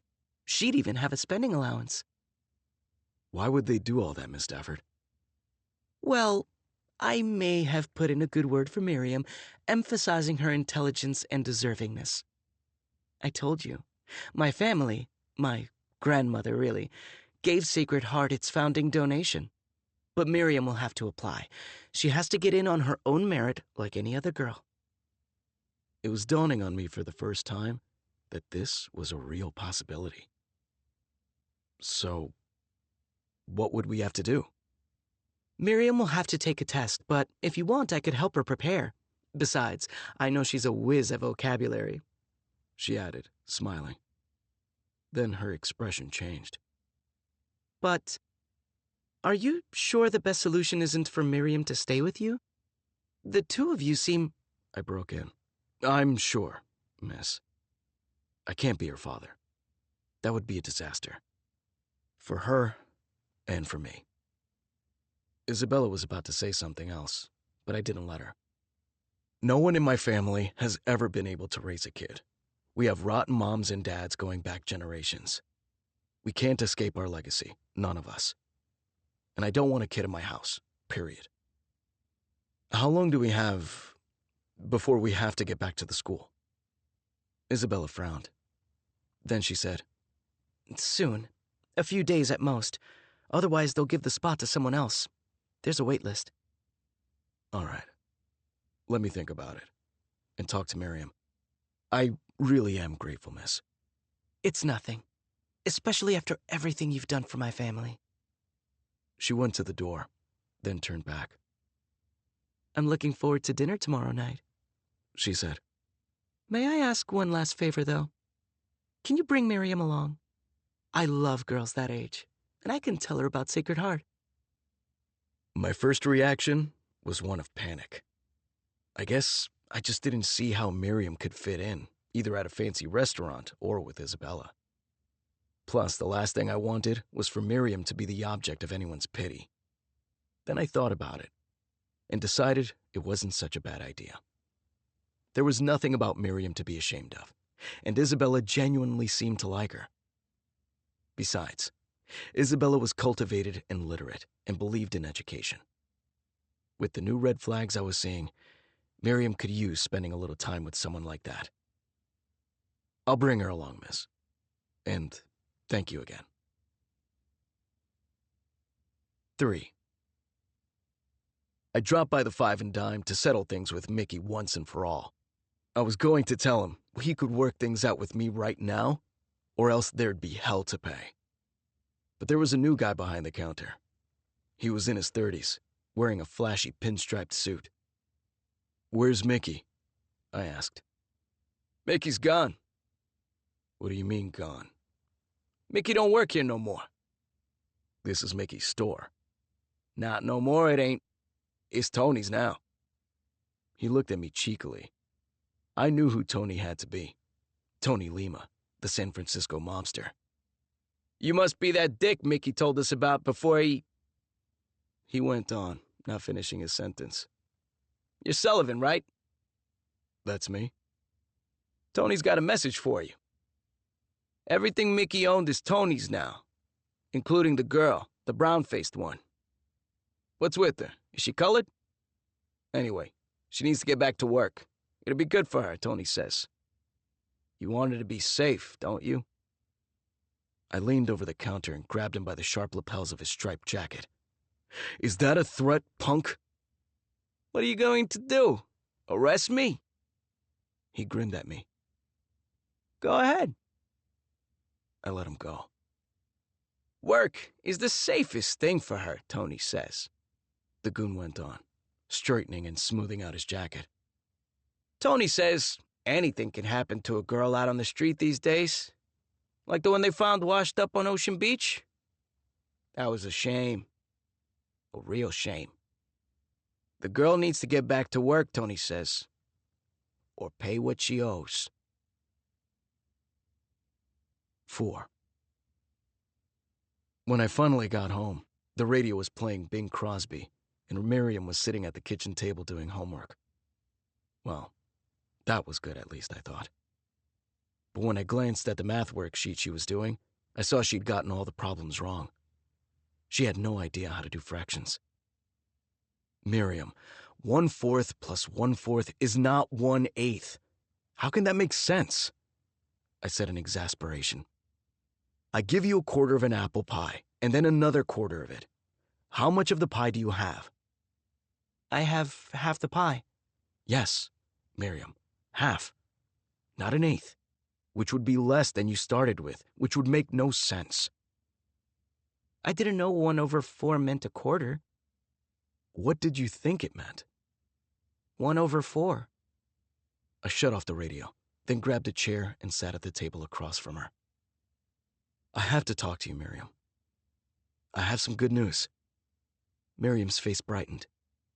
You found Mom? "No. Better. I managed to get you a spot at a top-notch boarding school." What's a boarding school? "It's a school you live at. This one's called Sacred Heart Academy. They'll give you a really good education, nothing like the crap you've been getting. It's got a swimming pool." What? Miriam was shaking her head in disbelief, horror-struck. What do you mean I'm going to live at school? No, I don't want to. "Listen to me, Miriam. This is an opportunity. It's one of the best all-girl schools in the country, and..." All girls? They'll hate me.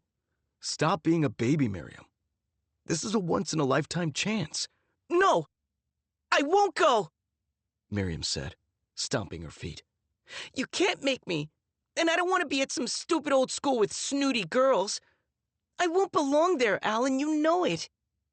If you don't want me here, I'll go live with Icehouse. "Miriam," I thundered. "Do you know how much trouble you've caused? What a mess you've made? You're one step away from juvie, or worse. Look at your mom. Do you want to end up like that? this is just how it started with her, too. Cutting school, failing at math, lying right and left. You're acting just like Rosemary, right before she decided to be a fuck-up for life. I was so angry I was shaking. Miriam was quivering. She looked so skinny, a sack of bones. A big tear rolled down her cheek, which just made me madder. I don't have time for you and your antics, I said. This Sacred Heart School is run by nuns, and that's exactly what you need. Now, there's a test you have to take, and you're going to take it. You're going to study nonstop, and you're not going to screw this up. Do you hear me? I could hear her choking down a sob. Do you hear me? I repeated. Okay, Al. I hear you. I'll take the test. Chapter 29, 1944. Thursday, March 23rd. 1. I'd asked Isabella to pick a restaurant, and she'd chosen the prime rib room at the Claremont. The choice puzzled me because the Claremont wasn't exactly a repository of happy memories for her. But my own attitude was never run from anything you fear. Run straight at it instead. So I figured maybe it was something like that. The moment Miriam and I stepped into the Claremont's jaw-dropping lobby with its cathedral ceilings and grand chandeliers, Miriam went moon-eyed. She'd never been anywhere a tenth as fancy. So this is what a hotel looks like, she said. Not all hotels, I answered. There was no sign of Isabella, so we decided to wait in the lobby. Once again, Miriam had bounced back. Her natural inclination was to be happy, which I envied and admired. I'd never met a more resilient kid, or adult for that matter. The restaurant had a dress code, which at first had seemed to present an insurmountable problem, but Miriam managed to dig up an old spring dress from Rosemary's closet. I told her she looked like a movie star, but it didn't actually fit her at all. It was way too big, and faded too. I just hoped she didn't notice the way people were looking at her. Isabella showed up almost 20 minutes late in an off-the-shoulder white satin dress that was dangerously attractive, but she seemed even more disheartened than the day before. Despite myself, I felt a pang of disappointment. I suppose I wanted her to be more excited, but Isabella brightened when she saw Miriam, and she paid Miriam's dress a big compliment, which I appreciated. We made our way to the oak-beamed prime rib room, where Julie, the maitre d', led us to a white linen table in a corner. Isabella and I ordered cocktails, and Miriam asked if she could go explore. If you're back in 20 minutes, I said. Make sure you go to the north wing, Isabella said. It's a little scary, but it's full of secret hiding places. There's a passageway behind a grandfather clock and a fake door that leads nowhere, and a cubbyhole under the center staircase that's perfect for hiding. 20 minutes, I repeated. Got it, said Miriam, heading off. Isabella took a sip of her drink, something called a French 75, which had gin and champagne and was apparently what people in New York were drinking. I finally saw my mother today, she said. How'd that go? Smashingly. She smiled wistfully. I never learn. Somehow I always imagined that if my mother could just get the right treatment, everything would be different. But it's never different. She took another sip of her French 75. Oh my goodness, what am I doing? Let's talk about something else. And we did. She told me about the sudden wildfire blooms in the Berkeley Hills, which I'd never seen despite all my years there, about a poet named Robert Lowell she liked, and about a painter named Frida Kahlo she loved. We talked about Gibbon, and she was surprised I knew so much about Rome. She had a piece coming out in the Tribune about the war shutting down the toy industry, and she was embarrassed at how frivolous it was. For a while, I completely forgot about Walter Wilkinson and Miriam's death, and the fact that people were being blown apart on battlefields. I had a glimpse of what it was like to live in the leisure class. I wonder where Miriam is. I said after about 20 minutes. Oh, I have some guesses, Isabella said. This place is magical for children, and Miriam, she has so much imagination and spirit. Suddenly, an odd expression came over her. Would you excuse me, Detective? I need to go to the powder room. I feel a little lightheaded. The minute she left, I felt someone approaching me from behind. Detective Sullivan, said a woman's voice from behind me, which I recognized even before I turned around. 2. Madam Chang, I said, standing up. She was wearing a black silk Chinese dress with a red chrysanthemum pattern and coral earrings. She had 2 of her strongmen behind her, one on either side. She made a big display of greeting me as if we were old friends, which we weren't, by warmly smiling and shaking my hand, declaring how nice it was to see me again. Then lowered her voice almost to a whisper so that no one could overhear. I have something to tell you, she said, before your dinner companion returns. It concerns her directly. I've read in the papers that Walter Wilkinson was her father. It isn't true. A wave of dread passed over me. What makes you say that, ma'am? First, we need to come to an understanding about a countryman of mine you have in custody. His name is Zhou Yuan Ping, but you may know him as Ping. I'd like him to be released immediately. I'm afraid that's not going to happen, ma'am. Ping is charged with murder. The murder of Jane Chow. He's not going to be released on your request, especially given that he may have been sent here by your husband to do the job. Things don't work that way in this country. They do, if one is offering valuable enough information. And the truth about who really killed Walter seems rather valuable to me. A tornado was coming. I could feel it. I'm listening. The day he was murdered, Walter and I met at 3 at the Fairmont. I nodded. You had tea, I said, remembering the entry in his calendar. Walter was utterly distraught.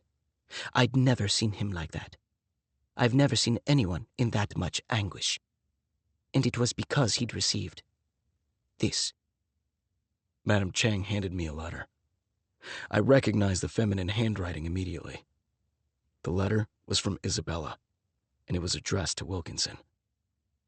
Read it, said Madam Chang. But I'm afraid my men will insist on your giving it back to me, unless we come to an understanding about Mr. Ping. So I started reading, and with every word, I felt like I was sinking into an abyss, my stomach twisting, even as I was waking from a dream.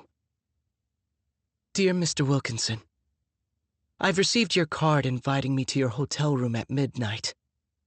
You sicken me.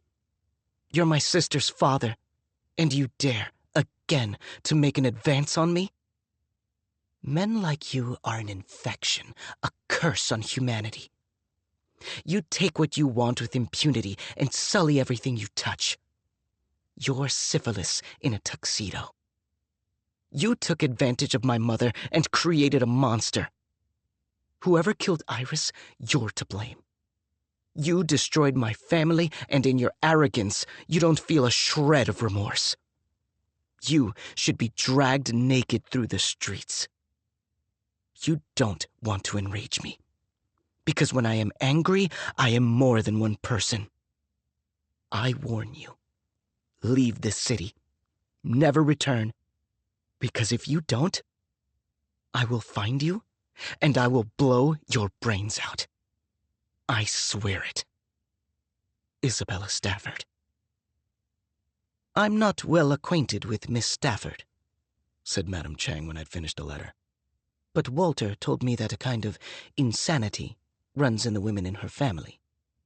It manifests itself only episodically, so they appear deceptively normal most of the time. I'm sorry, Detective, if this is not what you wanted to hear. It's just business, ma'am. How do you come to be in possession of this letter, if you don't mind my asking? Fortuity. Walter was so distraught he left it behind.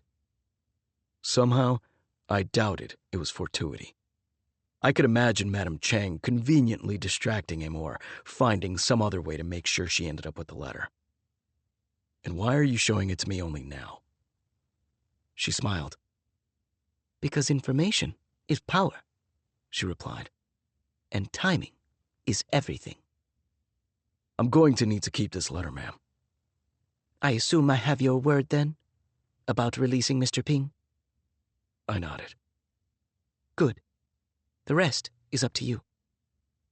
She took her leave, smiling serenely again for the sake of whoever might be watching, and I went to the restaurant's ladies' room and knocked at the door, calling out Isabella's name. The door opened, and a woman came out, but it wasn't Isabella, and she said there was no one else inside. I went in, calling out again, but she was right. The bathroom was empty. Suddenly I thought of Miriam, and my heart began to pound. I started off for the north wing. After a few steps, I burst into a full-out run, ignoring the strange looks I got from the hotel guests. I didn't find them on the ground floor. I don't know why, but I was suddenly sure they were upstairs in the tower. No one was on the second or third floor. I started taking the stairs 3 at a time. On the 6th floor, I began to hear above me in the stairwell the murmuring of a woman's soft voice, quiet, earnest, caring. I still heard it, a little louder, when I got to the 7th floor. The next flight up was a narrow spiral stairway, and there, on the 8th floor landing, I finally found them. With their backs to me, they were standing side by side in front of the laundry chute, which was open. Isabella speaking in a low, soothing voice, her hand making its way down Miriam's spine. And Miriam's head was in the throat of the laundry chute. She was leaning in and peering down inside. I leapt across the landing, calling out Miriam's name, and grabbed her, putting her behind me for safety. Isabella turned, staring at me. She didn't look like herself. Her eyes were open wide and vacant. But there was a cruel curl to her lip, and for an irrational split second, she looked like both herself and Sadie at the same time. Then the double image passed, and it was just Isabella again, but seemingly confused, disoriented. What are you doing here? She asked. It's over, miss, I said, reaching into a back pocket for my cuffs. Chapter 30. April, 1944. 1. 2 weeks after my dinner with Isabella Stafford at the Claremont, I sat on a grassy slope near the top of Wildcat Peak, high in the Berkeley Hills, surrounded by purple morning glories, buttercups, and wild roses. A stream was burbling somewhere nearby, and next to me was a big brown grasshopper foolish enough to think it was camouflaged. As always, the place was abuzz with hummingbirds hovering and darting from blossom to blossom, their iridescent green and gold feathers shimmering in the sun. They were my favorite birds, hummingbirds. They reminded me of Miriam. They were the smallest birds in the world, but had the biggest brains. There was one piece of semi-good news. I called in a favor from Chick U-Halt, who pulled some strings for me and got Juanita undemoted. She was back upstairs making beds again, which was what she preferred, and which paid a little better. I didn't kid myself. It wouldn't make her life good or anything, but it beat ironing laundry in a hot basement. Downslope from me stood the old broken-down stable that I'd spent countless hours fixing up in my head. Every room was going to have a view, a spectacular panoramic view, the kind only rich people have. Today was the closing. I had 10 years of savings, $3,000 in an envelope in my jacket pocket, and I wanted to look at the place one last time. I got back in my car and drove down to my lawyer's office on Shattuck Avenue. The seller was there already, and the closing documents were stacked on a conference table, all set to be signed. When I told him it wasn't going to happen, there was a moment of confusion. Then the seller broke out into expletives and said he was keeping the deposit, which I'd assumed he would, since it was his by rights. After the jilted seller left, I apologized to my lawyer and told him he had to do something else for me instead. 2. What is this place? asked Miriam a few hours later. What do you think? It's a palace, Al. That it was not. We were standing in a small one-story house in the same low-rent West Berkeley neighborhood as my old rat hole place. It had yellow siding and no character because I couldn't afford it. But it did have a big, bright everything room with lots of windows. This would be yours, I said, pointing to a bare but good-sized bedroom looking out on a scrappy maple tree and the neighbor's trash cans. Miriam blinked, uncomprehending. What are you talking about, Al? I thought you said I had to go to Sacred Heart and live with the nuns. Changed my mind. I handed her a document. I want you to read these, Miriam, carefully. They're adoption papers. I won't file them unless you say yes. But if I do, you'd be my daughter. It took her a few seconds to answer. But what about Mom? I found her in Sacramento and spoke with her. She's still your mom and always will be. But she's going through a rough... I never finished that sentence because I was practically knocked over by Miriam, who came charging at me and jumped up on me piggyback style, arms around my neck, hooting and hollering. But no more cutting school, you hear me? I said when she calmed down. Not a single day. Okay, Al. But what about what I owe Mickey? You're done with that. My lawyer took care of it. It's all settled. 3. I got a call from Dugan the morning of April 13th. She wants to see you, he said. She wouldn't say why. The guard damn near fell out of his chair. Isabella hadn't said a word since the day I brought her in from the Claremont 3 weeks ago. Not a single word, not to anyone, not even family. I'd received commendations and a lot of favorable press for cracking the case, although in fact, Madam Chang had handed it to me on a platter. But we decided for obvious reasons that I shouldn't be the one to interrogate Isabella. Everyone who did try to take her statement, however, reported the same thing. She wouldn't speak. I remembered from her grandmother's testimonial that something similar had happened when she was a child, back in 1930, after Iris died. She'd gone mute then, too, for weeks. I had no idea if it was the same phenomenon now, or if the whole thing was just another ruse. Either way, she'd refused to see any visitors, including the family lawyer, Burns. But today was the day she was being transferred from the Oakland jail to the women's prison down south in Tehachapi. Apparently, the cat ungot her tongue. Half of me wanted to say no and forget about her, but that wasn't really an option. Forgetting about her, that is. Despite myself, I'd been thinking about her every night, although mostly the thought in my head was what a fool I'd been. Inviting her to dinner, imagining that she might actually like me. The girl had played me over and over, and I'd made it easy for her every time. Rolled onto my back and stuck my paws in the air. I'd falsified evidence for her, for Christ's sake. I honestly didn't know how crazy she was, or what she was doing up in the tower with Miriam at the Claremont. I'm no psychiatrist, but who knows? Maybe Isabella was reenacting the day Iris died, with herself in the role of Sadie and Miriam as Iris, and Isabella was really going to pitch Miriam down the chute. Or maybe Isabella was going to try to throw herself down the chute. Or maybe she'd pre-planned all of it, including luring Miriam to the tower and even telling me the cruel line Sadie had supposedly said to her that day to make me feel sorry for her. Maybe it was all a big lie, making her crazy in a different way. In the eyes of the law, none of it mattered.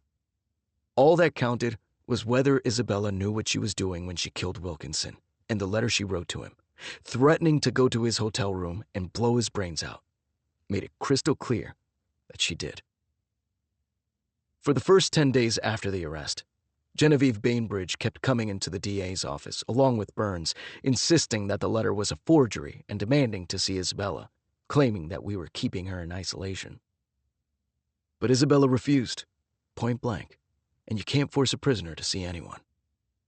I think in my heart, I actually harbored a faint hope that the letter was a forgery.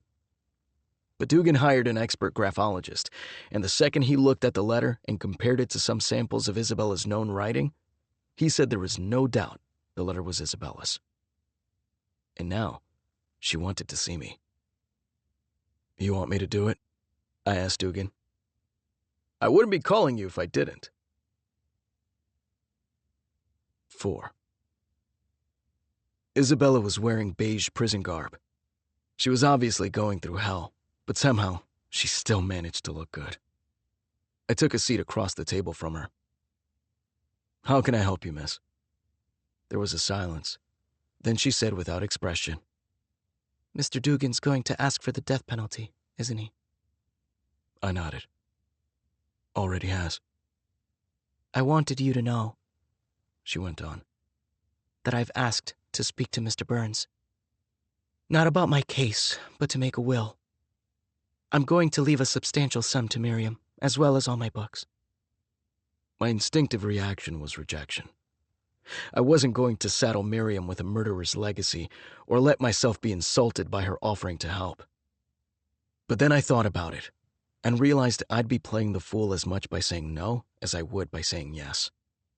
Isabella was going to death row anyway, and Miriam's prospects were more important than any foolish pride on my part. So all I said was that was very kind of her. Some time passed without either of us speaking. Is that all, miss? No, she said. It's not. These last few weeks in here by myself, I've remembered a lot of things from my childhood. Things I'd forgotten, or maybe didn't want to remember. I waited for her to go on, but she didn't.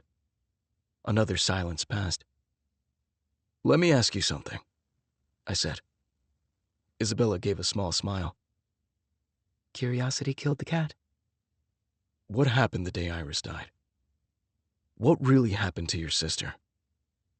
Isabella looked suddenly tired. I was so young, she said. 6. Yes, I was 6. That morning, Iris had pulled the head off my doll. I was angry at her, very angry. And? I don't remember. I get confused. What happened, miss? Someone was watching her. Someone followed her to the laundry chute. Who? Isabella didn't answer, lost in memory. Was it you, miss? I asked. Was it you who followed Iris? Almost a minute passed. Then she asked, Did I frighten her? Who? Miriam. Miriam insists that you weren't going to hurt her. So no, miss, you didn't frighten her. I'm glad of that. You won't believe me, but I have no memory of walking to the laundry chute or opening the door. It's as if someone else did it, not me. I've wondered if I could have killed my father in the same state.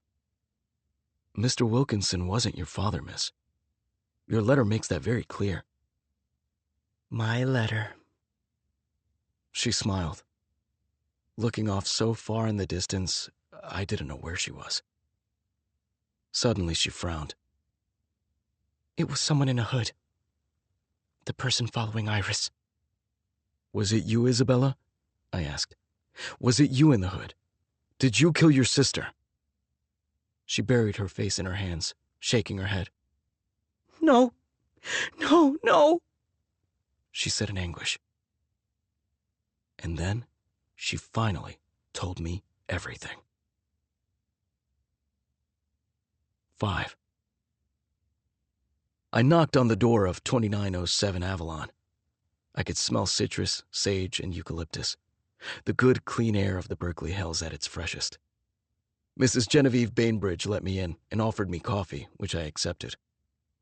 When we were seated in the living room, a small plate of shortbread cookies on the table between us, I said, I'm sorry to be the bearer of bad news, ma'am, but I know you've been waiting to hear. The graphologist's final report came in, confirming that Isabella wrote the letter to Walter Wilkinson. That's impossible. I know Isabella. She would never have written a note like that. It's a mistake. I'm afraid not, Mrs. Bainbridge. The report's conclusive. I will appeal that immediately. You can't appeal an expert opinion, ma'am, I said. There was a short silence. I could see her mind working. She never gave up, that woman. I admired that. But it still doesn't prove she did it, said Mrs. Bainbridge. We also found some folks who saw your daughter Sadie on the night of the murder. She went to Golden Gate Park, it turns out, and made a bit of a spectacle of herself. It was a good try, ma'am. But we know Isabella killed Wilkinson, and she's going to have to pay for it. Surely Isabella has told you she didn't write that letter, and that she didn't kill Mr. Wilkinson. No, ma'am. She hasn't said either of those things. But it wouldn't matter if she had. A longer silence passed. Isabella and I are so much alike. People rarely see that. She smiled sadly. I don't know how everything went so wrong. I've tried so hard to keep this family together. It's the only thing that matters to me. But it's gone. And I'm responsible. We're not to blame for what other people do, ma'am. She drew herself up and smiled graciously. No, of course. Would you excuse me a moment? She left, and I heard her walking slowly upstairs. I sat by myself, wondering about Mrs. Bainbridge and realizing how alone she was. Some time passed, at least 5 minutes. At last I went to the foot of the stairs and called up to her. There was no answer. I went up. Mrs. Bainbridge? I called out again. There was no response, so I walked to the end of the hall where I found the master bedroom. She was lying on her bed face up, her face sheet white, beads of sweat on her brow, struggling for breath, suddenly looking old and frail. In a clenched hand was a clump of leaves. I rushed to her and started gathering her into my arms. We need to get you to a hospital, ma'am. Let me go, she said quietly. It's pointless. A single leaf of Nerium oleander is enough to kill. I've had 6. Let me lie down, detective. I did. Her eyes were clear, but her gaze was not on me. She was looking somewhere far away. Read what's on my night table, she said. It's the last chapter. Next to her bed, on an end table, lay a stack of papers. On top was draped a little silver necklace with a jeweled cross pendant. You're right, she whispered to me. We're not to blame for what others do.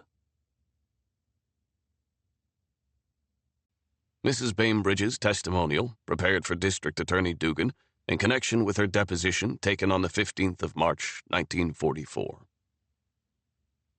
I married Lionel when I was 22. He was my first beau, and my first lover, although applying that term to Lionel is a bit comical. I loved Lionel dearly, but conjugal bliss was not an important part of our marriage. Our union was built on something much deeper, stronger, more dignified. I've never been a very physical person, which is why those von Urbans, with all their open talk of eroticism, revolted me. But I always performed my marital duties as a wife, never once refusing, even if it meant clenching my teeth, and together we produced 2 beautiful children, Sadie and John. When Lionel died in the Great War in 1918, from the influenza, not combat, I was 37. All the other widows I knew threw themselves with libidinous determination into the task of remarrying. But I never hankered after that kind of satisfaction, the basest kind. So after Lionel passed, I resigned myself to widowhood and assumed that aspect of my life, the bedroom aspect, was forever behind me. It was a bit of a relief, actually. Then, one afternoon, 3 years later, I was at the Cliff House, having lunch with my old friends, Susanna and David Lowell, when by chance an old friend of David's came to our table. He was about my age, around 40, and dashing, almost obscenely masculine. He said hello to the Lowells and introduced himself to me. I learned that he was a businessman, originally from Indiana, but now from Ohio, who was in San Francisco for a few weeks of meetings. He had an odd, half-smiling way of looking at me, with his head slightly cocked, that I experienced as indecent, almost as if he could see through my clothes. For the first time in my life, truly the first, I experienced carnal longing. I'd never encountered anything like it, and didn't even recognize what I was feeling. How to describe it? I suddenly felt lazy and warm and reckless at the same time, as well as a little cheap. I assumed I would never see him again. I had learned long ago that men like him don't remember women like me. But I was wrong. The very next day, he called to invite me to dinner. This was unexpected and confusing. What did he want from me? Surely he couldn't be interested in me in an amorous way. I decided that he was probably after my money, so I declined his invitation. But he persisted and tried again. Everyone I asked had said he was doing well, very well financially, but still I declined. I'd never trusted men in his category, men who knew their effect on women, and I had my guard up. And perhaps I was afraid. But when he asked me a third time, I finally said yes. He took me to the Tadich Grill, where we dined by candlelight and drank champagne, and I couldn't believe it. It was unmistakable. He was propositioning me, romantically propositioning me. Nothing like this had ever happened to me. No one had ever even flirted with me before. My introduction to Lionel had been long in the planning, carefully calculated, and arranged by our two families. Our courtship had been sweet, proper, and antiseptic. I ended up in his hotel room. He was only my second lover, or, depending on how you define lover, my first. Certainly he was the first and only to bring me to the heights of pleasure, the most undignified heights. I lost control of my mind and body. I gave myself over to him completely. I was putty in his hands, putty and a harlot and a dog in heat. I was loathsome, a gaping, beatific smile on my face, as if I'd discovered some immense, all-encompassing truth. The next morning, back in my own house in Pacific Heights, I woke up feeling like a different person. I felt like throwing caution to the winds and allowed my mind to wander irresponsibly. Could I move to the Midwest? Give up everything? Start anew? A bouquet of roses arrived that morning with a card from him on which he'd drawn a heart pierced by an arrow, and I said to myself, I could. As it happened, that night was the opening of the new Museum of the Legion of Honor, a grand neoclassical edifice overlooking the Pacific Ocean, built by the sugar magnate and racehorse breeder Adolf Spreckels as a gift to the city. I was still on a cloud, giddy as a teenager when I arrived, accompanied by Sadie, who in her Grecian-style gown was turning every man's head, as always. Sadie and I were marveling at one of the museum's centerpieces, The Thinker by Rodin, when who should come up to us but he, dressed in black tie, even handsomer than the night before. He was attentive and amusing, and he never left our side the entire evening, except to procure us more cocktails. I was sure that he would pay a visit the next day. I dressed so carefully that morning, or at the very least phone. But he didn't, nor did I hear from him the next day, or the next. A week passed, and still nothing. I couldn't understand why. I grew frantic. There had to be a problem, a misunderstanding, an accident. I was unable to think, or eat, or sleep. Finally, when I couldn't stand it any longer, I went to his hotel. It was the Palace Hotel, where just the year before, the philandering President Warren Harding had died suddenly and mysteriously in his sleep. I inquired at the front desk and was told he was out for lunch. I found an unobtrusive spot in a corner of the lobby and lurked there, spider-like, spinster-like. Nearly 40 minutes passed. Then I saw him. He walked in through the double doors, head thrown back, laughing. On his arm was a dazzlingly beautiful young woman, also laughing. It was Sadie, my 17-year-old daughter. I saw him playfully grab a white rose from a floral arrangement and present it with a mock bow to Sadie, who took it, stuck it coquettishly in her hair, and laughed again. Irresistible. They got in an elevator. After it closed, I made my way to an elevator as well. I knew what room he was in, because I'd been there myself a week earlier. When I got out, I saw them at the end of the hall, standing in front of the same room I'd been in. He was kissing her, passionately, hungrily, while his right hand unzipped her dress.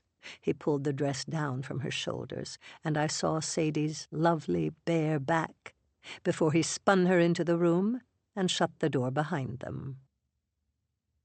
I made myself go to his room and stood outside it. And I listened for a long time. The louder the sounds of their lovemaking, the more clarity descended on me. He loved pleasuring himself. He loved women the way some people love filet mignon or lobster thermidor or a glass of Chateau Lafite. He was a sybarite, a man of prodigious sensual appetite who rapaciously indulged his every selfish sense. It was disgusting. I remember the way he ate the fine chocolates in his hotel room, the ones left on the pillows.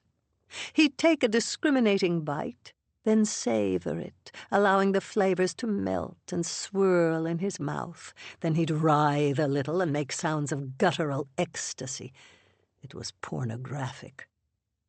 After that, and after other pleasures, he'd light the proverbial cigarette, feeling warm and spent, satisfied.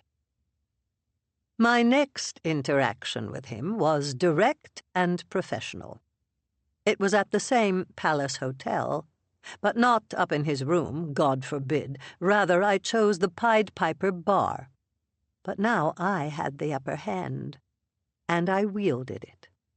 Facing him across a small marble table, I told him that if he didn't leave town immediately, I would have him prosecuted for statutory rape.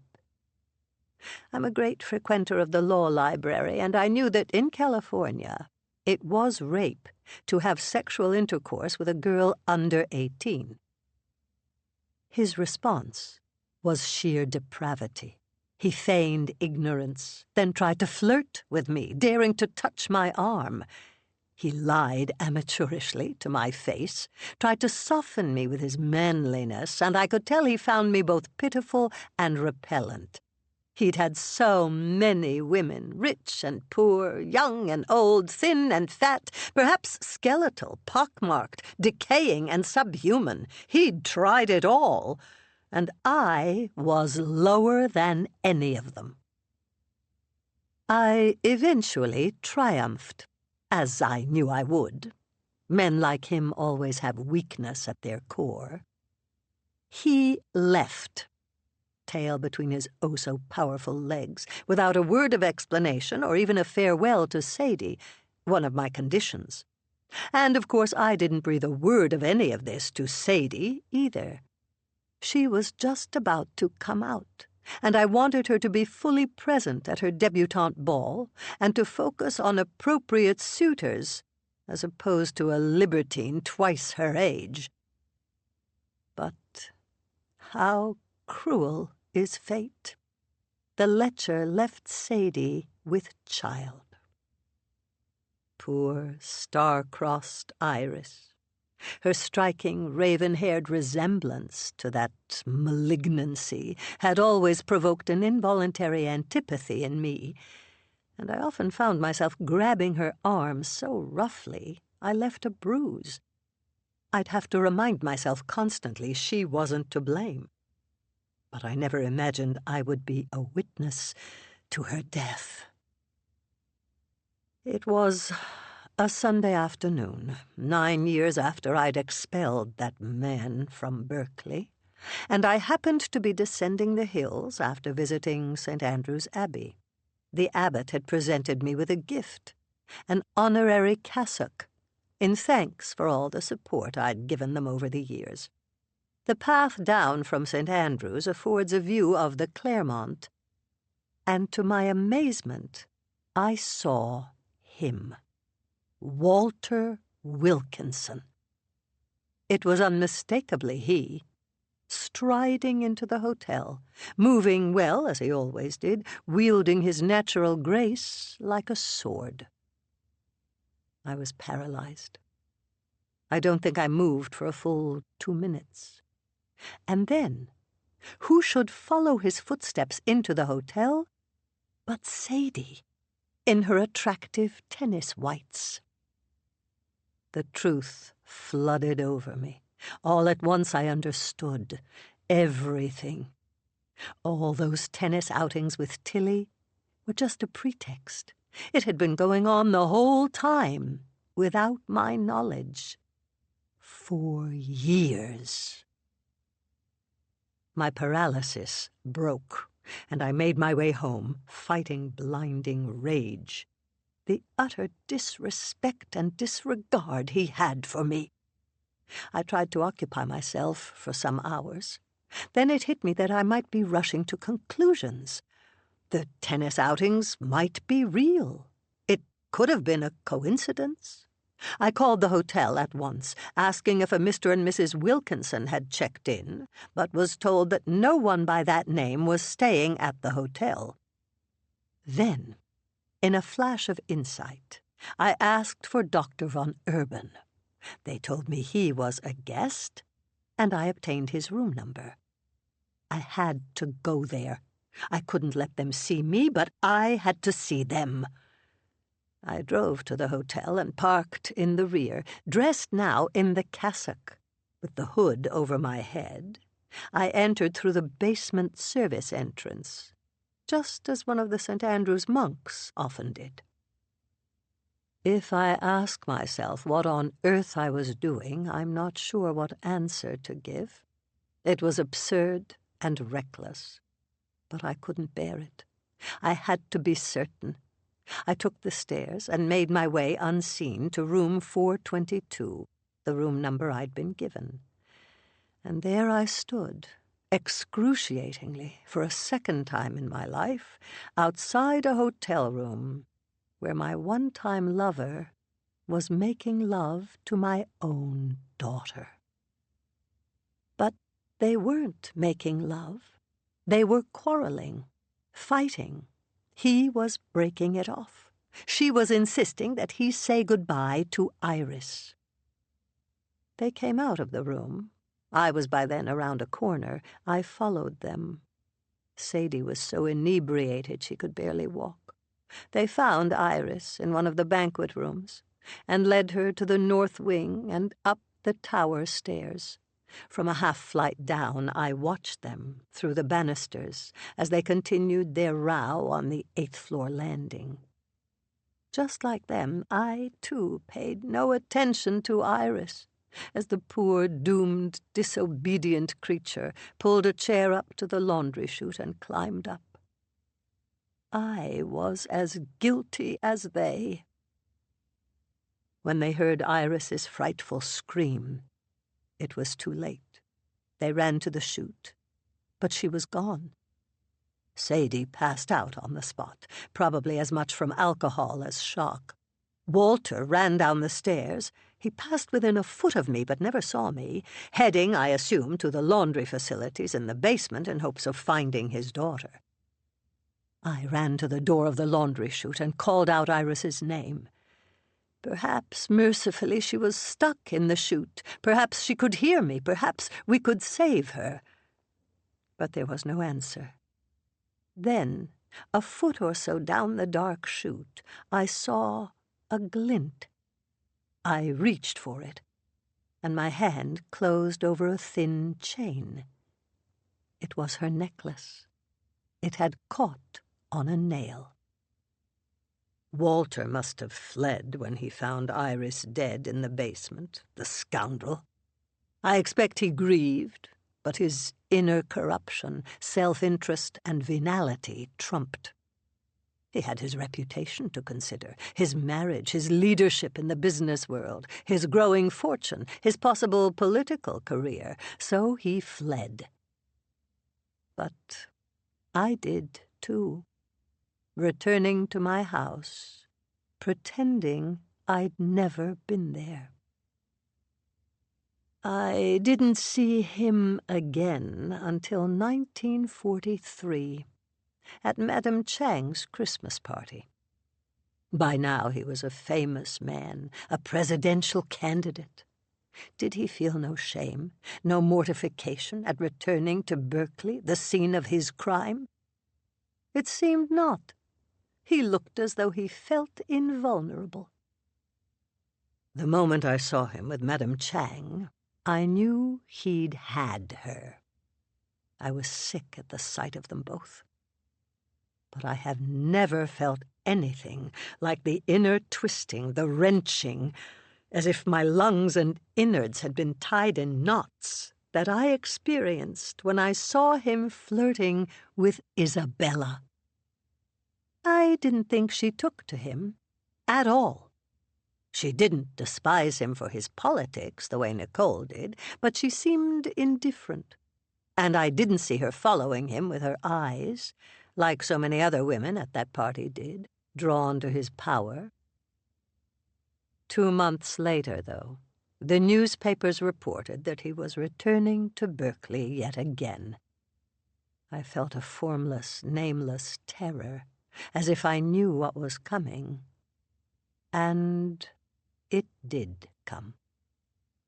The day he arrived in town, Isabella came to my house in Berkeley. She let me know that she was planning to return to Berkeley tomorrow evening to see a friend, and I knew at once there was more to it. While she was in the kitchen, I stole a look in her purse, and sure enough found a card, a note card, in Walter's own hand, inviting her to the Claremont the next day at midnight. The horror that ran through my veins. They had obviously been in contact since Madame Chang's party, and she had plainly come to Berkeley because she was accepting his invitation, his midnight rendezvous. The old lecher was intent on having Isabella, too. What a coup! 3 generations. Seriatim. Why not? A family affair. Or perhaps he'd already had her. unimaginable, unallowable. Immediately, I put pen to paper. 20 years ago, when I'd discovered him with Sadie, I'd run the man out of town with well-crafted, knife-like threats, and I would do it again. But to be most effective, the threat had to come not from me, but Isabella herself. So I wrote a letter mimicking Isabella's hand. Graphology is a pastime of mine, and I had many letters of Isabella's from which to copy. My Isabella was revolted by his advances, as the real Isabella should have been, and I had her warn him to leave Berkeley immediately, once and for all, in the most hostile possible tone. That evening I slipped the letter under the door of his room at the Claremont. But he didn't leave. I called the hotel the next afternoon asking for him, hoping to be told that Mr. Wilkinson had checked out. But on the contrary, I learned not only that he was still a guest at the hotel, but that he was planning to be in residence for 3 more nights. Which meant, to my horror, that his liaison with Isabella was still on. And I had to stop it, at any cost. As I had so many years ago, I slipped in that night through a back door of the Claremont Hotel in my monk's cassock. It was 11:30. The gun was from the family's collection at our country house. I'd planned to knock on his door. I imagined that he'd open it, thinking I was Isabella. I'd pictured the shock on his face, although I wondered if he'd even recognize me. But to my surprise, the door was already open, the room dark and empty. It looked as if he'd moved out. I was wondering what to do next when I heard his footsteps approaching in the hallway. I knew those steps. I knew his smooth, easy gait. I sat down in a chair. Calmness under pressure is one of my native strengths. The room was still dark. He came in and turned on a light, looking at his watch. "Hello, Walter," I said. He spun around. He did recognize me. I believe he'd even recognized my voice. I rose and walked toward him, gun pointed straight at his forehead. He was going to say something, but I didn't wish to hear a single word from his mouth, his pleasure-seeking mouth, which had perhaps already been on Isabella. So I shot him. Right between the eyes, as they say, or a little above. He fell onto the bed. I'm not sure exactly why, but I pulled his pants down. It just felt right, that he should die exposed. Then I placed on his tongue an official jade seal I'd taken from Madame Chang's, to suggest that she or one of her people had done the deed. I would have left at that point, but I happened to see 2 chocolates lying on the White Hotel pillows. It was fate. They, too, I knew, had to go in his mouth. And when that was done, and his lips were parted, I felt the urge to fill his mouth with even more, until it was bursting. Which I did, with everything there was at hand, including the proverbial cigarette. There was only one problem: the letter I'd written in Isabella's hand. Walter, I hoped and assumed, would have destroyed it, so that no one else would ever see it. But if he hadn't, I'd intended to find it among his belongings. His belongings, however, weren't there. The room was empty of any luggage, clothing, briefcase. Why? Here was a circumstance I hadn't foreseen, and I had no answer for it. But I'd run out of time. I had to be gone before Isabella arrived. I left the way I'd come in and returned home. No one had seen me. At home that night, I lay awake in my bed, evaluating. I'd left a clue for the police, implicating Madame Chang in the murder. But if that gambit failed, and if, worse yet, the police discovered Walter's connection to my family, and, worst of all, they found the letter seemingly from Isabella, a contingency plan was imperative. In that event, the only way to save Isabella would be if someone else in the family was implicated instead. At last I saw the way out. If Sadie were thought to be the murderess, she could never be convicted of the crime, not in her mental state. The worst that could happen was another commitment to the asylum. So, a day later, I drove in the middle of the night to our house on Nob Hill. I let myself in. No one was awake. I crept upstairs and secreted the gun in an old hiding place of Sadie's. It was all just precautionary. I was laying the groundwork in case of need. And for the first week or so, I believed we were safe. The police clearly hadn't found the letter. Walter, I thought, had indeed destroyed it. In short, in the end, all had gone according to plan, which didn't surprise me. In moments of singular consequence, when others lose their heads, I never lose mine. Rather, I am crystalline. I become a much larger version of myself, and I can sing and paint and compose and waltz beautifully and do the trapeze. I'm a matador, and a young lass, and a terribly old and wise philosopher. I can do things that are not ordinary and not ordinarily acceptable because I'm on a different spatial and moral plane. This is why, in moments of crisis, I've always been able to make the most exquisitely perfect decisions. Epilogue. It's so sad, all of it, said Miriam. Poor Walter Wilkinson. To be dead. Poor Mrs. Bainbridge. And poor Isabella. I'd picked Miriam up after school, and we were at Edie's Ice Cream Parlor on Grand Avenue. I'd meant for it to be a celebration because the adoption papers had come through. Miriam was one sweet kid, no doubt about it.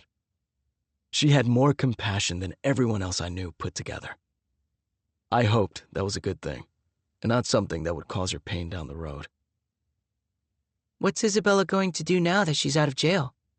She asked. I don't know. But she said she wanted to change her life. Miriam was eating a big cone of Rocky Road. I'd ordered a sundae, but hadn't touched it. What's the matter, Al? Why aren't you eating anything? I didn't say so to Miriam, but I was thinking about the lie I told Mrs. Bainbridge, that our graphologist had said the writing in the letter was Isabella's. The guy had said the opposite. In his final report, he said that his first impression was wrong, and that upon closer inspection, the letter actually was a forgery, just a really good one. By then, I was pretty sure Mrs. Bainbridge was the killer.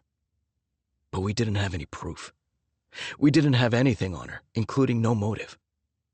My only chance was to get her to confess, and I didn't think she'd let Isabella hang for a crime she'd committed herself. So I told her the graphologist had confirmed that Isabella wrote that letter, which meant Isabella was done for. I hadn't planned on her killing herself as a result. I stuck my spoon into the sundae, but just left it there, poking out. Miriam, what really happened to you and Isabella that night in the tower? Miriam frowned. It was so strange, Al. We were having fun. She was telling me secrets about the Claremont and how she and Iris once stole some strawberries off the top of a cake on a fancy cart. And then she just stopped. I asked her what was wrong, but she didn't answer. It was like she didn't hear me. Then she walked real slow over to the laundry door and opened it. I thought maybe she wanted to show me something, so I went over too and looked in. But there was nothing to see, and that's when you came running in. I didn't understand what was happening. I still don't. I didn't totally understand it either. Isabella told me that she really did go looking for Miriam just to bring her back down to dinner. Only when she saw the laundry chute did it hit her that they were standing in the very same place where Iris had fallen to her death all those years ago. At that point, she apparently fell into one of her sleepwalking states, the kind she used to suffer as a child and would later have no memory of. I shuddered to imagine what she might have done if I hadn't shown up. But I did show up, because Madame Chang had given me that letter, and I was dead certain Isabella was the killer. When I showed her the letter, she knew instantly her grandmother had written it, but what she couldn't understand was why. She even started wondering whether she herself might have been the one who killed Wilkinson during a similar sleepwalking episode. She didn't believe Mrs. Bainbridge would ever do anything to hurt her. But when I sat with her in prison and pressed her about the day Iris died, a memory surfaced. The shape of a hooded figure following Iris up to the tower. And it was then that she realized, or allowed herself to realize, that the person in the hood was her grandmother. That's what Iris was trying to tell me all those years, Isabella had said to me that day at the prison. That's why she kept coming to me. I think that's what she's been trying to tell everyone at the Claremont. I'm not a believer myself, not in ghosts, not in anything supernatural. But I couldn't help remembering my dream of Iris, wearing the same dress she died in the night I stayed in room 422. Isabella also explained the mystery of the old doll, Iris's doll, in Wilkinson's closet. Iris had been odd about that doll. She'd melted its foot to match her own polio-damaged foot and made bruises on its arms whenever she got a bruise. The morning of Iris's death, the girls got in a fight, and Iris pulled the head off Isabella's doll. As punishment, Sadie confiscated Iris's doll and stuffed it in her tennis bag, which Wilkinson ended up with in his rush to clear out his hotel room after the accident. All these years later, desperate to prove to Isabella that he was the girl's real father, he'd brought that doll back with him, along with the necklace he'd bought as a present for Isabella. The irony was that Mrs. Bainbridge never knew Wilkinson was Isabella's father. She didn't know that Wilkinson and Sadie had had a second tryst some months after Iris was born. She thought they'd only resumed their affair years later after Isabella was already a toddler. So when Mrs. Bainbridge saw Wilkinson's note begging Isabella to meet him in his hotel room, she could only imagine he was trying to seduce her. And that was the final straw. The last piece of the puzzle came from Eddie Gong, who got it from Ping, the Chinese guy we'd arrested down at the port. Ping turned out to be one of Chiang Kai-shek's secret police, and he'd been sent to kill Jane Chow, who was Mao's agent, but had been working for Madame Chang. Jane was the one who took the first shot at Wilkinson in the Claremont the night he died, and she meant to miss. She was delivering a message. Support Mao, not Chang, or else.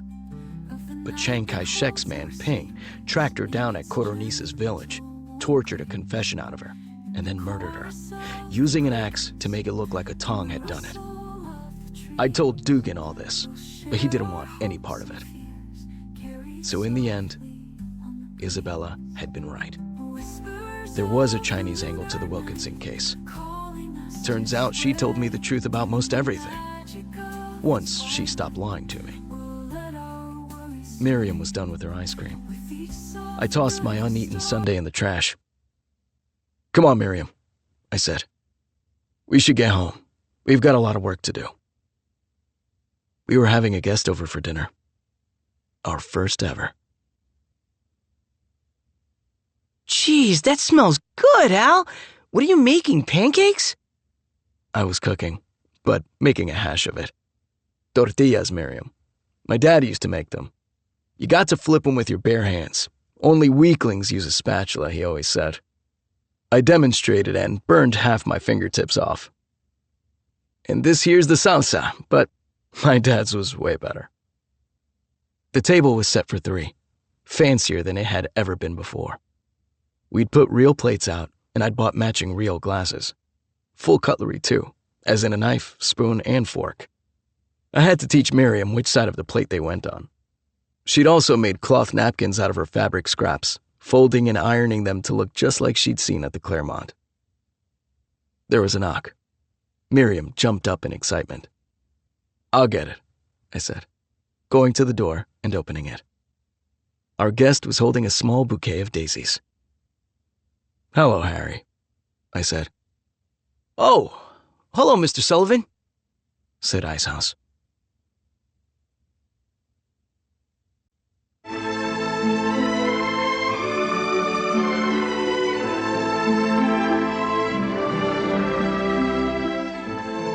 Hi everyone, I'm Amy Chua, the author of The Golden Gate, and I'm with Rob Morera, the narrator.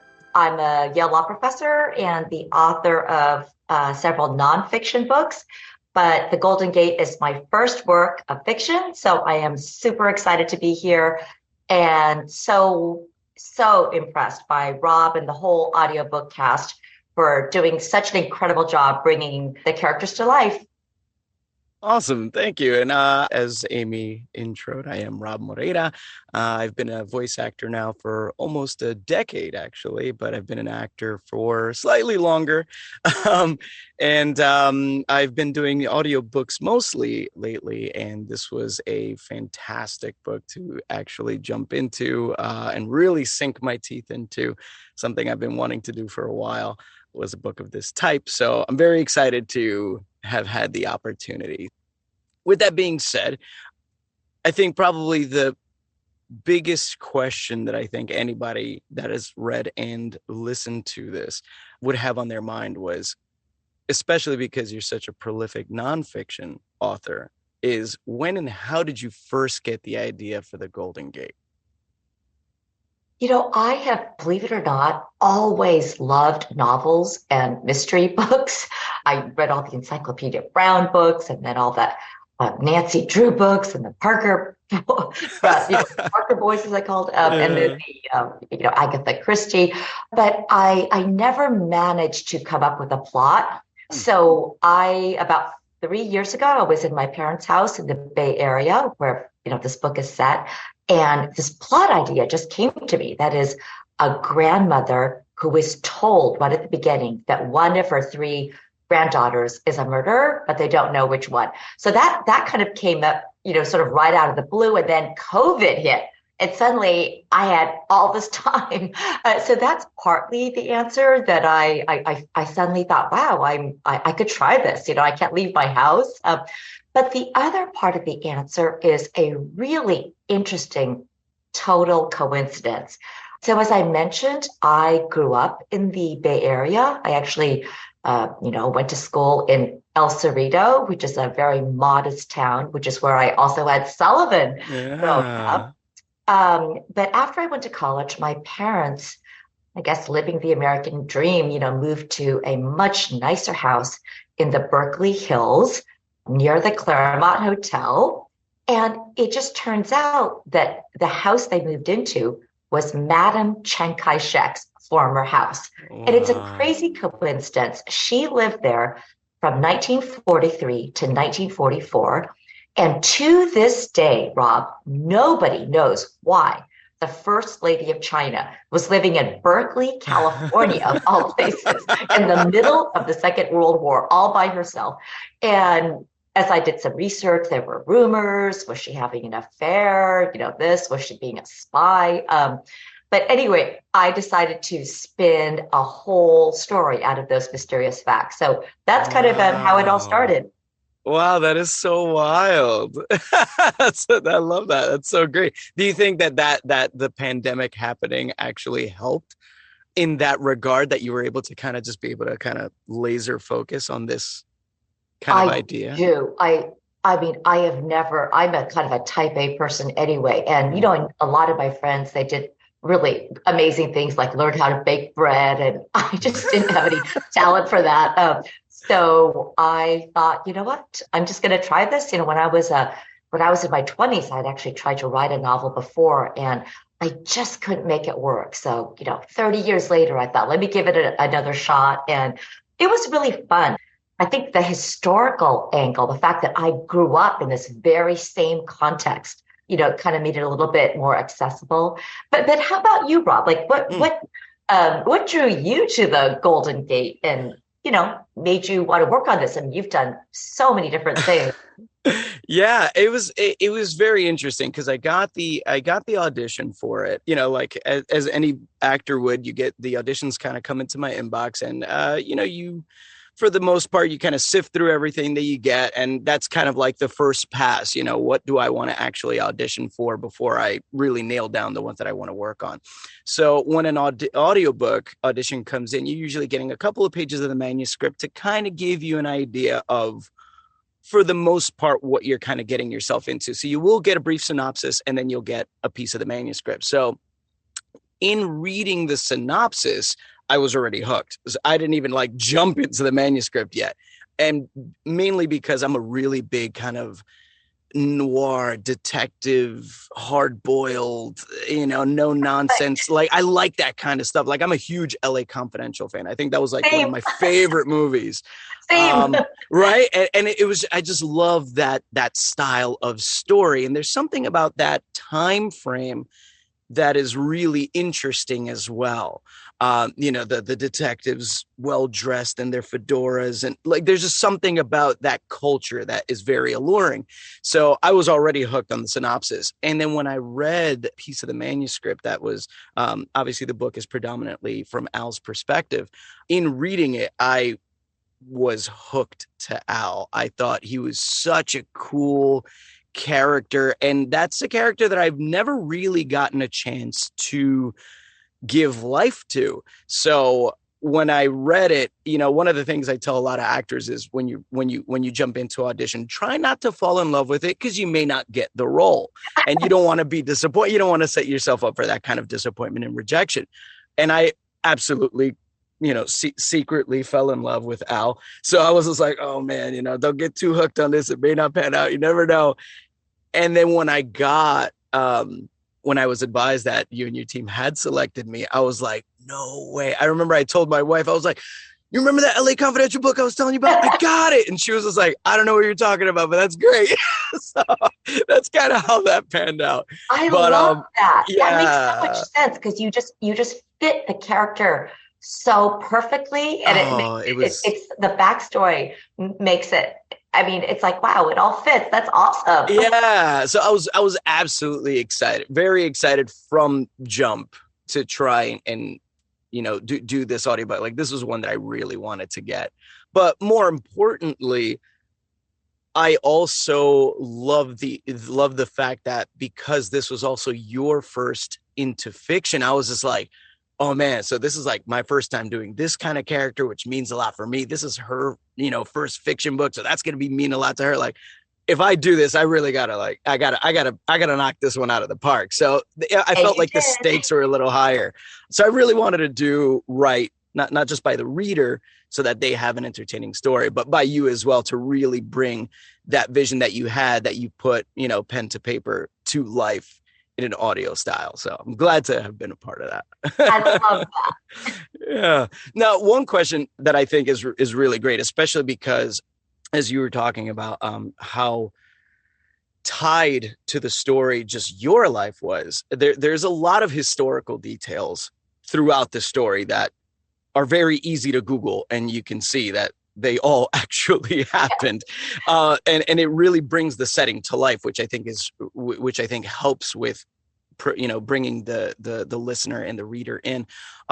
What sort of research did you have to do for this book? Because there's just so much. There's so much. Thank you. Well, actually, a lot of research. And I got to say, it was super fun.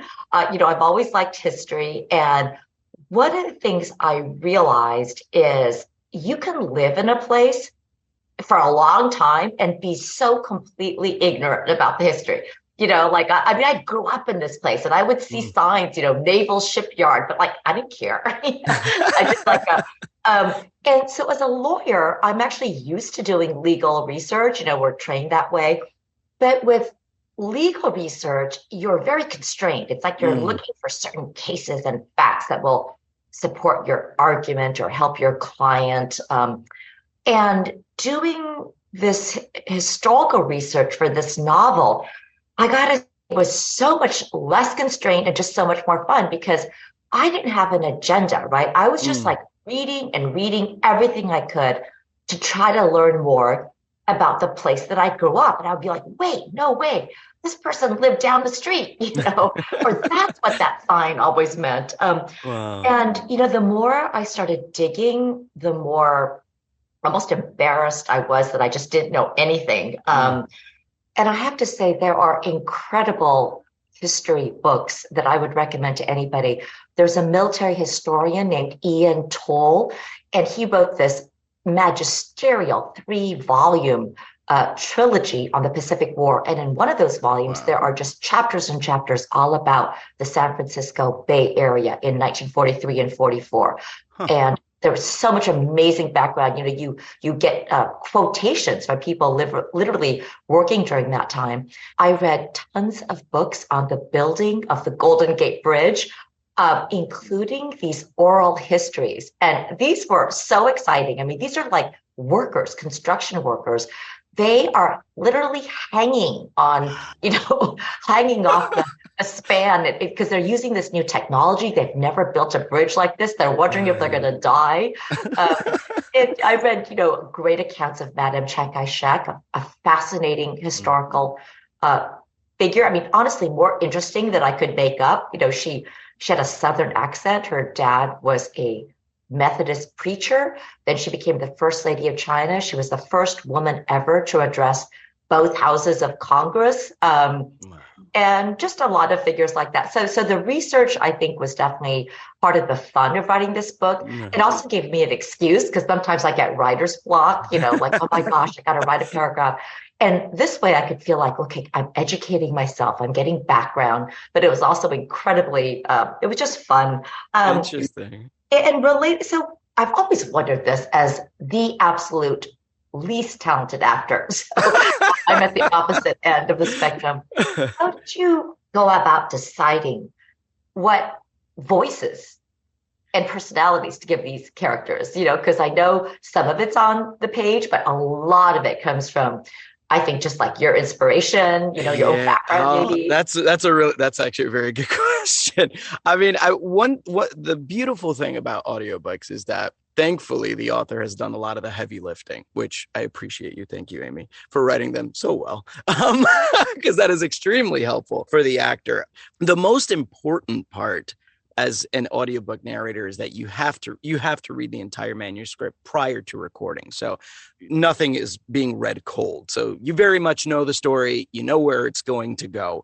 So that helps with how you kind of create who they are. In terms of the voices and how they sound, there are kind of baseline voices that actors typically have already in their toolbox. So as an actor, you already have what a grizzled guy is going to sound like, or what a young boy is going to sound like, or what a female may sound like in my specific chamber, what an older female, so on and so forth.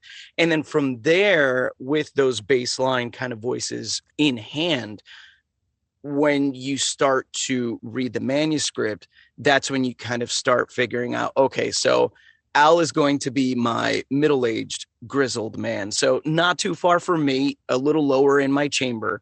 Thankfully, I'd say he and I are roughly around the same age. So I pitch my voice a little lower because as a personality, I'm a little bit brighter than Al. So what would I sound like if I am this homicide detective? I'm dealing with these difficult cases, and I'm also kind of numb to these things. This is work. How does that guy kind of sound? And then that voice becomes a little bit more serious. Obviously, he doesn't joke too much. He might be a little sarcastic. And as you can hear, as I speak, my voice kind of starts to pitch down a little bit. Also, there may be a certain staccato to the way they might speak, or they might give off that general no nonsense kind of vibe to them. And I think very important, especially for somebody like Al, was a mention that Miriam made that was huge for the character, that when I read it, in my head, I'm already kind of piecing together how they're going to sound, how they're saying these things. Because as I'm reading the manuscript, I'm kind of reading it in their voices. But when she said, "Did you notice that you speak to them different than when you speak to me?" Yeah. And that was a huge moment for me as an actor, because then that completely changed now how he spoke to Miriam. So I had to make that distinction, like, oh, okay. So she noticeably, somebody who's close to him, can see that he speaks differently. Anybody else wouldn't notice that, but she does, because she knows how he speaks. So when he speaks to her, I had to now remember, okay, she is a child. She's close to me, not my daughter. We're close. There's going to be a slight delicateness to his no nonsense. So now I had to impart that when I interacted with the Miriam character. And when I spoke to characters like Dickie or the other cops, then, especially somebody like Dickie, I had to be kind of exasperated. Okay, Dickie messed up again. Okay, what is it, Dickie? You know what I mean? While speaking to the others that he knew he can absolutely count on, I had to now make that kind of colored how I spoke with them. Now with characters like the cousins, right? The three ladies, the Bainbridges. That one was interesting because it was the same base template, and then their personalities that you had outlined is what dictated how they were going to speak. So Izzy had a playful deviousness to her, while Cassie kind of had a more leadership-ish kind of quality to her. She was, she was no nonsense. She, when she spoke, she meant what she meant. There was no hiding what she was going to say. While Nicole had kind of like a pride to her. She had whether it was right or wrong, did it matter? What she knew is what was right. And she was going to fight that tooth and nail. So she had a pride to her, a youthful kind of ignorance is bliss kind of vibe to her. So that dictated how those three spoke, even though they were all kind of in the same baseline, kind of the same age, but that's what dictated how they spoke. So that's kind of like how I approach that, reading through it and develop and seeing their personalities develop really dictates how their tone is going to be. Not to mention, in reading the entire thing, what the character's arc is. So in knowing their arc, they may start in one place, but they may end somewhere else, which was really mostly important for Al and Isabella. They were probably the two main ones that started in one place and ended their personality in a different place. For Al, was really accepting his role as caretaker for Miriam, and as a parent, that kind of feeling of putting someone above you and what their future is going to be. I think that was a very big moment for Al to kind of accept and, in a sense, grow up for himself. And I thought that was really big. And you kind of hear that towards the end of that story. I'm so impressed, and I'm actually, I never knew any of this, and the kind of honor that the level of care and perceptivity, like you just notice all these things, and that makes a lot of sense. Yeah, and it's really and it's really important because, like, when you read the book, it's easy to get that because you're reading it. So when it becomes the audiobook, for me at least, speaking as myself as a narrator, I think it's truly important that ride that you get when reading is equally as good in the audio format, because you need to be able to feel it, because it's easy to check out. When you're reading, you're invested, so you're going to stay in it. But when it's an audiobook, you don't know where this is being listened to. Is it while somebody's cooking? Is it while somebody's driving? Whatever the case may be, or while they're working out, and you want the person to stay engaged. So what is that going to sound like? So I think it's absolutely important that a narrator takes care in these characters, because you did when you created them. These are your children that you've created and that you've put into this world. So I need to treat them the same way because I'm giving your creations a voice now, It's very cool. So yeah, I think there should be a lot of care there. And I absolutely take a lot of care in the characters that I give voice to. Now going back to the research, because I think it's so fascinating, just imagining how much you've had to consume on your end just to be able to lay all this out so well. What was the most surprising thing you learned in all this research that you did for the book? Great question. I would say this goes back to the being embarrassed about my ignorance. I had no idea that after Pearl Harbor, that the whole San Francisco Bay Area became the largest shipbuilding center in the world, in fact, in the history of the world. It's really amazing. So my parents actually, they're Chinese, but they grew up in the Philippines.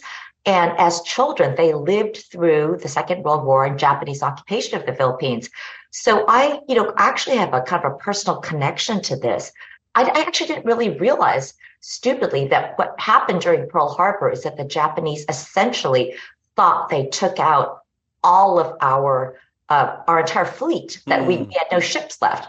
And it's incredibly impressive. After that happened, the U.S. Navy decided, you know what, we are going to start building ships.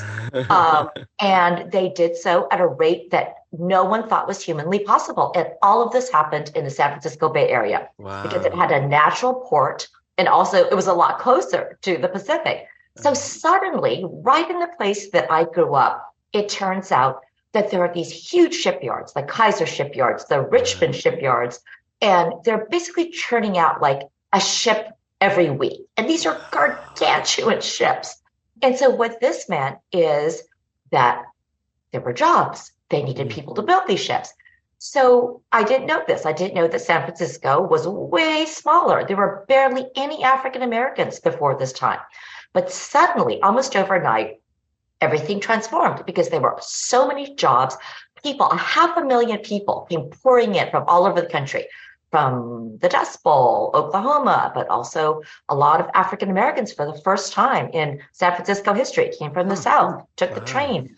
And that, I think that was just for me to piece it all together backwards and realize, oh, this is how the San Francisco Bay Area got to look like the way it was when I was a kid. It had happened all relatively recently, kind of during the Second World War. That is so interesting. I love that you threw that into the book as well.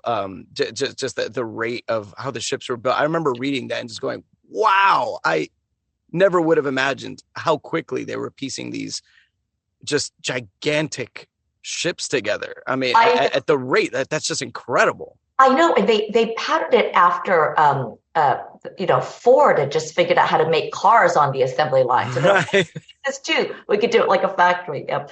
But it's so funny, Rob. I think we're interested in the opposite of what we know, because I'm still fascinated by the acting part. And can I ask you, this is almost like the equivalent of the legal research on my part, but how about preparation? Like, how do you prepare for a role before you start narrating? Do you stand in front of the mirror and try out your voices? Or do you have any, pre-narration rituals that you do?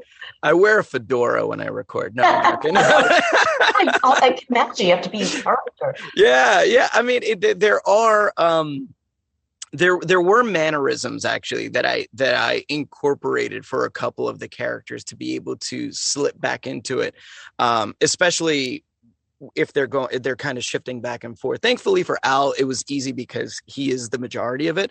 So that one was simple. But the way I sat, I normally sit when I record, but the way I sat for Al is different than how I would normally sit. Well, I normally would sit like this. When I was Al, I usually kind of prop my arms on my lap. And that's this kind of like almost power stance. It was how Al was. Yes. While Isabella, whenever I did her, I usually had kind of like, I would have one arm kind of crossed over the other, kind of like she's holding a cigarette at all times. Yes, there is a scene like that. So when she spoke, she always kind of spoke like, this is how I would deliver my lines, was her hand kind of, kind of gesturing towards whoever she was speaking to. And if she wanted to throw something away, if I wanted her to say it that way, then I would kind of do a wave of my hand to make it sound like she was throwing it away. So every character had their mannerisms.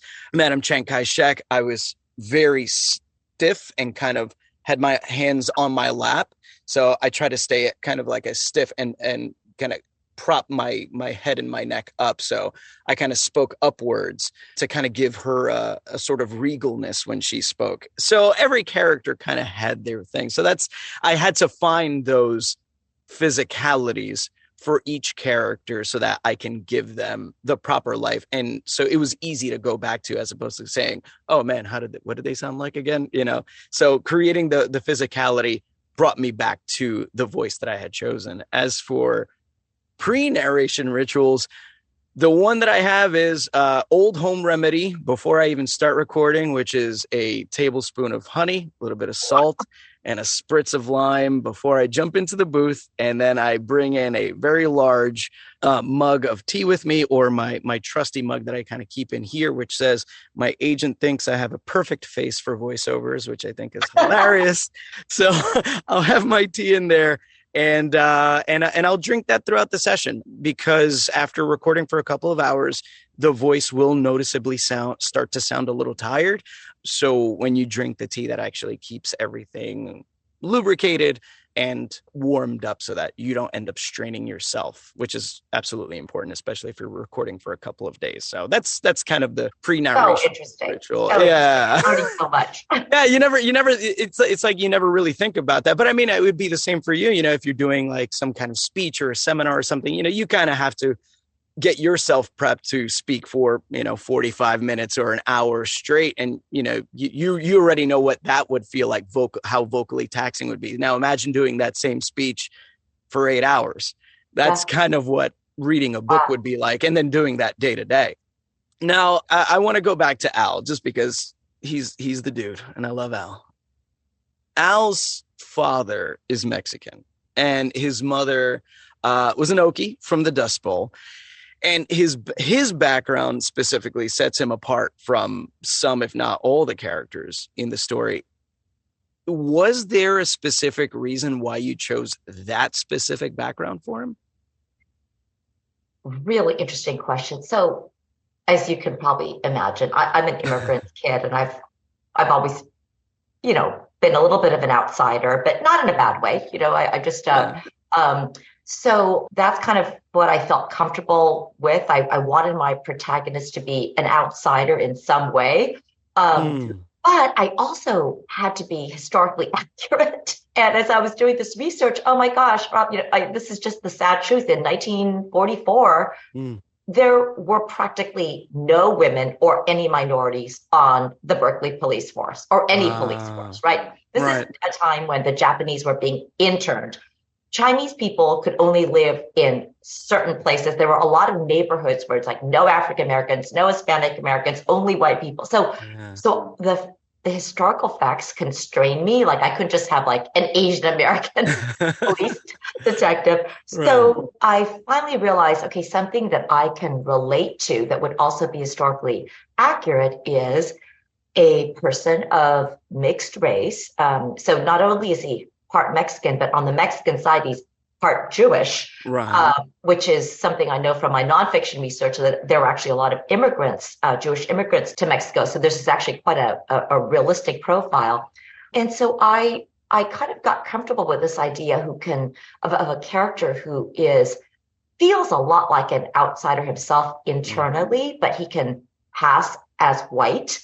So that can be positive in a sense, but it could also be a little bit negative because he has to struggle with I don't know if it's like the guilt or his feelings about sometimes hiding aspects of his true identity. And I'm obviously not his exact profile, but I've experienced a lot of the same things as somebody who, like I know what it's like to sometimes think, okay, I'm just going to highlight this side of myself and not bring out this side of myself just in Yeah, order to fit absolutely. in. Yeah, no, 100%. I mean, I'm right there with you. It's the same, being an American born Latino, you kind of go through the same things, and it's almost like it's always so interesting when people are surprised. They're like, oh, you're Hispanic. And it's like, Oh, what yeah. changed? Like what, you know what I mean? Like what changed in your mind in discovering that? Because something, blossomed. I want to know what that was.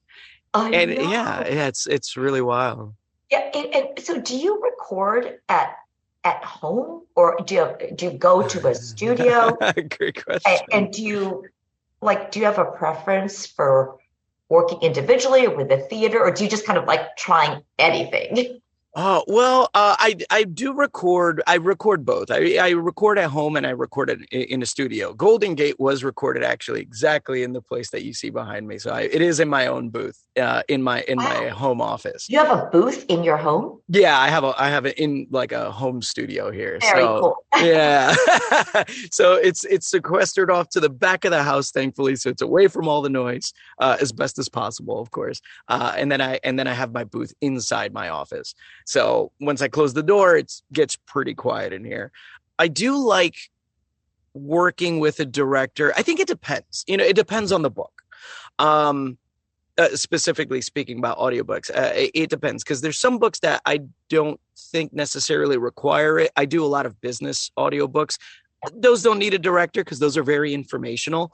So they tend to be one note, while something like Golden Gate or just, any kind of fiction, I think it makes sense to have a director on hand, mainly because no narrator is perfect, no actor is perfect. And when you're recording for several hours, there is the possibility where you may lose the thread of the character as you kind of move along. So it's important to have a director on hand, or just another set of ears to hear what you're doing and be able to kind of course correct you when they feel like you start to veer off from where you initially started with the character.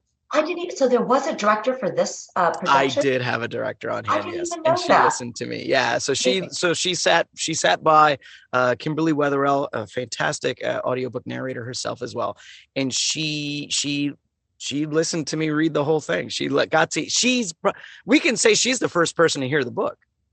Technically, Right. you know what I mean? She's technically the first person who heard it. She heard it live in action. And she course corrected me whenever she heard that maybe something would kind of deviate in the sound or the tone of the character.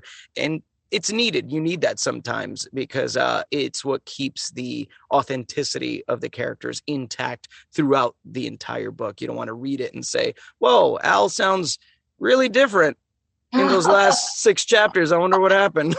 I think he got older. I don't know what's going on there, So it's very important for a book like this to keep another set of ears and a director nearby. So I thought that was absolutely important.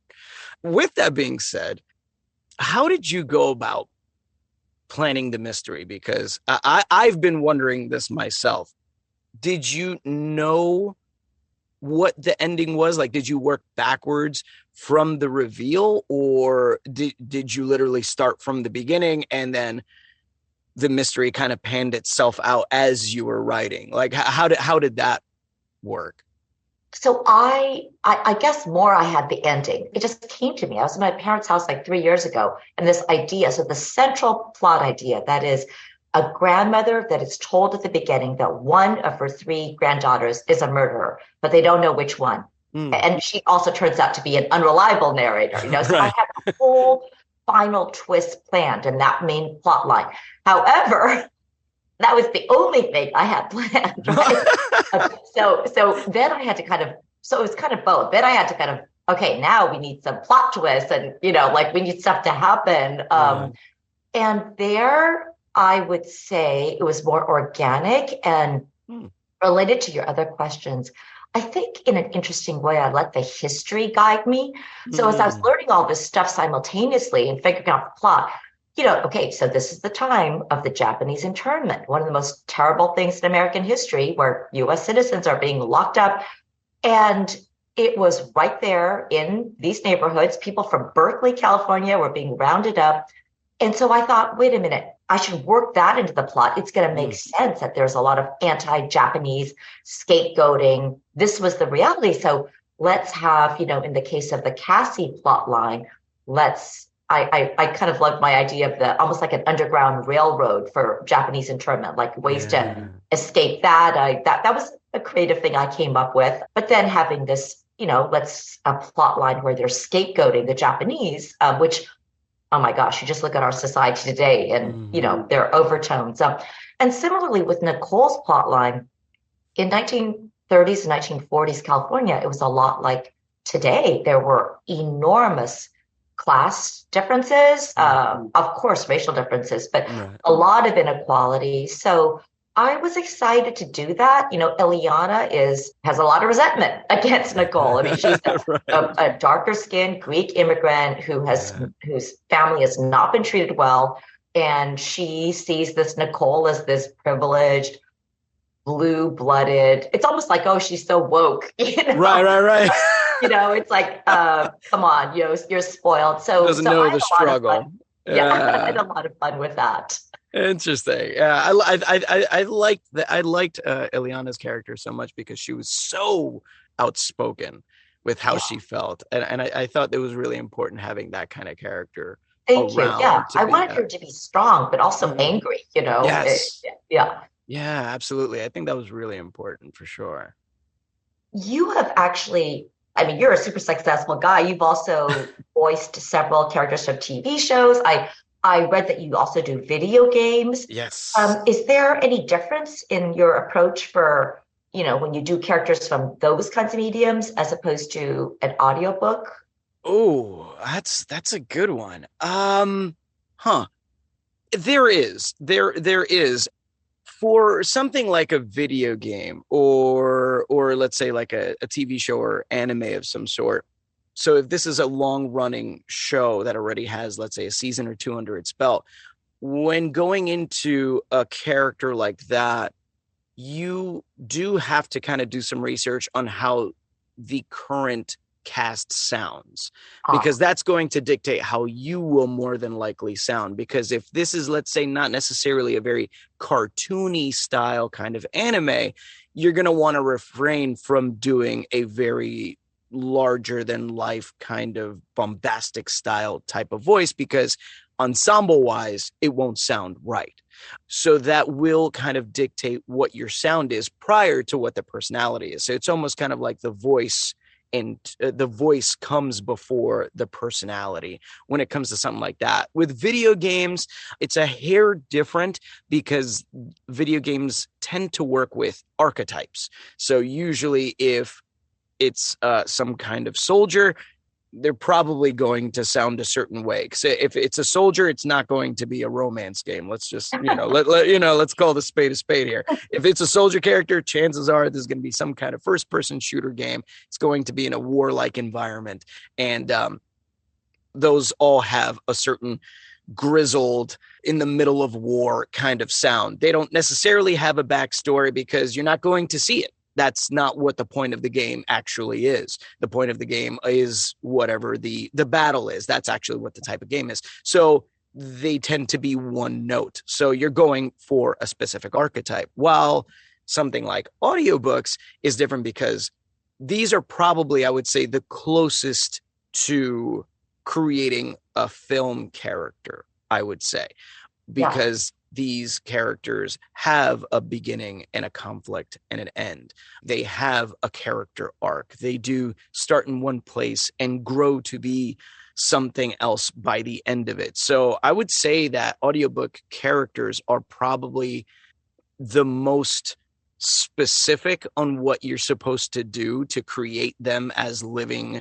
feeling people, as opposed to something like a kind of animation or potentially a video game. I think they are all kind of different in the approach and how you do it. So while it would be voice first, character last for a TV show, or strictly one type of archetype for a video game, it would be character will dictate voice for an audiobook. So they are, at least Really? that's my process. Of course. Makes sense. Yeah. So I think it's definitely different. The process is absolutely different depending on the medium, for sure. But yeah, that's a really great question. With that being said, I personally want to know, what was your involvement in choosing your narrator for this book?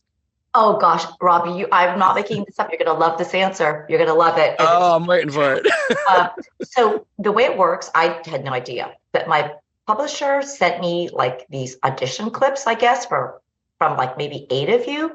And they also, because my agents, Teresa Park, and it's a team, all literary agents are different. Mine are really involved and really hands-on. With my previous agent, I just did everything myself, but here they have like this team. And so not only did these audition clips get listened to by somebody in my publisher's camp, but like 5 different people in my agency also listened to it. And we were not allowed to tell each other what our preferences were. So we wanted, yeah. So I listened and I was like, oh, clearly this guy Rob, clearly, right?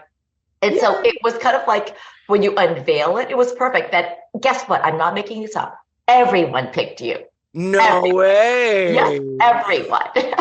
I'm sure that doesn't always happen, but yeah, because when we kind of unveiled our preferences, we had all picked the same person. And I heard that that's actually often not the case, where half the people will have preference for one and other people see it this way, and then they'll have to make a compromise. Oh, but this man. was like done.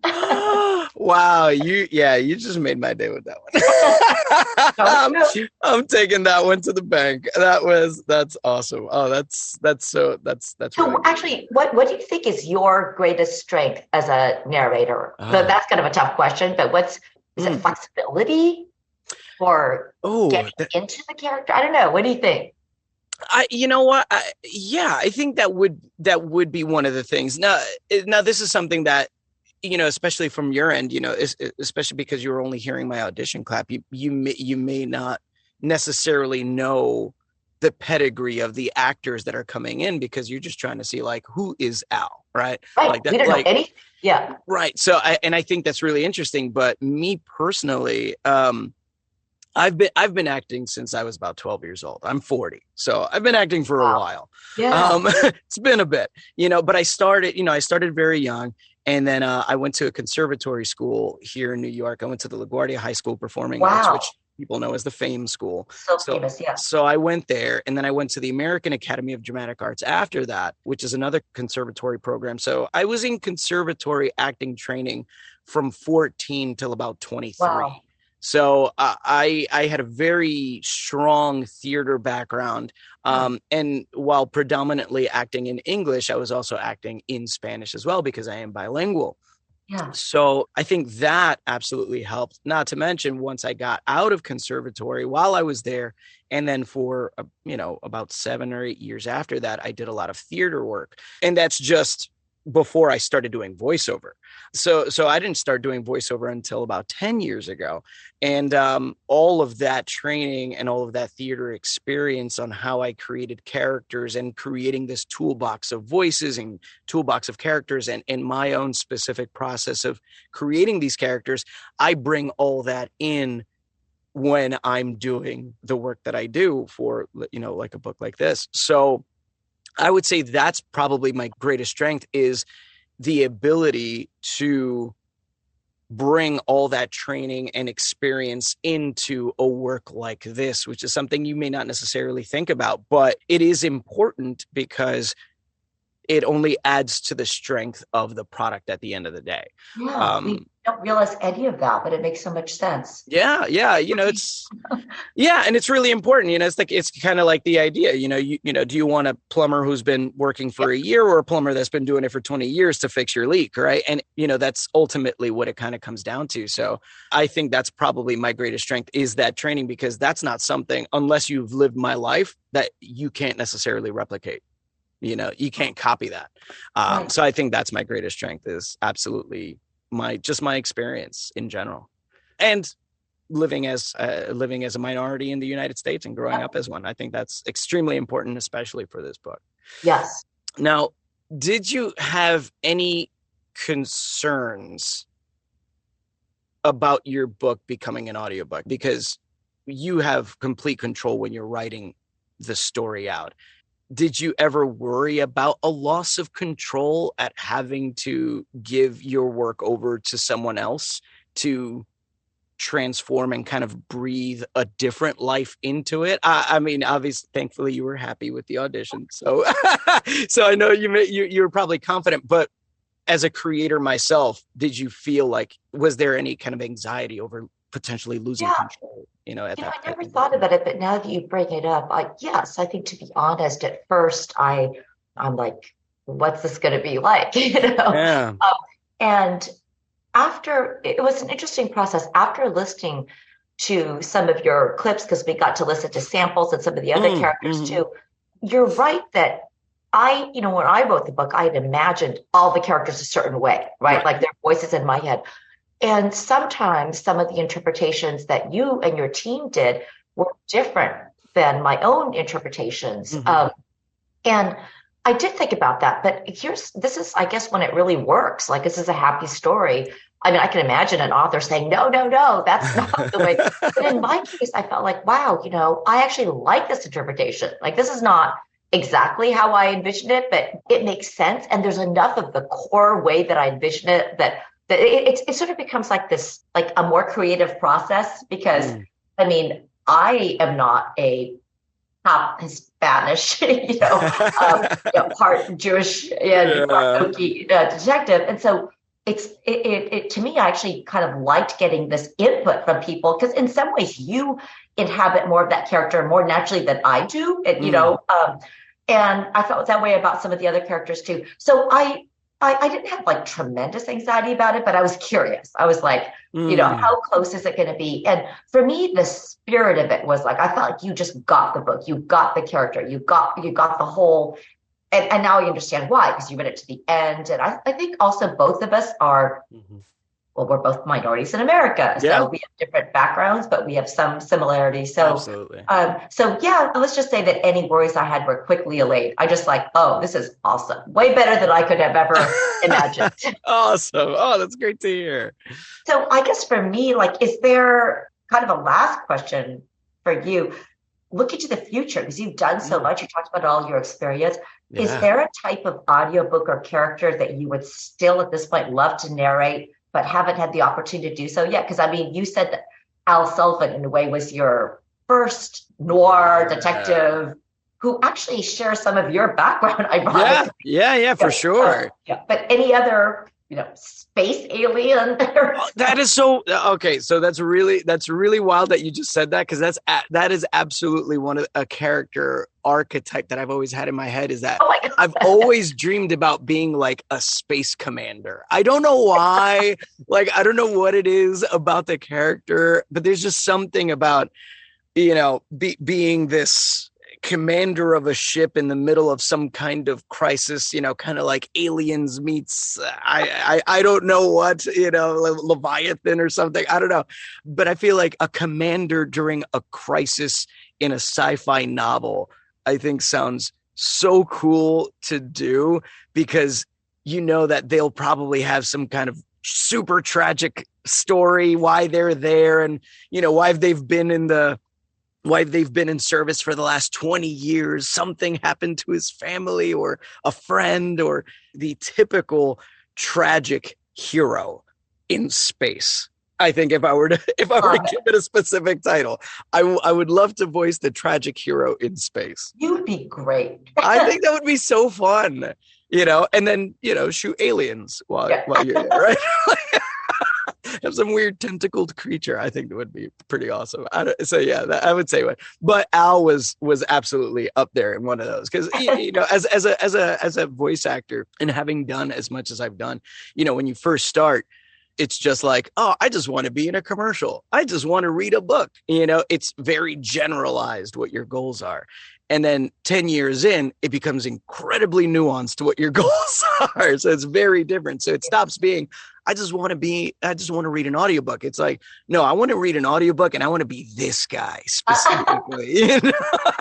Wow. So it becomes much more focused the more you do it. So Al was definitely one of them as well. It's like, I want to be this detective guy that solves a mystery, you know, no nonsense. You ain't stopping this guy. So I thought it was really cool to be able to be him.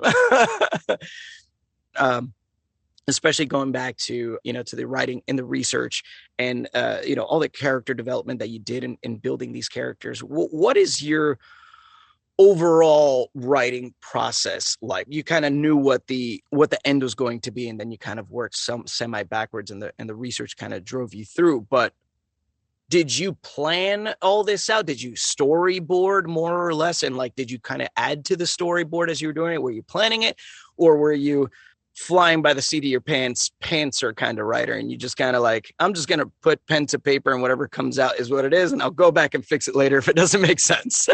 You know, that's a great question. A little bit of both. I'm definitely by personality more of a planner. Like I just have outlines and outlines and outlines. Sometimes I just have to be like, Amy, this is just an excuse for not writing. Like, oh, I'm still making my outlines, you know. And I realized that's just fear. Like you got to just start. But I am a kind of a planner. I will say that I have changed a lot. You know, I wrote my first kind of not really academic book was this Tiger Mom memoir. And that was the fastest book I wrote because it was just kind of like talking to myself. And I now have this process where sometimes I'm running or walking my dogs, where a scene will come to me, or words, a dialogue. And people will think I'm a crazy person, Rob, because I'll be running on the streets and I'll have to stop my dogs. And then I'll pull out my phone and I don't even know how to use the recording thing. So I'll like be typing in dialogue and all this stuff. Yeah. And so some of it is very spontaneous. And so that part is more like the seat of the pants thing. Because sometimes I'll love a scene. I'll be like, oh my God. Honestly, some of my scenes with Miriam just came to me like that. The dialogue, it just came to me. And sometimes I had to be disciplined. I'd be like, okay, this doesn't fit. You know? Like you can't put this in here. But most of it was used. For me, the best dialogue comes when it's actually a conversation in my head, because that's really how normal people talk. Yes. Opposed to at the other extreme when I have writer's block and I'm like staring at a computer trying to write dialogue. Right. So I think a little bit of both. When you did the dialogue, would you like record yourself as the two characters, like just saying dialogue and let it flow? I'm just I'm so bad at technology. I don't know how to record. So I would literally have it in my head and be typing it on my phone, you know, in shorthand. And I have all these like scribbles all over the place, like literally the proverbial napkins and all over the place. I was about to ask that. If you had those napkin scribblings. My favorite parts are things that you can find on these little pieces of paper all over my house. Wow, that is so interesting. I feel like I would lose the thread if I try to write something like that down. Because like, you know how your thoughts are just moving at 100 miles an hour when you land on that idea and you're just like, oh, get it out before I lose it. Like, did you ever feel that? Then you stick it. That's where the outline, it's like a little bit of both. Then you try to jam it into, like, this is going to come here in the outline. Interesting. Now, would you say that the ability to do that, would you say that's one of your strengths as a writer? Like, what would you say is your greatest strength as a writer?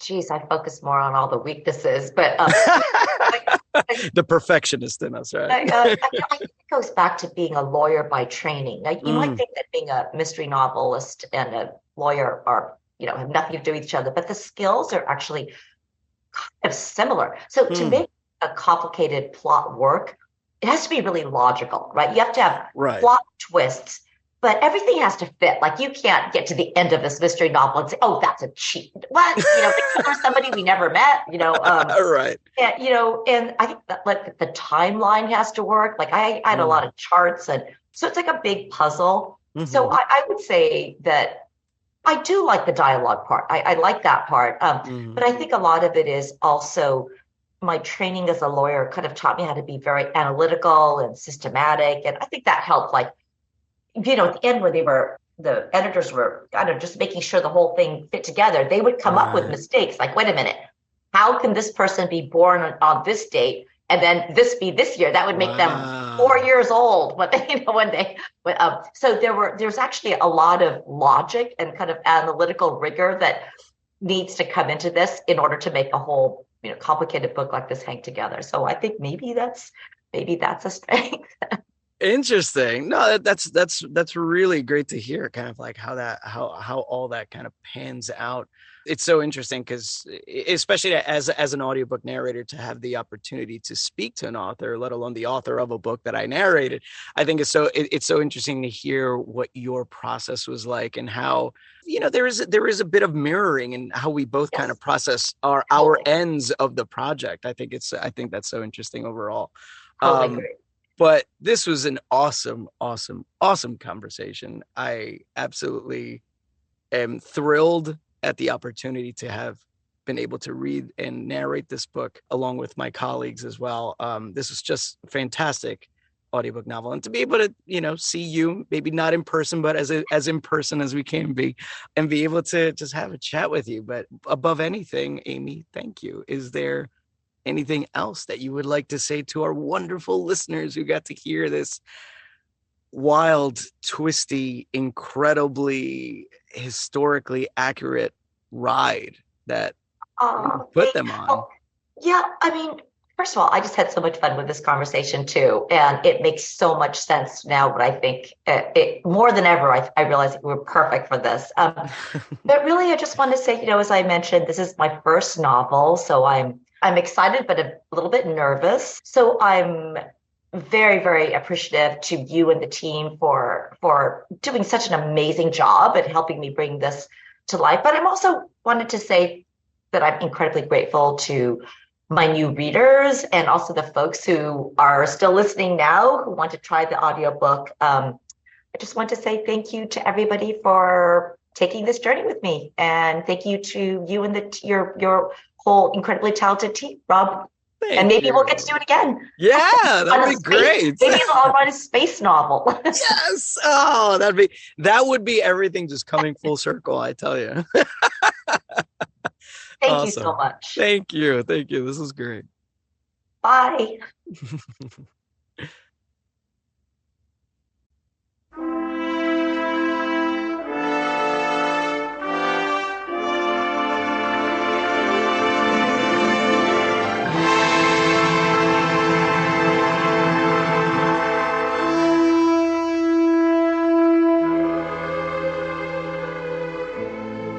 This is Rob Moreira. Thank you for listening to The Golden Gate, a Macmillan audio production from Minotaur Books. This program was produced by Katie Rubitsky and Christine M. Farrell. Directed by Kimberly M. Wetherell. Post-production by Tim Franklin. Text copyright 2023 by Amy Chua. Production copyright 2023 by Macmillan Audio. All rights reserved. For more information about Macmillan Audiobooks, please visit macmillanaudio.com.